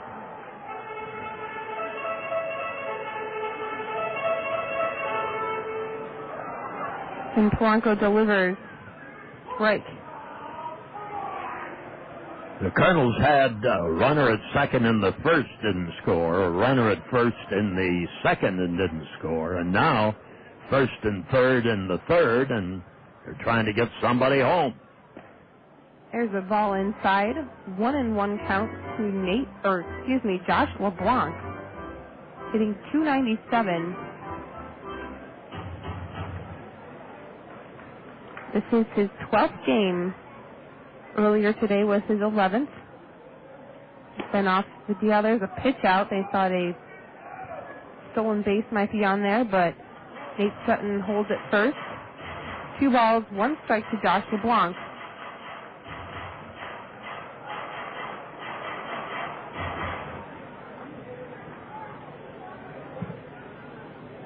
Two and 1 pitch is bounced right up the middle to the shortstop, Anthony Granado, who steps on second base, throws to first for a double play. So the Kernels lost their chance to tie the game there with the double play. There were no runs scored, but on 1 hit, there were no errors. The Kernels didn't leave anybody on, or they left 1 person on. They've stranded 3. So we'll move to the top of the 4th. The Chiefs still lead the Kernels 1-0. We'll be back here enjoying Kernel baseball in the zone. Duty, honor, country. These 3 words define who we are. Duty, friends and neighbors united for the common good, in service to others, and for the benefit of all. Honor, the deep-rooted faith that selfless dedication to a noble cause is right, just, and good. Country, a solemn vow volunteered to support our nation's people during desperate times. Mercy, in the midst of nature's wrath. Hope, when all seems lost. Duty, honor, country. We're the Army National Guard. Call 1-800-GO-GUARD. That's 1-800-GO-GUARD. The Army National Guard, you can. Sponsored by the Iowa National Guard. Aired by the Iowa Broadcasters Association and this station. Hey, hon, got the grill ready? The grill. Yeah. No grilling tonight. Too messy, too hot. Maybe rain. Bugs the size of pterodactyls. Fine, then I'll grill. No rain, no hassle, no cleanup, no pterodactyls. Well, if I'd known you were going to grill in La La Land. Not La La Land. North Country Steakhouse. North Country Steakhouse on Blair's Ferry Road in Cedar Rapids. Grill inside and beat the heat, or take it outside for lunch on Tuesdays, Thursdays, and Fridays. North Country Steakhouse, home of the best steaks around.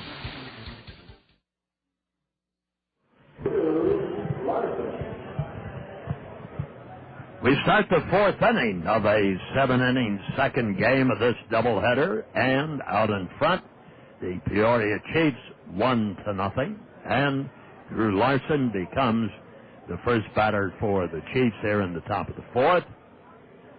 Facing right-hander Jesse Smith, those 2 right-handers facing each other, and a little foul tip back into the catcher's mitt makes it strike 1.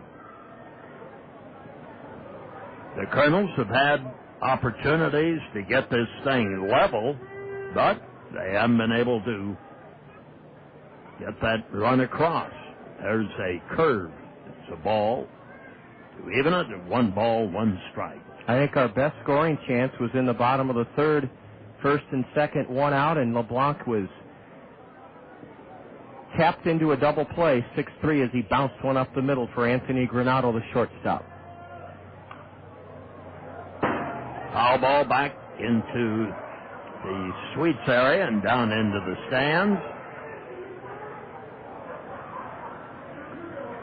A ball and 2 strikes. The wind up by Smith, the pitch. Swung on and tapped foul off to the left again. Well, the State Farm Insurance agents, Dale Thompson, Al Shetler, Gary Schubat, and Lanny Peterson, and the scoreboard. With Pryor and Mitre, the Cubs today shut out the Chicago White Sox 2-0. There's the pitch. Swung on. High chop again. They have to wait for it. The throw not in time.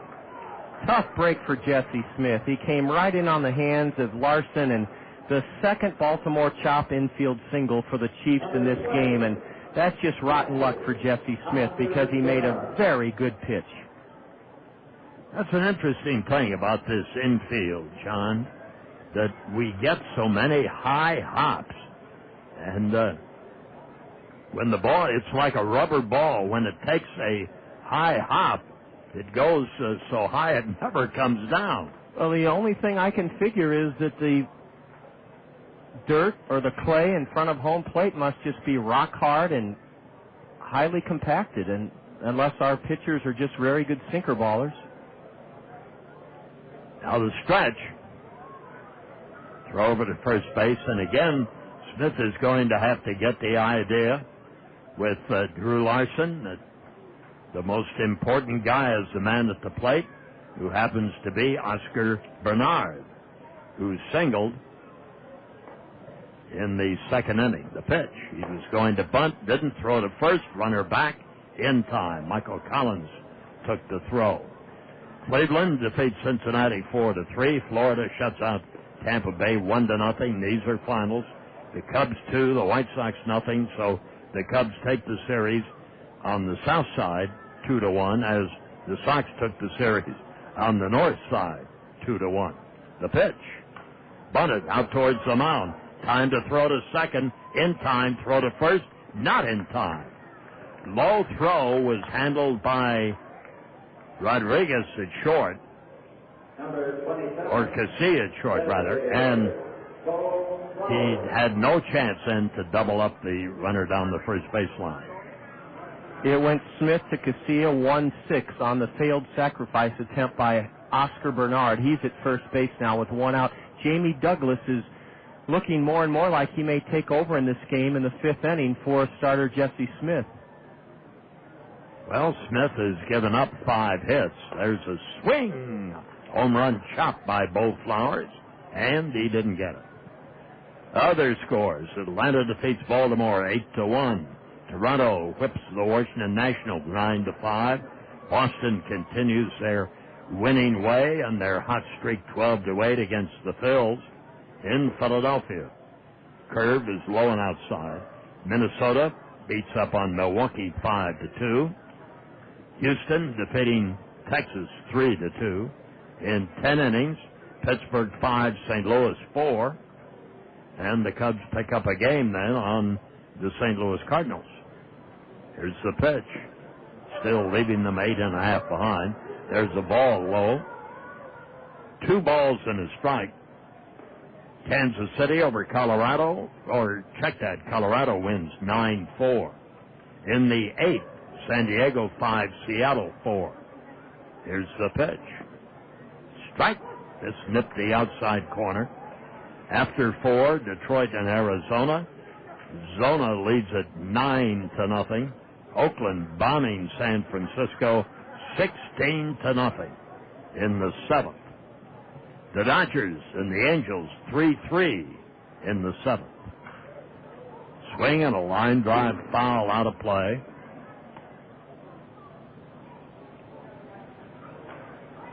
Well, Smith has thrown a lot of pitches for just 4 innings. He's been behind a lot. He's pitched courageously with men on. Yes, and for us to be down just by 1 run is a testament to Jesse's fortitude out there. He has not had his best stuff. Oh, I think he balked. He panicked as the runner took off for second. Jesse heard Tommy Duenas say, runner going. Jesse forgot to do one thing. He forgot to step off the rubber, and it's a balk charge to Jesse Smith. He panicked, and it's easy to panic when in a split second you have to remember to step off the rubber before whirling to throw to second. Well, the Kernels like to advertise themselves as a running team, which they are. There's another high chop taken this time by the third baseman. Throw is in time. That one finally came down so that Nate Sutton could throw to Collins to get Flowers. And Bernard going to third is Bernard. Yeah, Bob, Sutton had to go a long way to his left. There's another one of those chops. Goodness. I can't believe that way back in the spring when you and Julia talked about the etymology, the birth of the name Baltimore Chop that we would have a succession of them all season long. No. We must have opened a can of worms. Either that or it's an epidemic. Batter is Patterson. He has scored the only run so far, and he has stolen 2 bases. Pitch swung on, and foul tip back up into the stands. Count moves along to strike 2 to Patterson.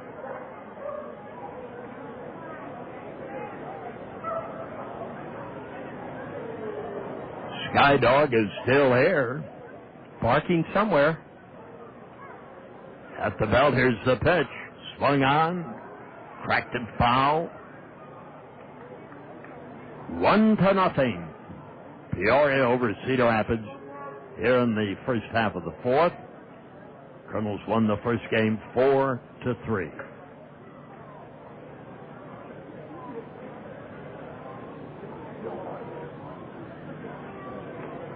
Benner leads at third. That's Bernard. The pitch swung on. Hit into left field for a base hit. Patterson with that quick bat delivers his second hit. And Peoria leads it 2-0. And a big 2-out hit for Eric Patterson. That's why he leads the league in hitting. He just took that ball the other way and stroked it to the right of the diving shortstop, Alexi Casilla. A huge 2-out single for Eric Patterson. The 6th hit of the day for the Chiefs. And they now lead the nightcap 2-0 here in the top of the 4th inning. Patterson will likely be running, but he'll be running against the left-hander. Jesse Smith fought his heart out here this afternoon, just didn't have his best stuff. And the Kernels bring in Jamie Douglas. Jesse Smith goes 3 2/3 innings. And in 3 2/3, Smith has surrendered 2 runs to Peoria on 6 hits. Jesse struck out 3, and Smith, the Colonel right-hander, walked 3. And Jamie Douglas has been used very, very sparingly this season by the Kernels. Bob, this is great for Jamie because he's coming into a game where if the Kernels could rally and if he pitches well, he could pick up a win. That is true, and Jamie's got a shot to show what he has. Douglas is 6'4", 205 pounds, out of Orlando, Florida. Was at Provo last year. He's 1-1 this season, on for the 19th time. Douglas with an ERA of 6.39. Jamie has only pitched 25 1/3 innings, yielding 28 hits in 25 1/3. Douglas has struck out 17 batters in 25 1/3, walked 18, and the league is hitting .275 against left-hander Jamie Douglas. The Superstars are going to be here as part of our Freedom Festival weekend. First of all, let's go to July 1st. And July 1st is a Friday. We invite you to come to the ballpark and after the game enjoy the Freedom Festival fireworks here from Veterans Memorial Stadium. And then on Sunday, the 3rd of July, at 2 o'clock start, the Superstars are here. And the Superstars are a premier entertainment act that feature in very oversized, gyrating, inflatable mascots. And they have funny names like Ken Giraffe Jr., Clammy Sosa, Shark McGuire. I can't remember what the one is for Derek Jeter, but they have some clever names, and they're really a hilarious entertainment act. And they'll be here on Sunday, July 3rd. That's just, what, a week from, is that a week from today or 2 weeks? No, it's a week from today. Yeah, a week from today. Boy, Can you believe it? I can't believe it, Bob. We're a week from July 3rd. You got to be kidding me. Well, but we are, and we welcome you to come out and see the Superstars next Sunday, a 2 o'clock game. The Lansing series starts on Thursday night. First pitch at 7, so plan to spend the July 4th weekend with us.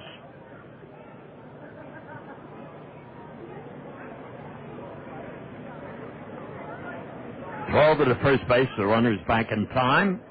And we have Aaron Sisk out there as the batter, a runner at first. Patterson has just driven in the run, and the delivery is low. Patterson breaks for second. The throw, Out at second base.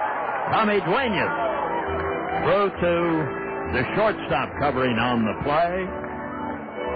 And that was an excellent move by Tommy Duenas. Patterson got a little bit of a late jump. He was going to show him, man, I can steal any base in this ballpark today, and consequently he didn't steal that one.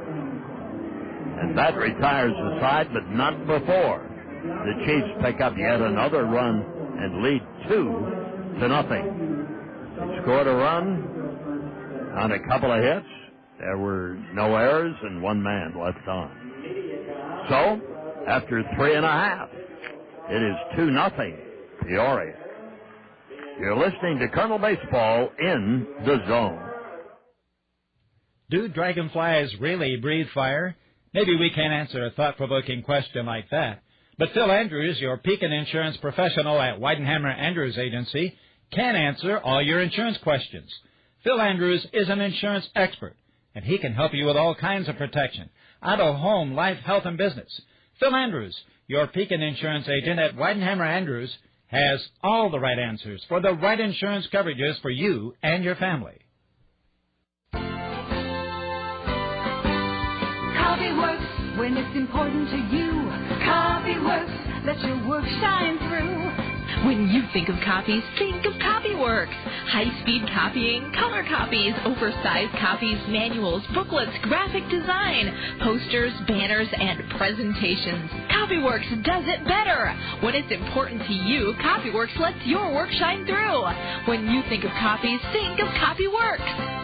Net Zero not only gives you unlimited access to the internet for $9.95 a month, but the Net Zero Bristol Blowout Sweepstakes could put you inside the Net Zero inbox at the ESPN Radio Studios. It's a full day on campus. Not only will a grand prize winner and a guest have brunch with Dan Patrick and visit his show, they'll sit in the studio with Mike and Mike, tour the entire Bristol campus, plus play golf with Colin or Eric. Log on to ESPNRadio.com for our always challenging sports trivia and check out all the details. Brought to you by Net Zero. Call 1-800-NET-ZERO and start saving today.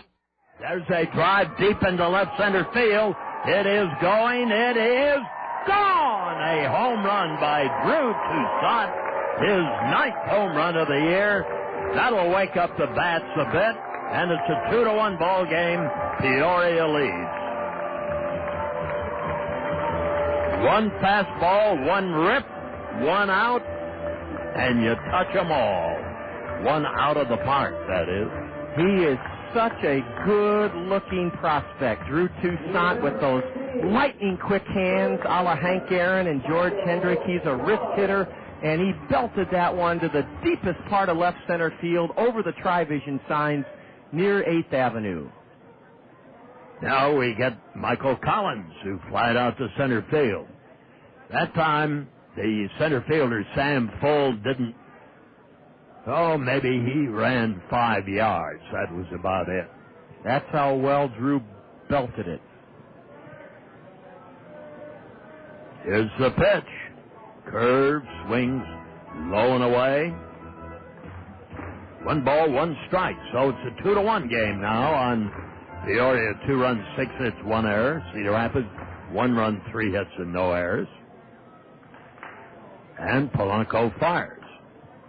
Curveball is swatted foul off to the right by Michael Collins.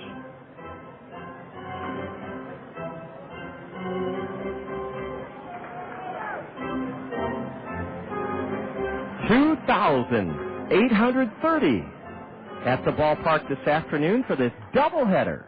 The pitch. Outside for a ball. Ball 2, strike 2. So after a 3-game soiree in Peoria, it'll be back home. There's a little number to the third baseman. Picks it up, fires, safe at first. Aaron Sisk ran in front of Granado. He charged the ball, charged it hard, but still, a motoring Michael Collins beat it out for an infield hit. That's just sheer hard running by Michael Collins. He just busted out of that batter's box. That first 2 steps, he was determined to at least make it close. He did better than that. He reaches on an infield single, and that's the 4th Kernel hit of the day, the 2nd straight in this inning. Throw over to first, and Michael is back in time. That's another thing about Collins. If that would have been a routine ground ball, he still would have run that hard. That's exactly right, Bob. He's that kind of player. Madrigal is the batter. Here's the pitch. High and outside. And we're going to get some action in the Peoria bullpen now. Madrigal with 10 home runs on the year. Right-hander Walt Nolan is just starting to warm up in that Chief left field bullpen. Polanco checks and fires. Curve is low and in the dirt. Collins breaks. The throw not in time. It bounces away towards center field, but backing up the play, Sam Fuld. A bad throw, but as the catcher missed the ball a bit, Collins took off for second base. I'll give him credit for a stolen base. I was lifting my ear flap to hear what the official score said, and I either missed it or he hasn't ruled on it yet, but just another example of the fiery nature of Michael Collins. He is such an improved player and playing with so much confidence. That ball didn't go more than 5 feet away in the dirt from Oscar Bernard, and there was Collins, the tying run, making it to second base. Stretch, here's the pitch. Swung on, and the high fly ball coming back out of play. You can hear it. Well, I couldn't hear the official score because of that foul ball kerplopping on the grandstand roof. I think he agrees with you, Bob, and has given Michael Collins a stolen base, but it really doesn't matter. All that matters is that Collins is the tying run at second with nobody out here in the fourth inning. Low and in the dirt again. Collins takes off for third. He'll make it easily. And that'll be a wild pitch. It seems like Alfredo Polanco is coming unglued here in the fourth inning. The Kernels have the tying run at third with nobody out.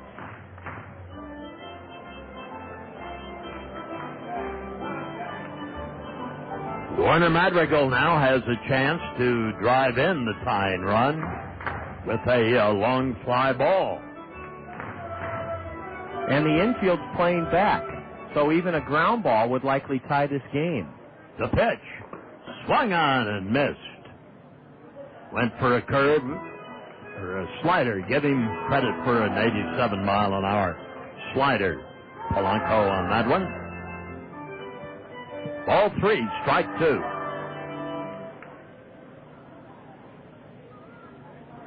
Now the pitch.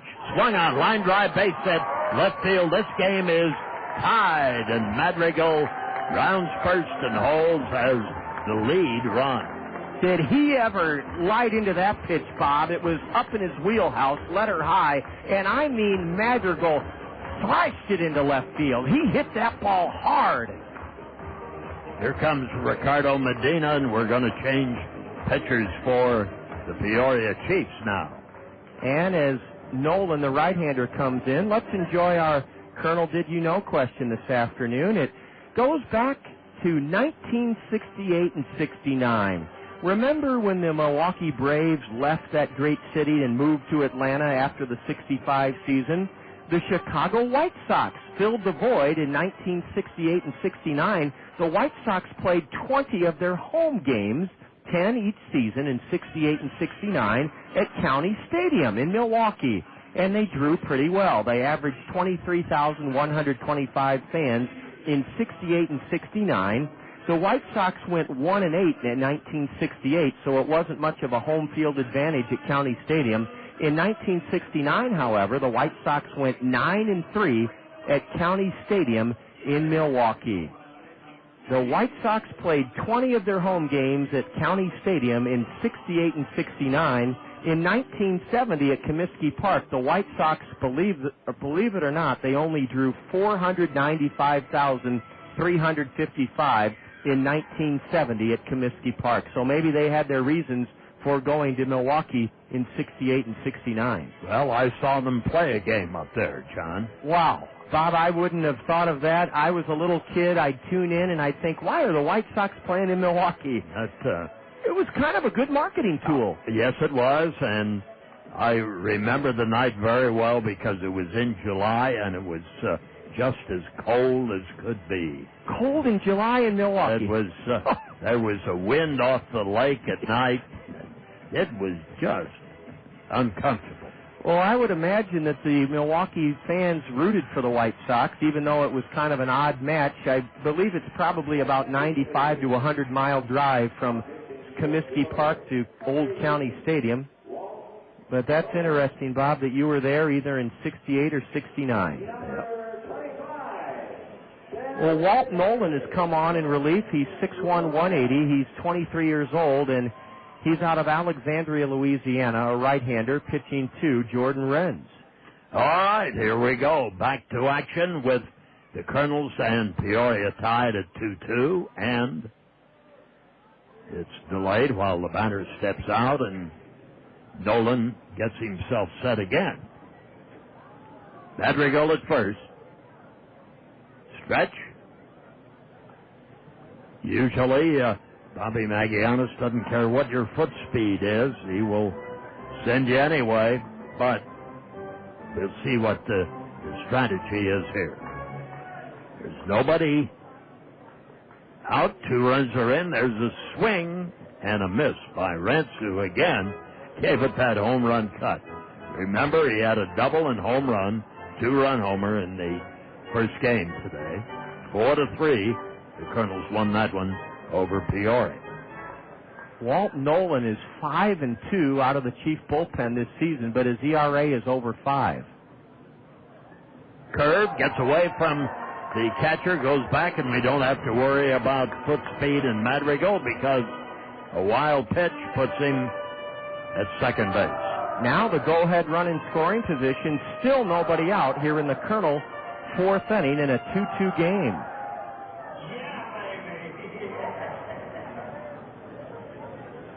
Kernels had 2 runs, 5 hits. Peoria, 2 runs, 6 hits. Madrigal at second, the pitch. Swung on and fouled. Jordan wishes he had that curveball back. It was not a hanging curveball, but it was belt high, and Jordan mistimed it just a tad. He'll try to cut his stroke down now, which he's done well the last couple of weeks, and hit the ball on the ground to the right side of the Peoria infield. The 1-2 delivery. Swung on. There's another Baltimore chop. Picked up for the pitcher. The throw in time for the out. And the runner goes to third, Warner Madrigal. So, with 1 man down, Tommy Duenas has a shot at driving in the lead run. Alfredo Polanco is responsible for the go-ahead run at third. His partial line, 3 innings pitched, 2 runs, 5 hits, 2 strikeouts, 2 walks. This is a big at-bat for Tommy Duenas. He was a strikeout victim in the second. Now the stretch, here's the pitch. Tommy takes it low for a ball. Ball 1. Duenas batting .215. He's had 6 home runs, 18 runs driven in. And we have a right-hander, Walt Nolan, on the mound for Peoria. The Chief infield is halfway. They could come home for the play at the plate if they choose to. The pitch. Strike. This one hits the inside corner. 88-mile-an-hour fastball.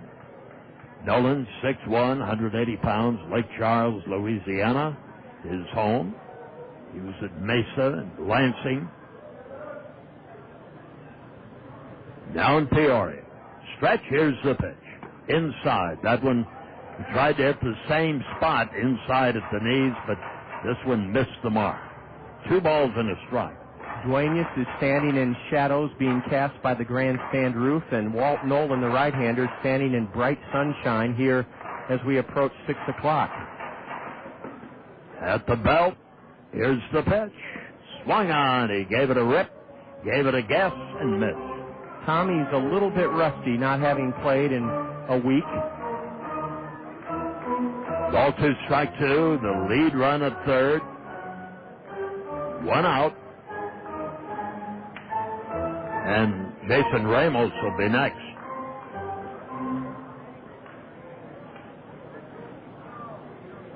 And again, Alfredo Polanco at the belt to pitch. On the inside.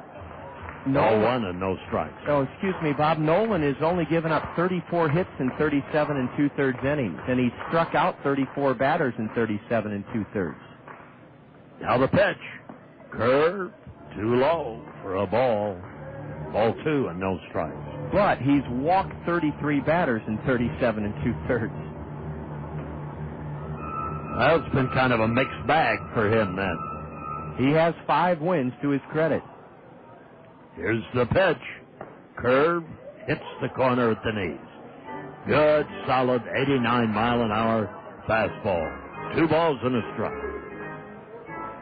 Madrigal still basking in the sun at third. Pitch, swung on. Tap towards the mound. Pitcher can't pick it up. Throws. He is safe at first.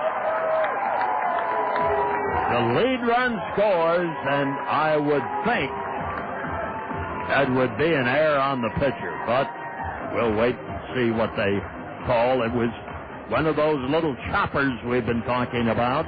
It had a lot of spin on it, and Nolan tried to pick it up barehanded, fumbled it.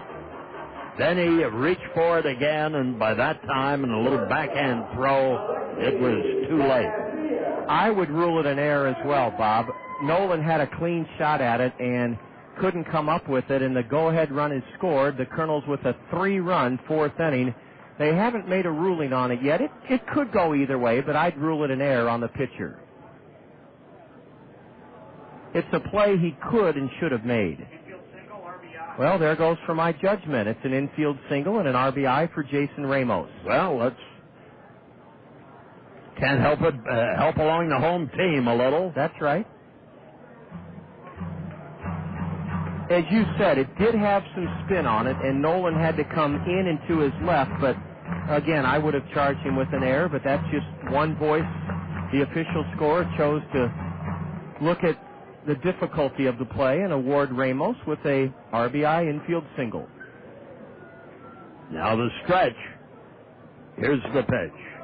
Outside, steal of second base. Safe! Another delayed steal, Bob, by the rampaging running Kernels, who started today tied for first in the league in steals. Man, that delayed steal has been a very good weapon for the Kernels. Well, at the end of this season, if they don't lead the league in steals, I'll put in with you. All right. There'll be something wrong, because Bobby Magallanes will not let up on that aspect. Swing and a ground ball past the first baseman. Into right field for a base hit. And with that steal, Ramos comes to the plate. And the catcher, Bernard, just bumps him away. Gave him a forearm shiver coming in there. And Ramos was not going to slide. He was going to try and bowl over the catcher. And that was a mismatch. Yes, and consequently, the Colonel is out at the plate. A single by Casilla into right field. And Magallanes sent Ramos, and Ramos was out by quite a wide margin, but a physical collision at the plate. The throw going from Harvey in right field to Bernard, the catcher. Man, Ramos looked like he hit a brick wall. I think he was unsure whether to try to really level the catcher or slide, and he slowed up a little bit, and he took the worst end of that collision. Well, Bernard is 6'2" and pretty good size, so, and Ramos is not the most muscular baseball player around, but muscle on muscle, the catcher won it, and consequently the Kernels take the lead at 3-2 with 3 runs here in the last half of the 4th inning.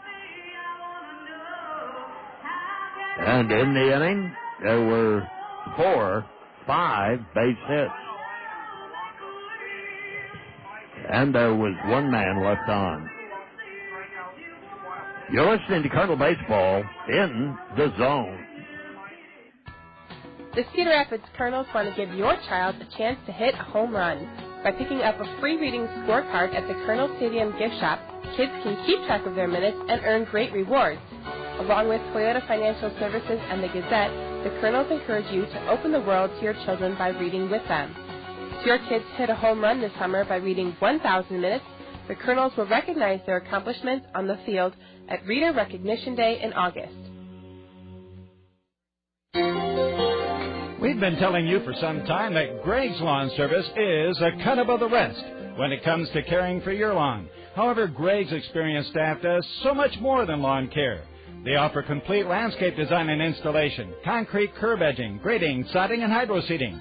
Yes, Greg's is a complete lawn care service, and they welcome the opportunity to show you why they are a cut above the rest. Give Greg's a call for more details about their wide range of services. ESPN Classic. Get the network that brings you the greatest sports in history. From Namath to Koufax. From McEnroe to Jordan. The greatest heroes. In their greatest games. Plus, the Emmy and Peabody Award-winning Sports Century. Revealing profiles inside the lives of legends. And real classics. Movies for sports fans every Sunday night. No wonder the LA Times calls ESPN Classic the best channel on television. To get ESPN Classic, call your local cable or satellite provider now.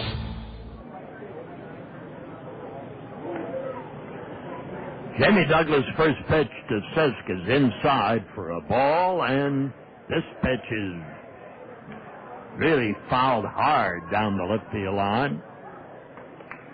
And it hit the tarp down there. I wonder if that tarp is dried out yet. Good question, Bob. Man. Jack Rader said it took the 4 inches of water, and as good a tarp as it is, there was still mushy sogginess beneath it. Oh, I'm sure. That was last night. This afternoon has been gorgeous. Kernels won the first game 4-3, lead in the nightcap here in the top of the fifth, 3-2. Well, Jamie Douglas, you said, might have a chance here to win himself a ball game as a little used reliever. The pitch swung on, driven into left field. This will drop in front of Toussaint for a base hit, so with nobody out, Sisk singles to left, and the tying run for Peoria is down at first here in the top half of the fifth inning. And a pitcher warms in the Kernel bullpen. Jamie's housemate at Lanny Peterson's estate in Hiawatha, Chris Waters, is warming up for the Kernels. Well, he also warmed up in the first game. Now the stretch. Here's the pitch. Over the heart of the plate, but a little low for a ball. Ball one. Ryan Harvey. He doubled in the first, doubled in the third. So here's a tough guy to get out. Infield at double play depth. Here's the pitch. The runner goes. There's a swing and a drive down the left field line. If it's fair, it's going to be out of here, and it's a home run for Ryan Harvey. Having a day. 2 doubles and a home run by Ryan Harvey. That one was down the left field line. It just practically hung on the left field line and wound up over the 315-foot mark in the seats in left field. Well, you liked this kid when the Chiefs visited here in April. Bob, you raved about him. He threw out Jason Ramos at the plate to end the fourth inning. He's 3 for 3. He's driven in 3 of the Peoria 4 runs, and the Kernel lead lasted less than 5 minutes. Stretch, here's the pitch. Inside, gets away from Tommy Duenas again, and he was crossed up, I should imagine, so he goes out to the mound for a little conference. Montanez, the left fielder, has walked twice. Tough situation for Jamie Douglas. He's been used so sparingly this season that it's not surprising that the Chiefs have jumped on him for a single and a 2-run homer here in his first full inning of relief of starter Jesse Smith. Nobody out, 2 in. And Peoria, after getting behind 3-2, they come back to lead 4-3. The pitch, inside and low for a ball.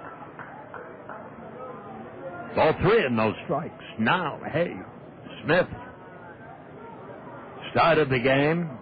Then Douglas comes on, and this one is way outside. And Montanez draws a walk. That's his third walk. And that's going to be all for the left-hander, Jamie Douglas, in relief of Jesse Smith.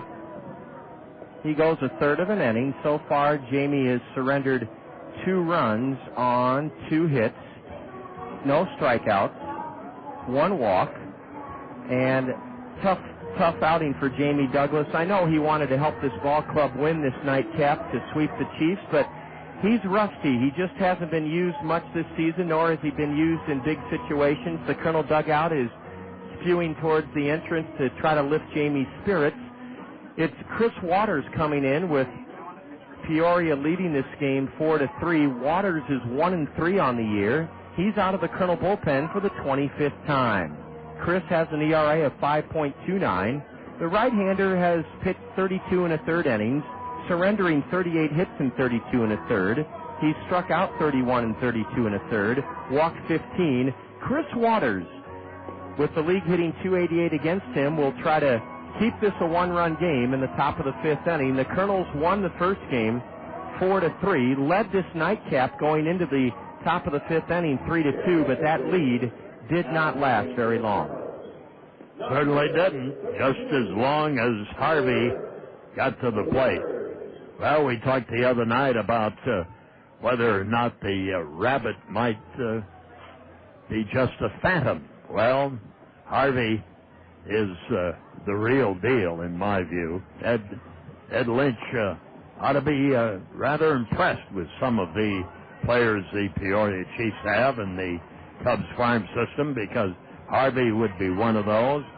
Certainly Granado at the shortstop spot would be. And the league's leading hitter, who's certainly in Eric Patterson. You bet. This Chief Ball Club has several guys that should wind up playing at Wrigley Field in the next couple of years. Oh, remember, we're back at home for an 8-game homestand on Thursday night, and McDonald's Bat Day is set for Monday, the 4th of July itself. The first 1,000 kids, girls and boys 12 and under, will receive a regulation Little League-sized wooden bat from McDonald's, and the Kernels will be wearing specially issued patriotic jerseys sponsored by RFK Trucking, and you Kernel fans can bid on those jerseys throughout the game. We'll also have several drawings for you to win a patriotic jersey from RFK Trucking on Monday, July 4th, the special holiday start time, 5 o'clock. And then you can stay at the ballpark and watch the superior 4th of July fireworks, Cedar Rapids style. No more wholesome, safe, inexpensive place to watch the Freedom Festival fireworks than here on Monday, July 4th. Pitches the ball low and outside to Granado. Throw over to first, and runner Montanez is back. The Chiefs up by the score 4-3. There's nobody out and a runner at first, so tough spot for Chris Waters. There's a ball outside, and it's now 2-0, and consequently he falls behind. And Waters cannot start to walk a bunch of people. At the belt, here it is. Strike. This one, slider over the outside corner at 84 miles an hour. 2 balls and a strike. One of the most common questions I get about doubleheaders is, John, why are they 7 innings in the minor leagues? And Bob and I will address that common question here in a moment. The pitch. Swung on and fouled. Out of play. It really boils down... Ball 2, strike 2. It boils down to the modern-day era of money and investing in young players, and it's designed to keep a minor league pitching staff from being overstretched or taxed too heavily. Stretch, here's the pitch. Inside, up around the chin, and we go 3-2. Ball 3, strike 2 to Granado. But I would think here, John, he must deliver a strike. But he doesn't. Well, high. High and inside. Now there are runners at first and second. Back-to-back walks to go with a single and home run and a pitching change in this top half of the fifth inning. Now we need either a pop-up strikeout or double play. I have a hunch that Julio Garcia may have Sam Fold either bunt or hit and run. I think he may be bunting, and that's why Michael Collins is trotting in from first to talk it over with Chris Waters about what to do if Fold bunts. Well, the brain trust of Peoria with the skipper Julio Garcia, who's not been out coaching in this game. He's had a little umpire difficulty in this series, so he's going to stay away from him. But he has had Peoria, every time the Kernels run, he runs. And again, the infield wants to check who's going to cover on a bunt. Sutton, Casilla, Ramos. That's not the regular infield combination of the Kernels, so they try to get their signals straight here. Runners at first and second, the stretch, and the fake throw to second base by Chris Waters. Sam Fold, flied out and grounded out, then this pitch is outside for a ball. Well, 1 and no strikes. Now it's 4 runs, 8 hits. Peoria, 3 runs, 7 hits. Cedar Rapids, and again, we have Michael Collins coming in saying something to Chris Waters about how they're going to play this.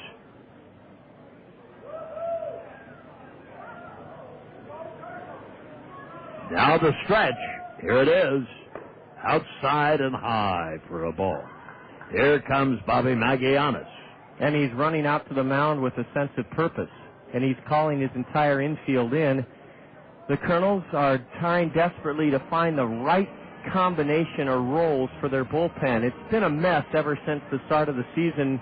It was precipitated by the injury to Mitch Arnold, and that moved Frederick Deloitte-Gacarni from the setup man to the closer. And ever since then, and then, of course, Deloitte-Gacarni was promoted to Rancho Cucamonga 2 weeks before the All-Star break. The Kernels are just strapped for relief pitching. We've dwelled on it. We've talked about it. And what you have to do is just, as Bobby has been quoted in some of Jeff Johnson's articles in the Gazette, you have to find guys who really believe in themselves and want to kind of step up and say, okay, guys, follow me. I'm the guy in the bullpen you can count on. And we just don't have that guy emerging yet. Now, that guy may emerge, or maybe somebody will join the ball club, but right now the bullpen is still a very, very shaky part of this ball club. Well, Casey Mutter has joined the team.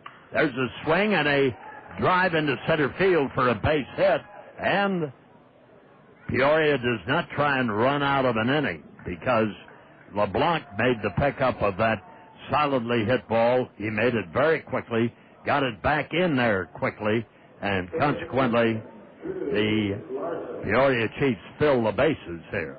With nobody out, and that's 6 straight Peoria batters who have reached against 2 different members of the Colonel bullpen corps. And there's still nobody out. No reason to send him, because with nobody out, you still have plenty of opportunity to get a bigger inning.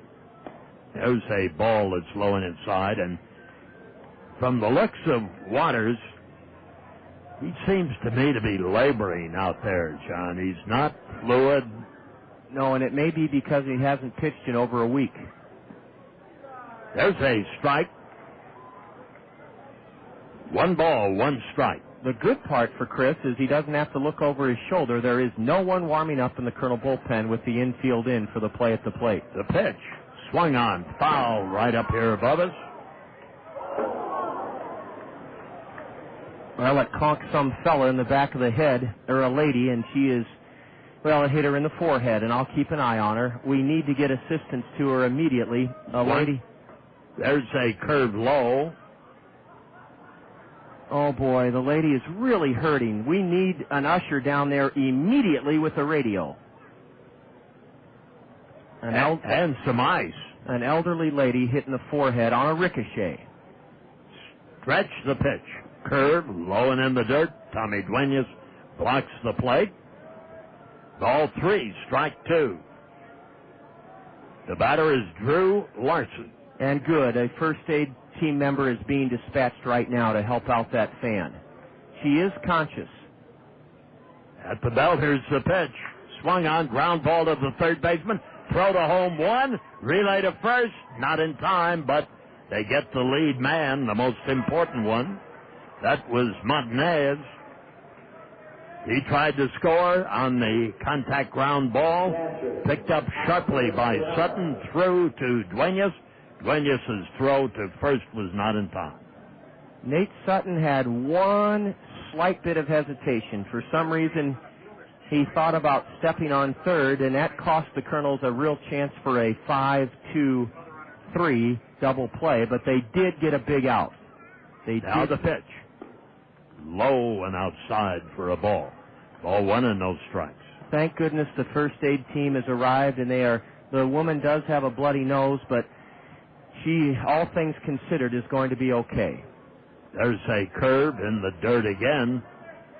Tommy's having to dig that ball out of the dirt continually. Ball 2, no strikes.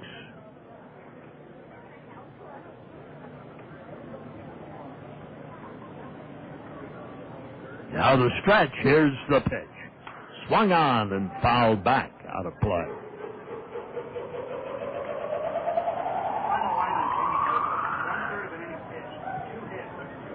Two balls and a strike. Oscar Bernard, the batter, and he looks at another ball that's low. 3 balls and a strike.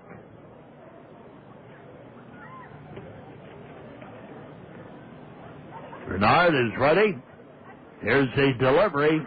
Swung on, and a fly ball is driven deep into center field. This will score a run.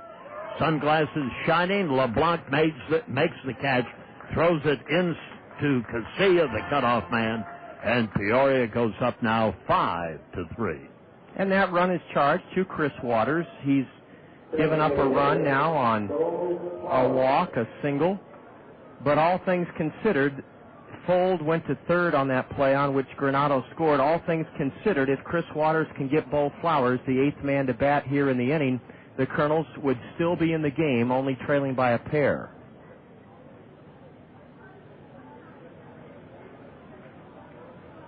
Peoria runners at first and third. Chiefs lead 5-3. Stretch, pitch. There's a swing at a ground ball to the shortstop. Flips it. Casilla to Ramos to retire the side. So, as all things were considered, it was not quite a disaster, but it was a quick turnaround of a 3-2 lead that becomes a 5-3 deficit at the end of 4.5 innings in a 7-inning ball game. So the Kernels come to bat to see if they can get on the board here. You're listening to Kernel Baseball in the Zone. I cannot see anyone but me. Baby, can't you see I know what's right for me? Don't tell me wrong from right. I know just what I like. Yeah, call me crazy, I don't care. 'Cause you're the joy all of my generation. They got their own understanding. I'm the shouting.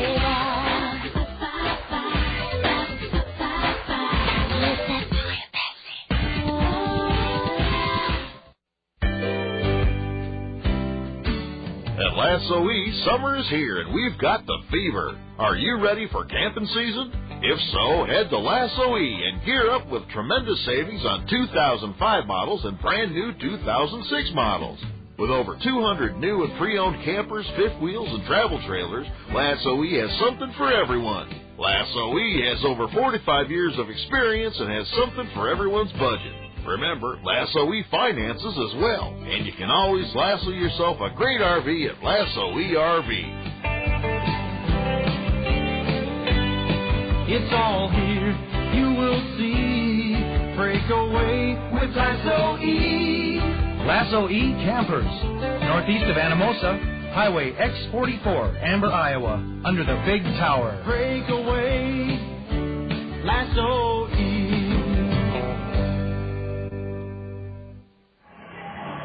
It'll be Sutton, LeBlanc, and Toussaint for the Cedar Rapids Kernels in the last half of the fifth inning.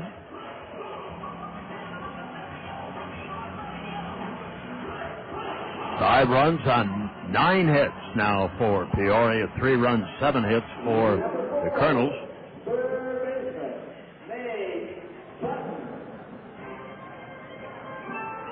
Against Walt Nolan, right-hander on in relief for Alfredo Polanco. Well, we said earlier that guys like Jamie Douglas and Chris Waters having a chance to make a difference in this game, and so too are 3 Kernels making their first starts of the second half. Sutton, Duenas, Ramos, and of course Josh LeBlanc getting his first start in game 1. So 4 Kernels playing for the first time in the second half. There's a ball high and outside.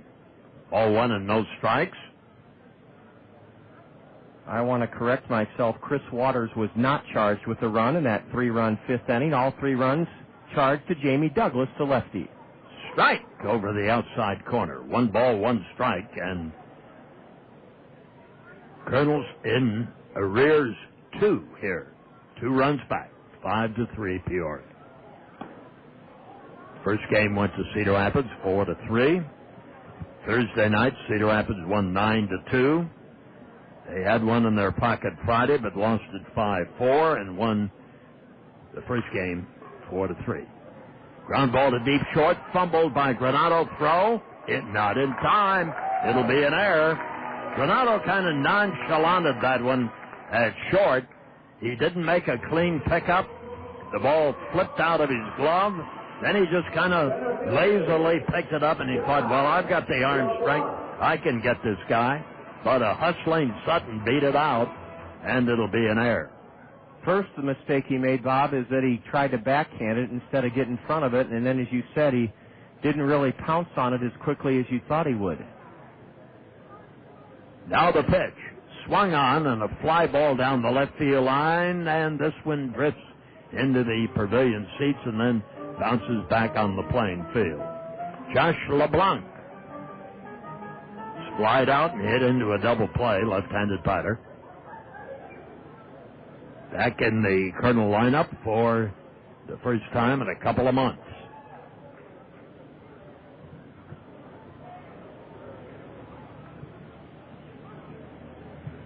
Now the stretch. Here's the pitch. Curve for a strike right over the heart of the plate. So it's strike 2 to Josh LeBlanc. Toussaint will be next. Renner leads at first. Now the look. Here it is. Strike 3, it's called. Fastball over the outside corner at 85 miles an hour. Well-placed pitch. Here is Drew Toussaint.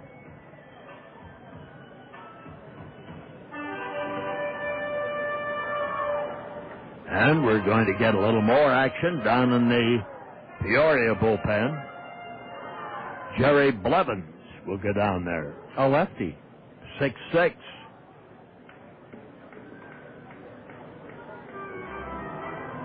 There's one night game in interleague play tonight, the New York Mets and the Yankees. Mets are going for a sweep in the Bronx. Stretch. Here's the pitch. There goes the runner. Ball drops outside. Here's the throw. Bounces away, goes into center field. Up running to third base is Sutton, and that'll be a stolen base and an error. So the Kernels still running on Peoria. And that error on the Chiefs is their second, the second charge to Oscar Bernard, the catcher.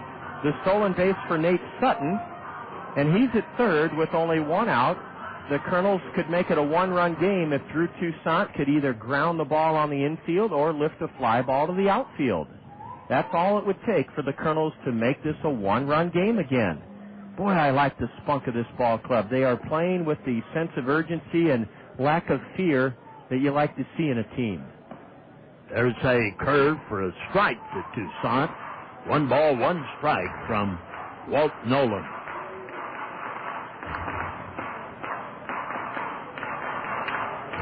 Runner at third for the Kernels, and here's the pitch. Curve for another called strike. Breaking ball at 74 miles an hour. So Toussaint steps out. He struck out in the first, hit a solo home run in the fourth inning. Now the stretch, one out. Here's the pitch. Inside, just inside. Ball two, strike two.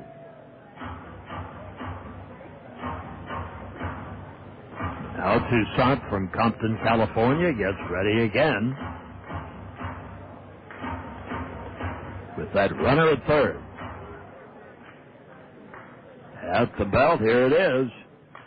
Swung on, and he popped him up down the right field line. It's in foul ground, chasing it. The first baseman can't get it. Now, there's one of those plays, Bob, that you can have fun pondering. If you're the Chiefs, do you wish that Drew Larson would have caught it for the second out of the inning? If he had, Sutton would have tagged and scored to make it a one-run game.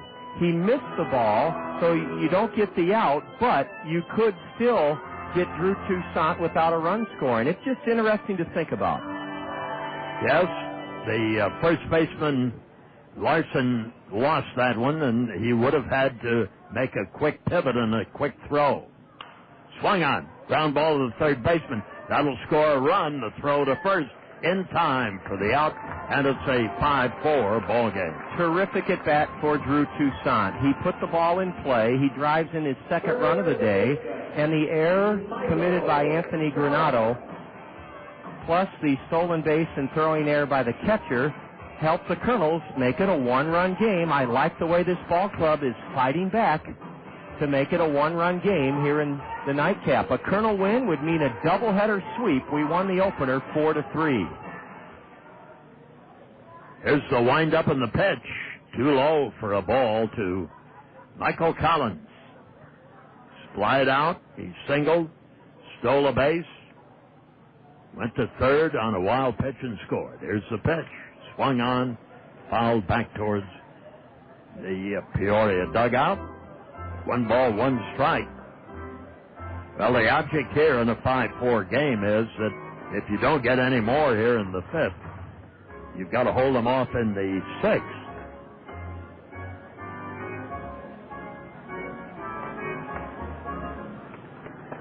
Now the wind-up, here it is. Curveball inside.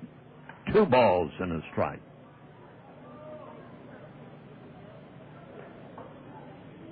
And we have a lot of finals coming in, so there's a ball that's low and outside. State Farm Insurance agents Dale Thompson, Gary Shubat, Lanny Peterson, and Al Shetler bringing us the State Farm Major League scoreboard. I knew there'd be plenty of finals by now. It's almost 7:30 on the East Coast and almost 4:30 on the West Coast. There's a swing and a high drive into right field, not deep enough. Harvey is there, and he makes the catch to retire the side. Collins flies to Harvey in right. But there was 1 run.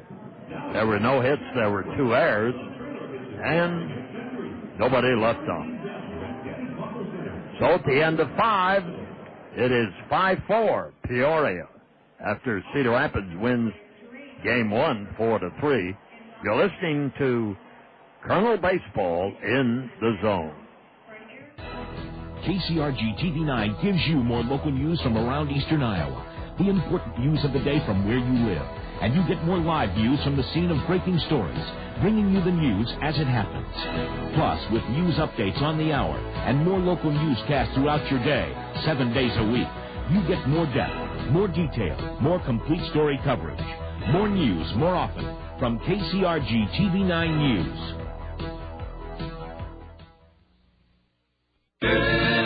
Freedom Festival presents Kirkwood Concert Weekend. There's action zones, food, fireworks, and great music.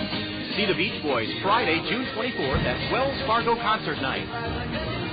Saturday, June 25th, attend Freedom Festival's 10th annual Patriotic Pops with Christian T. Meyer, music director, and special guest, the U.S. Marine Corps Band.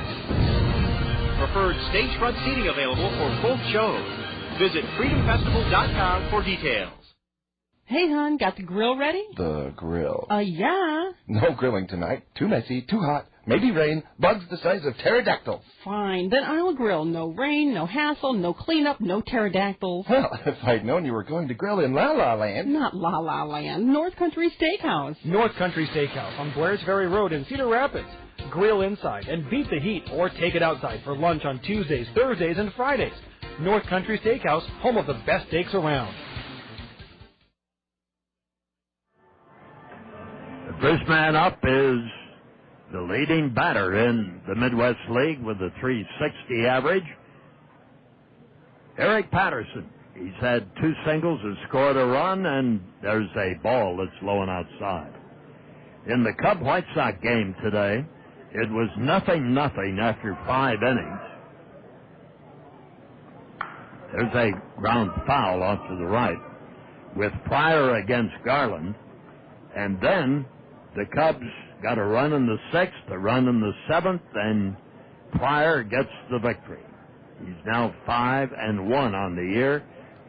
Corey Patterson, Eric's older brother, and the major leaguer, had his 11th home run. Strike right in there. That popped the catcher's mitt at 87 miles an hour. So the Cubs take the series 2-1. Eric Patterson now batting for Peoria. Here's the pitch. Tried to give him a curveball that really didn't curve. It's outside. Ball 2, strike 2. The L.A. Angels of Anaheim defeat the L.A. Dodgers of Dodgerville by the score of 5-3 today. Swing and a foul up into the roof area. And that's a sweep for the Angels. That's big for the Freeway Series. Oakland 16, San Francisco Zippo. Boston 12, Philadelphia 8, Minnesota 5, Milwaukee 2, Houston 3, Texas 2, Colorado 9, Kansas City 4. Swing and a miss by Eric Patterson. He strikes out for the 2nd time in this game. Nice job of pitching by Chris Waters, and that brings up Aaron Sisk, right-handed batter. Other finals: Cleveland defeating Cincinnati 4-3. Pittsburgh over St. Louis by the score of 5-4. Here's the pitch. Low and outside for a ball. Baltimore and Atlanta. Atlanta wins at 8-1. Toronto beats Washington 9-5. San Diego over Seattle 5-4. Here's the pitch. Swung on as some more pitchers go down the right field line for the Kernels. Nick Green. 1 ball, 1 strike, 1 out. Here it is 5-4 Peoria. And in the Arizona-Detroit game, Arizona in the last half of the 8th leads at 13-5. This one is inside off the plate. 2 balls and a strike to the right-handed batter, Aaron Sisk. He's had 1 for 3 in this 2nd game and has scored a run. Wind up by Waters, the pitch. Swung on and missed. We go to 2-2. Ball 2 and strike 2. Sisk had, well, for the day, he has had 3 hits. 2 in the first game. The game you'll hear tonight will join it in progress from Yankee Stadium here in the zone, the Mets and the Bombers. The motion, here's the pitch. Swung on, ground ball to the shortstop. In is Casilla, the throw. He is out to gone. It seems as though Chris Waters has found that rhythm and fluidity that you noted at first, Bob, that he lacked. He's really better, doesn't he? Yes, he does.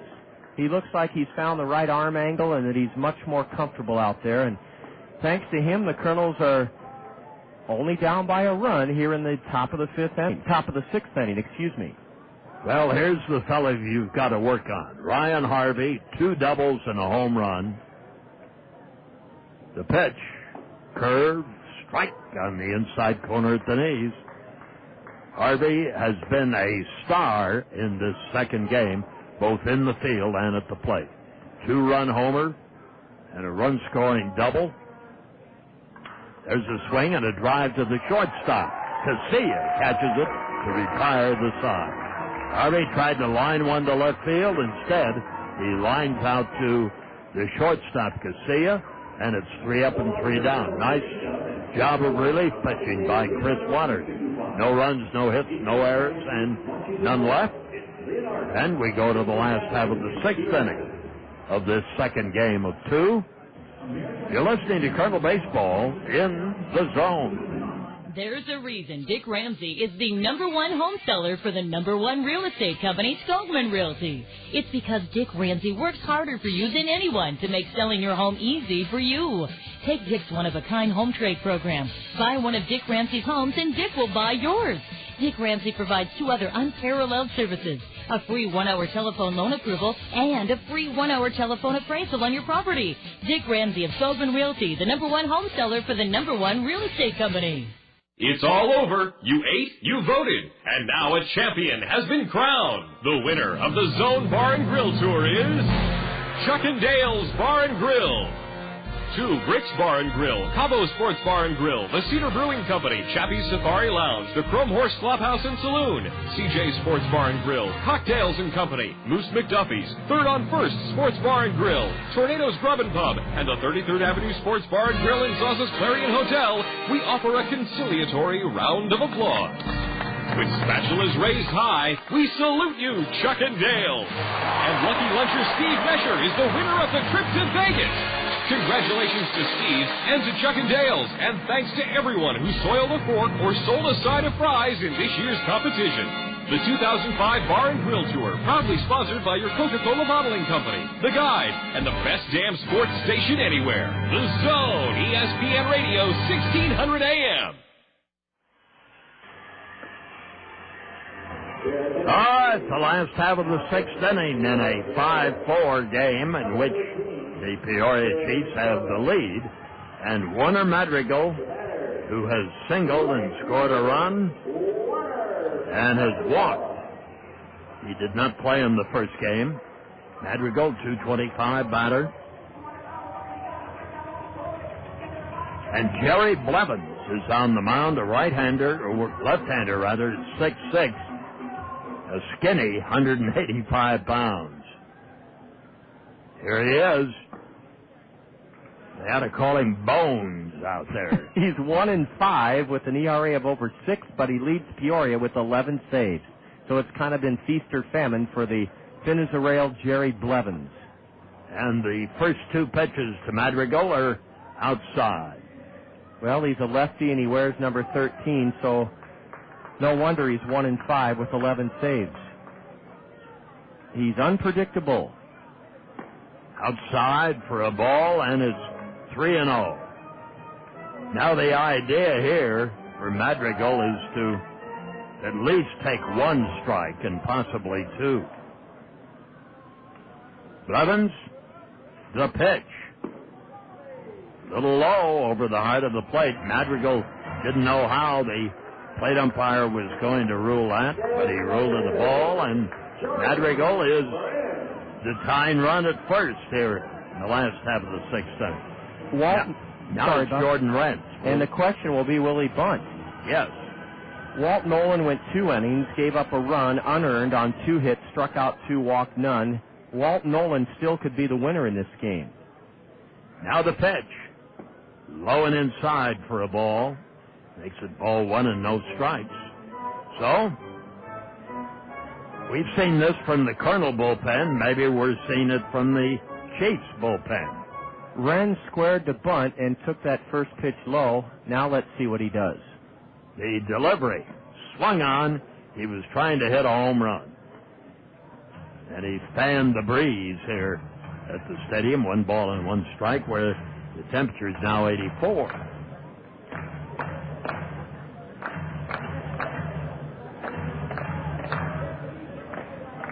Runner at first. The check and the pitch. Bunted between the mound and home plate. Pickup by Blevins. Only throw is to first, and the sacrifice worked. Well executed by the Kernels. Ball was between the mound and the third base line, and Blevins picked and threw. And Bob, yes, I have tended to jump on the Kernels when they don't execute fundamentals, and that was an outstanding bunt by Jordan Renz, who gets the tying run to second for Tommy Duenas. When a guy does something good like that, he deserves the utmost commendation. And Jordan Renz, we salute you. That was a very good bunt. Here's the pitch. There's a swing and a high fly ball down the left field line. There's a play on it, and the three couldn't get to it. Ball dropped just right in front of the railing, in front of the grassy berm down the left field line. Montiez came over. Granado went over. Sisk went over, but none of them could get to the ball. It was hit in a very, very difficult area. So, it reminded me, Bob, of the Steve Bartman area where Moises Alou went over to the brick-covered wall in Wrigley Field 3 years ago, and Bartman took that foul ball away. There was no fan down there to interfere with it, but it kind of reminded me of that. Madrigal at second, and the batter, Tommy Duenas, gets another opportunity with the count of strike one. Now the pitch. Swung on. Line drive. Caught by the shortstop, Granado. Line drive was rising. He got good wood on it, but Granado is a tall shortstop at over 6 feet, and he got it easily. That's a tough break. Tommy hit it right on the nose, and lines out. I don't think Madrigal would have scored unless it would have gone in the alley, and that saves Jerry Blevins from giving up the tying run here in the 6th inning. Here is Jason Ramos swinging and fouling back. Only a 158 batter. He flied out to center field, and then he singled and stole second, that in the 4th inning. Last half of the 6th, 5-4, Peoria. Blevins, cagey left-hander, swings, and the batter fouls the ball back. Ramos.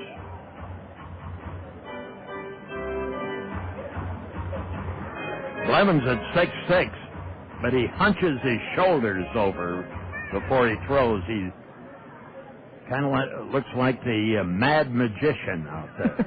Here's the pitch. Slow curve for a called strike three. Gave him a 68-mile-an-hour changeup, and Ramos is called out on strike. Ma, they're curving me here. There were no runs, there were no hits, there were no errors, and one man left on. So the Kernels have had some opportunity with runners in scoring position, but they also have not been able to convert. You're listening to Kernel Baseball in the Zone. 1 hour photo, speed dating, DSL for your computer. Everyone's in a hurry these days. Your professional Pekin insurance agent, Scott Draper of Sheets Forest Draper and Marion, doesn't hurry when it comes to helping you with your insurance needs. Scott will gladly sit down with you and outline a solid insurance program just right for you and your budget. Auto, home, business, life, and health. Scott Draper, your hometown Pekin insurance professional in Marion, will give you the responsive, personal, unhurried service you deserve. Knowing who you are is important. At Kirkwood Community College, we know who we are. We are accessibility. We are quality. We are opportunity. We are community. Who are you? We can help you learn. Kirkwood.edu. So how much horsepower is in your Sierra heavy-duty pickup? Oh, it's not just horsepower. It's torque, too. What's so special about torque? Torque pulls you out of a ditch. Torque drives you up a mountain with a load of pipe.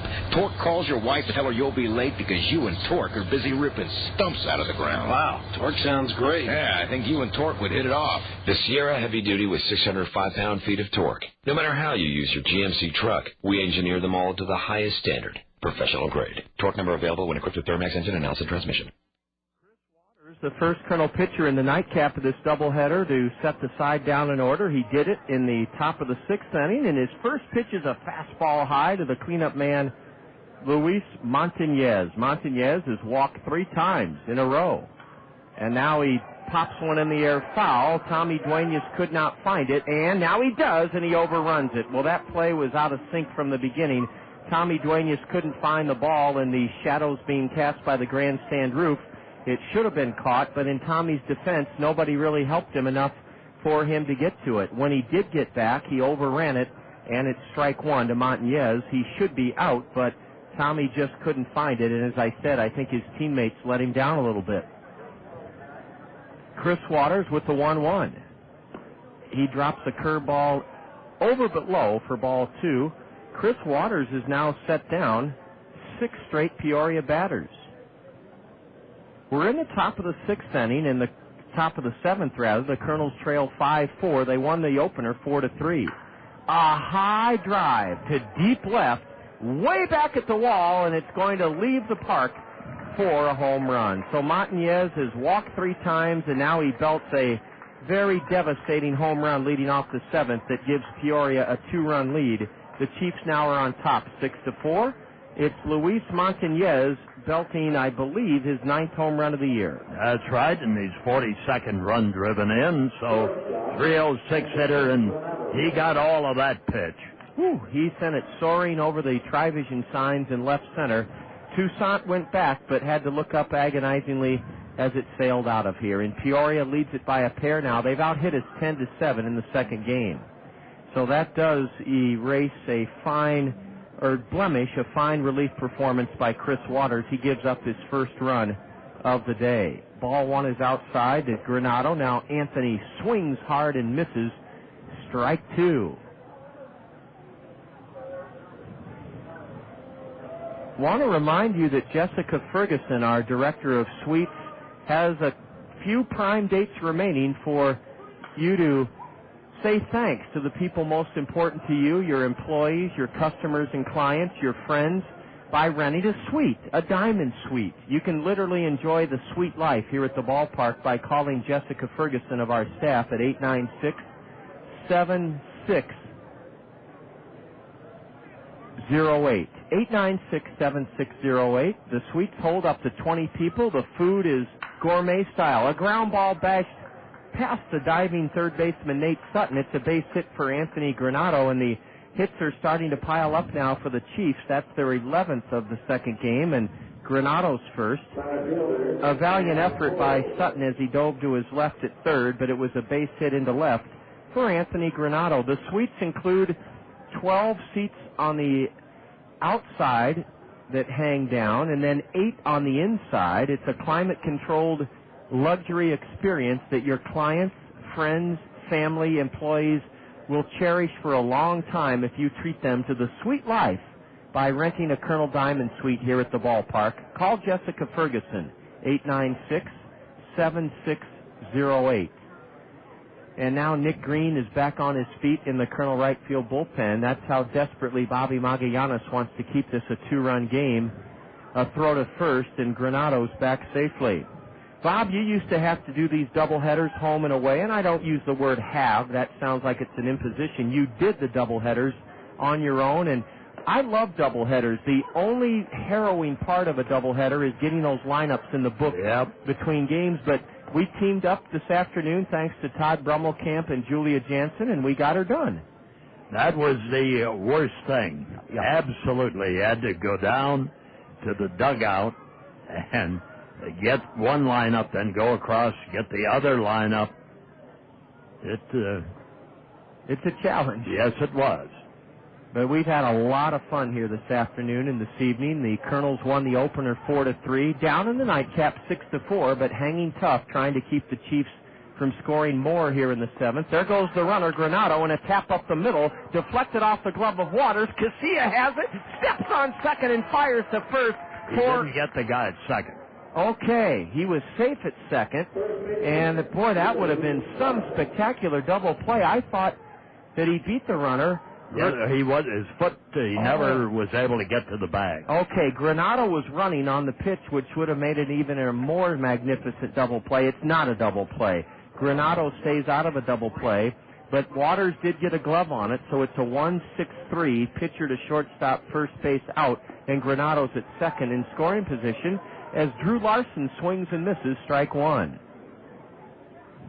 6-4 in favor of the Chiefs. We're in the top of the seventh inning in a 7-inning nightcap. A breaking pitch is in for a strike called.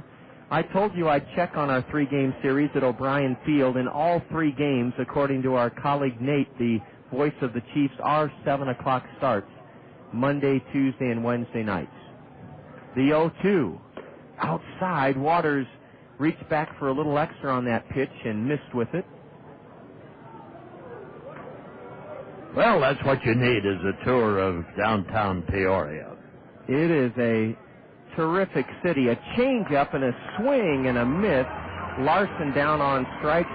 A lot of you folks during the days of theater and vaudeville, before television, and even really before some of the great radio shows, there's a saying, yes, but will it play in Peoria?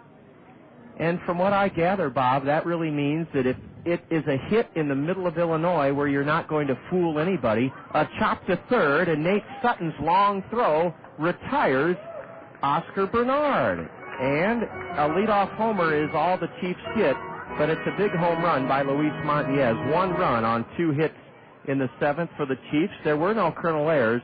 Peoria leaves a runner. They've left 8.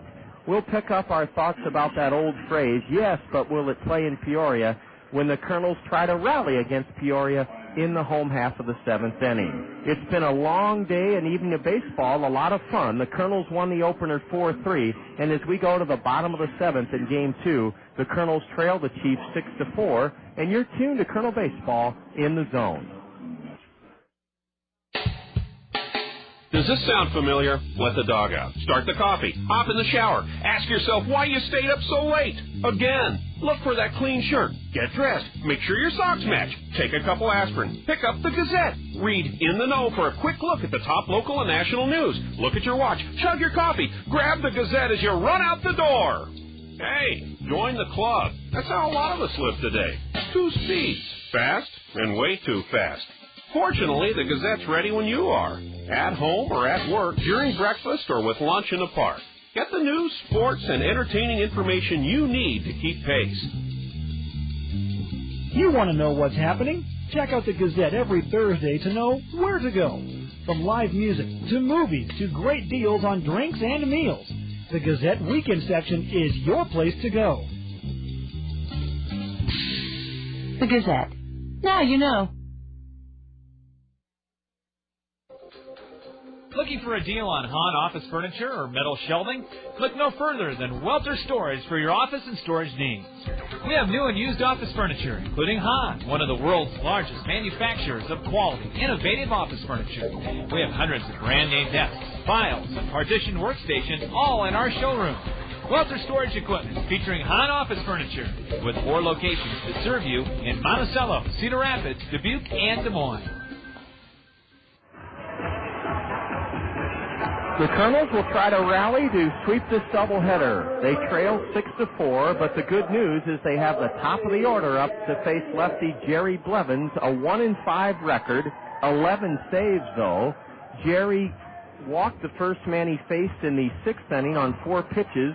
The Kernels bunted Madrigal to second, but he was stranded there. A home run by Luis Montañez in the top of the 7th inning has given the Chiefs a 2-run lead, and the first pitch is high and away to switch hitter Alexi Casilla. Alexi reached on an infield single in the first, walked in the 3rd, and then singled in the 4th, so he's been perfect at the dish this afternoon in Game 2. Ball 2, high and outside from the gangly, wiry lefty Jerry Blevins. Will it play in Peoria, Bob? That must have been, that phrase may have been coined during the vaudeville days. Yes, I'm sure. Yes, that's where it started. And it's basically it's saying you're not going to fool somebody in Peoria. You're not going to razzle-dazzle them. If they like it, it will probably be a hit in bigger cities. Thus, Peoria kind of served as a testing ground for vaudeville plays. Strike 1 called, as this crowd is still into the game, 2,830, and they see Alexi Casilla take a strike. Alexi's trying to reach for the fourth time in this game to start the seventh inning. He powders one deep and foul into the Papa John's Plaza section down the right field line, and now the count's full to the Colonel switch-hitting leadoff batter, shortstop Alexi Casilla.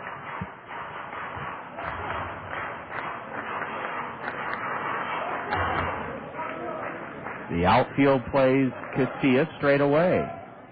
Blevins deals, and a fly ball into center chases Sam Fuld back in front of the warning track. Fuld is there and has it. Sam Fuld has now recorded his fifth putout of the afternoon, or at least in the second game, and that's a big out for Jerry Blevins. He was behind 3-0. Well, Casilla, too, swung at a ball. It was high, wasn't it? Yes. Alexi just... He would have been on, but it was too good to let up on. Just too tough to lay off that letter-high fastball. Now Nate Sutton will have to face the southpaw Blevins, who fires a strike called. Peoria is within 2 outs of a split in this doubleheader. The Kernels, meanwhile, are trying to rally and sweep the Chiefs, but they need a runner to have a chance. Here's a drag bunt attempt by Nate Sutton, and he bunts it hard and foul up to the first base coach, Justin Bachman. That probably would have been a good thing for Casilla to do. Alexi, ahead 3-0, was unable to reach base for the fourth straight time in this doubleheader game 2. The 0-2 to Nate.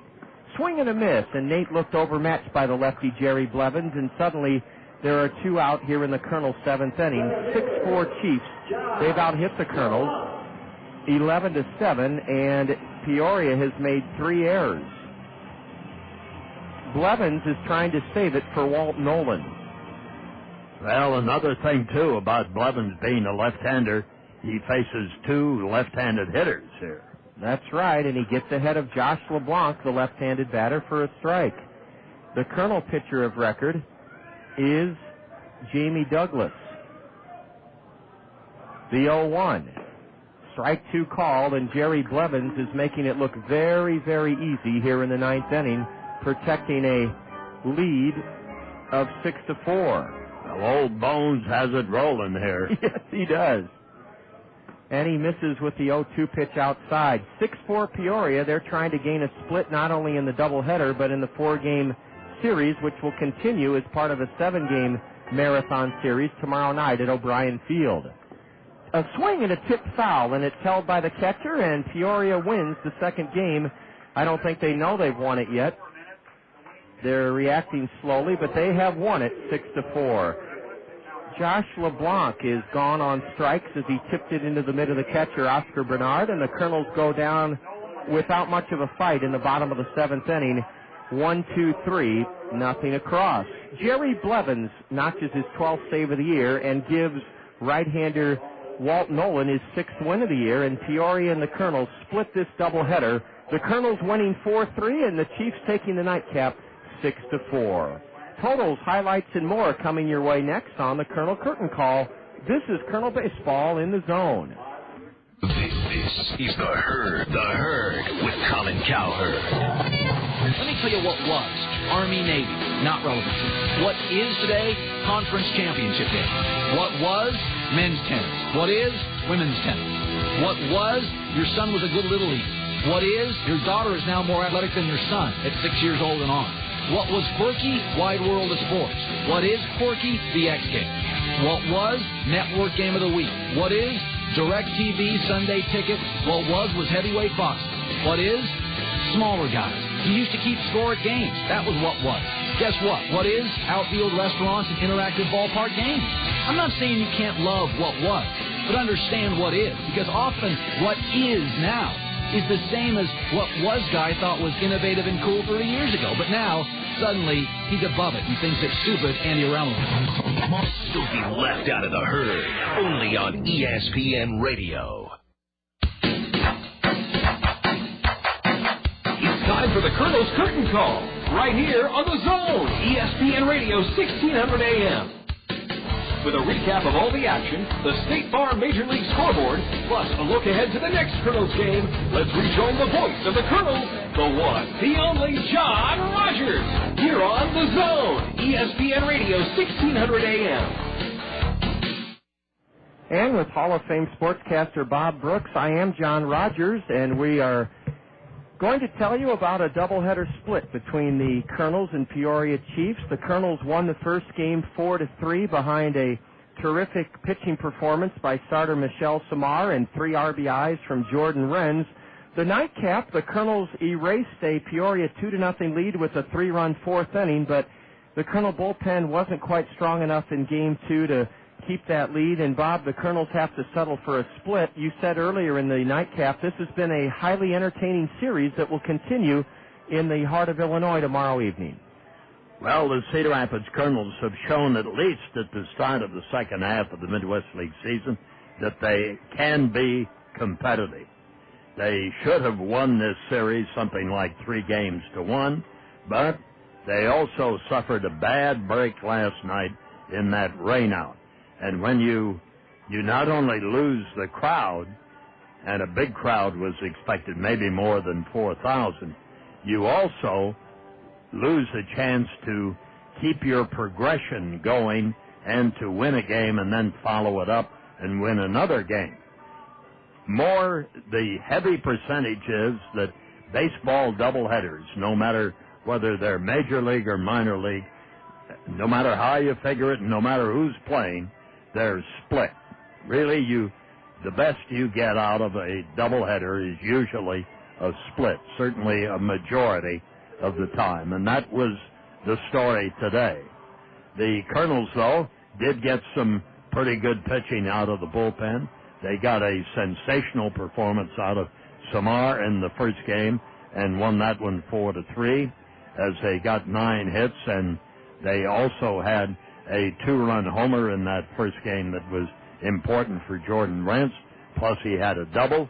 In the second game, there was too much of Ryan Harvey. 2 doubles and a 2-run homer, and that was enough to give the Peoria Chiefs the win, and they got an insurance homer from Montanez, that in the top half of the 7th inning. So a split it was, and a split of the series it was. Now the opportunity to win 2 out of 3 comes up on the road in Peoria, and that's the next test of the second half to see if this club can win important games on the road. They stand at 2-2 at the start of the second half, which gives them at least a cushion of competing and doing better in the second half than they did with that last place finish in the first half. But again, a great deal of the pressure will come forward on what the bullpen can do and to make it a successful second half. Here's the final line score in the second game, a Peoria 6-4 win. The Chiefs had 6 runs, 11 hits, 3 errors. They stranded 8. The Kernels 4 runs, 7 hits, no errors. We left 6 aboard. The winner out of the bullpen for the Chiefs is Walt Nolan. He's now 6-2. The Kernel loser, lefty Jamie Douglas, is 1-2, and a save goes to Jerry Blevins, the thin as a rail lefty, his 12th save of the year. The second game took 2 hours and 35 minutes, and there were 2,830 here this afternoon and this evening to enjoy the doubleheader. We'll be back in a moment, and it'll be Bob's call on the Access Direct play of the game, a Kernel 3-run fourth inning that gave the Kernels a short lead in the nightcap. We'll have that Access Direct play of the game when we return here in the Zone. I'm Dave Shea. For 35 years, I was news anchor for Channel 2. Now, with gas prices at $2 a gallon, check out Randy Kill Honda and save with great fuel mileage on all Hondas in stock. The safest family sedan, the Honda Accord, will definitely save the family pocketbook with 34 miles to the gallon. Get even better mileage with a compact Civic, getting you there at 38 miles to the gallon. Or check the amazing fuel mileage of the Honda Civic Hybrid, 48 miles to the gallon, and that's in city driving. Randy Kill Honda has a large selection of pre-owned Hondas, too, all with exceptional fuel mileage. Check them out at www.randykill.com. Also, Randy Keel offers a 7-year, 100,000-mile confidence guarantee on new vehicles. You can take my word for it, but you may also want to talk with other Honda owners. They're people you know, your friends, your neighbors, maybe even your relatives. I'm saving on gas prices by driving my Honda, and you can too. See Randy Keel Honda on Center Point Road, Northeast. Welcome back to Veterans Memorial Stadium, a long afternoon of baseball that started at 1:40, and here it is a little bit past 7 o'clock. Remember, here in the zone, we'll be picking up the action in the Bronx to see if the Mets can sweep the Yankees. That's the ESPN Sunday night baseball game here in the zone. Here at the ballpark, the Kernels won the opener 4-3 behind Michel Simard, and then dropped the nightcap 6-4 as Peoria and the Kernels split a twin bill. Time now to enjoy our Access Direct play of the game. Access Direct is undergoing a hiring initiative right now, and they're looking for team players, perhaps you. You can learn about the marvelous career and job opportunities at Access Direct by logging on to their website at www.accdir.com. That's www.accdir.com. Or you can call Access Direct at 261-0260. They have full and part-time schedules. You can wear whatever you want. It's a casual dress code. It's a fun, friendly atmosphere in which to work at Access Direct. Plus, the benefits are just splendid. Medical, dental, vision insurance, a 401k savings plan, and an $8.50 an hour starting wage. It all adds up to be a wonderful opportunity for you to work at Access Direct. The Kernels trailed this second game of the doubleheader 2-0 going into the fourth inning. Drew Toussaint led off against Alfredo Polanco by belting his 9th home run of the year to make it 2-1. Michael Collins followed with an infield single. He stole second, went to third on a wild pitch, and then Warner Madrigal ripped a single into left field to drive in Collins, and it was a 2-2 game. With 2 out, Madrigal advanced to second on a wild pitch. He went to third on a tap to the left side by Jordan Renz. So Madrigal was at third with 2 out, and Jason Ramos came to the plate with a chance to give the Kernels the lead. He was batting against Walt Nolan, a relief pitcher, and here is our Access Direct play of the game. Madrigal still basking in the sun at third. Pitch, swung on, tap towards the mound. Pitcher can't pick it up, throws. He is safe at first. The lead run scores, and I would think that would be an error on the pitcher, but we'll wait and see what they call. It was one of those little choppers we've been talking about. It had a lot of spin on it, and Nolan tried to pick it up barehanded, fumbled it. Then he reached for it again, and by that time, in a little backhand throw, it was too late. It was too late, and Ramos was credited with an RBI infield single that gave the Kernels a short-lived 3-2 lead. The infield single by Ramos capped the Kernel 3-run fourth inning, and we chose it as our Access Direct play of the game. Up next, our final segment of the Kernel Curtain Call. Kernel broadcast assistant Julia Jansen's going to take a complete look at everything, and everything should be final by now. 6-4 Peoria as they gain a split in this doubleheader. The Kernels won the opener 4-3. Back in a moment with all the scores on the State Farm Major League scoreboard here in the zone. It's summertime, summertime, summertime. Yes, it's summertime, when everybody wants to have fun. But there are still chores to be done. One of those chores, of course, mowing the yard. Your friends at Cedar Rapids Solid Waste and Recycling recommend using a mulching mower. It saves time. Bagging takes longer, and saves money by restoring natural nutrients to your lawn, reducing the need to use expensive fertilizers. Grass cycling gives you a healthier lawn, reduces yard waste, and saves landfill space. When you need group transportation, there is only one name you need to remember. That name is Tri-State Travel, transportation provider for the Cedar Rapids Kernels and hundreds of other schools, organizations, and associations in the Cedar Rapids, Iowa City, and Waterloo area. Check our unblemished safety record, compare our pricing, and then climb aboard one of Tri-State Travel's modern deluxe motor coaches and experience our award-winning service. Tri-State Travel, the leader in motor coach group transportation. Well, before we join the ESPN broadcast team at Yankee Stadium for the Mets and Yankees, everything is final except for that game on the State Farm Major League scoreboard. And it's brought to you for the 10th year in a row by State Farm insurance agents Gary Schubat, Lanny Peterson, Al Shetler, and Dale Thompson. Julia, it's as full as it ever gets, and let's have it. All right, lots of games today. We're starting off Interleague and the American League over at the Great American Ballpark. Cleveland trimmed Cincinnati 4-3. At Dolphin Stadium, Tampa Bay bowed to Florida 1-0. Chicago Cubs edged the Chicago White Sox 2-0. Over at Angel Stadium, the Los Angeles Angels of Anaheim topped the Los Angeles Dodgers 5-3. At McAfee Coliseum, Oakland bombed San Francisco 16-0. Then turning over to the National League, the game over there is at Busch Stadium. Pittsburgh nipped St. Louis 5-4 in 10 innings. Interleague at the National League at Turner Field in Atlanta. The Braves crushed Baltimore 8-1. Over at RFK Stadium, Toronto tamed Washington 9-5. Boston topped Philadelphia 12-8. Over at Miller Park, Minnesota beat Milwaukee 5-2. Down in Houston, the Astros nipped Texas 3-2. And in Denver right now, Colorado whipped Kansas City 9-4. Over at Petco Park, San Diego trimmed Seattle 5-4. And at Bank One Ballpark, Arizona trampled Detroit 13-7. Boy, what a full slate of games, and that does it for interleague play until the World Series. Remember, the Big League All-Star Game determines who gets the home field advantage in the Fall Classic, so that'll be coming up in just a little bit.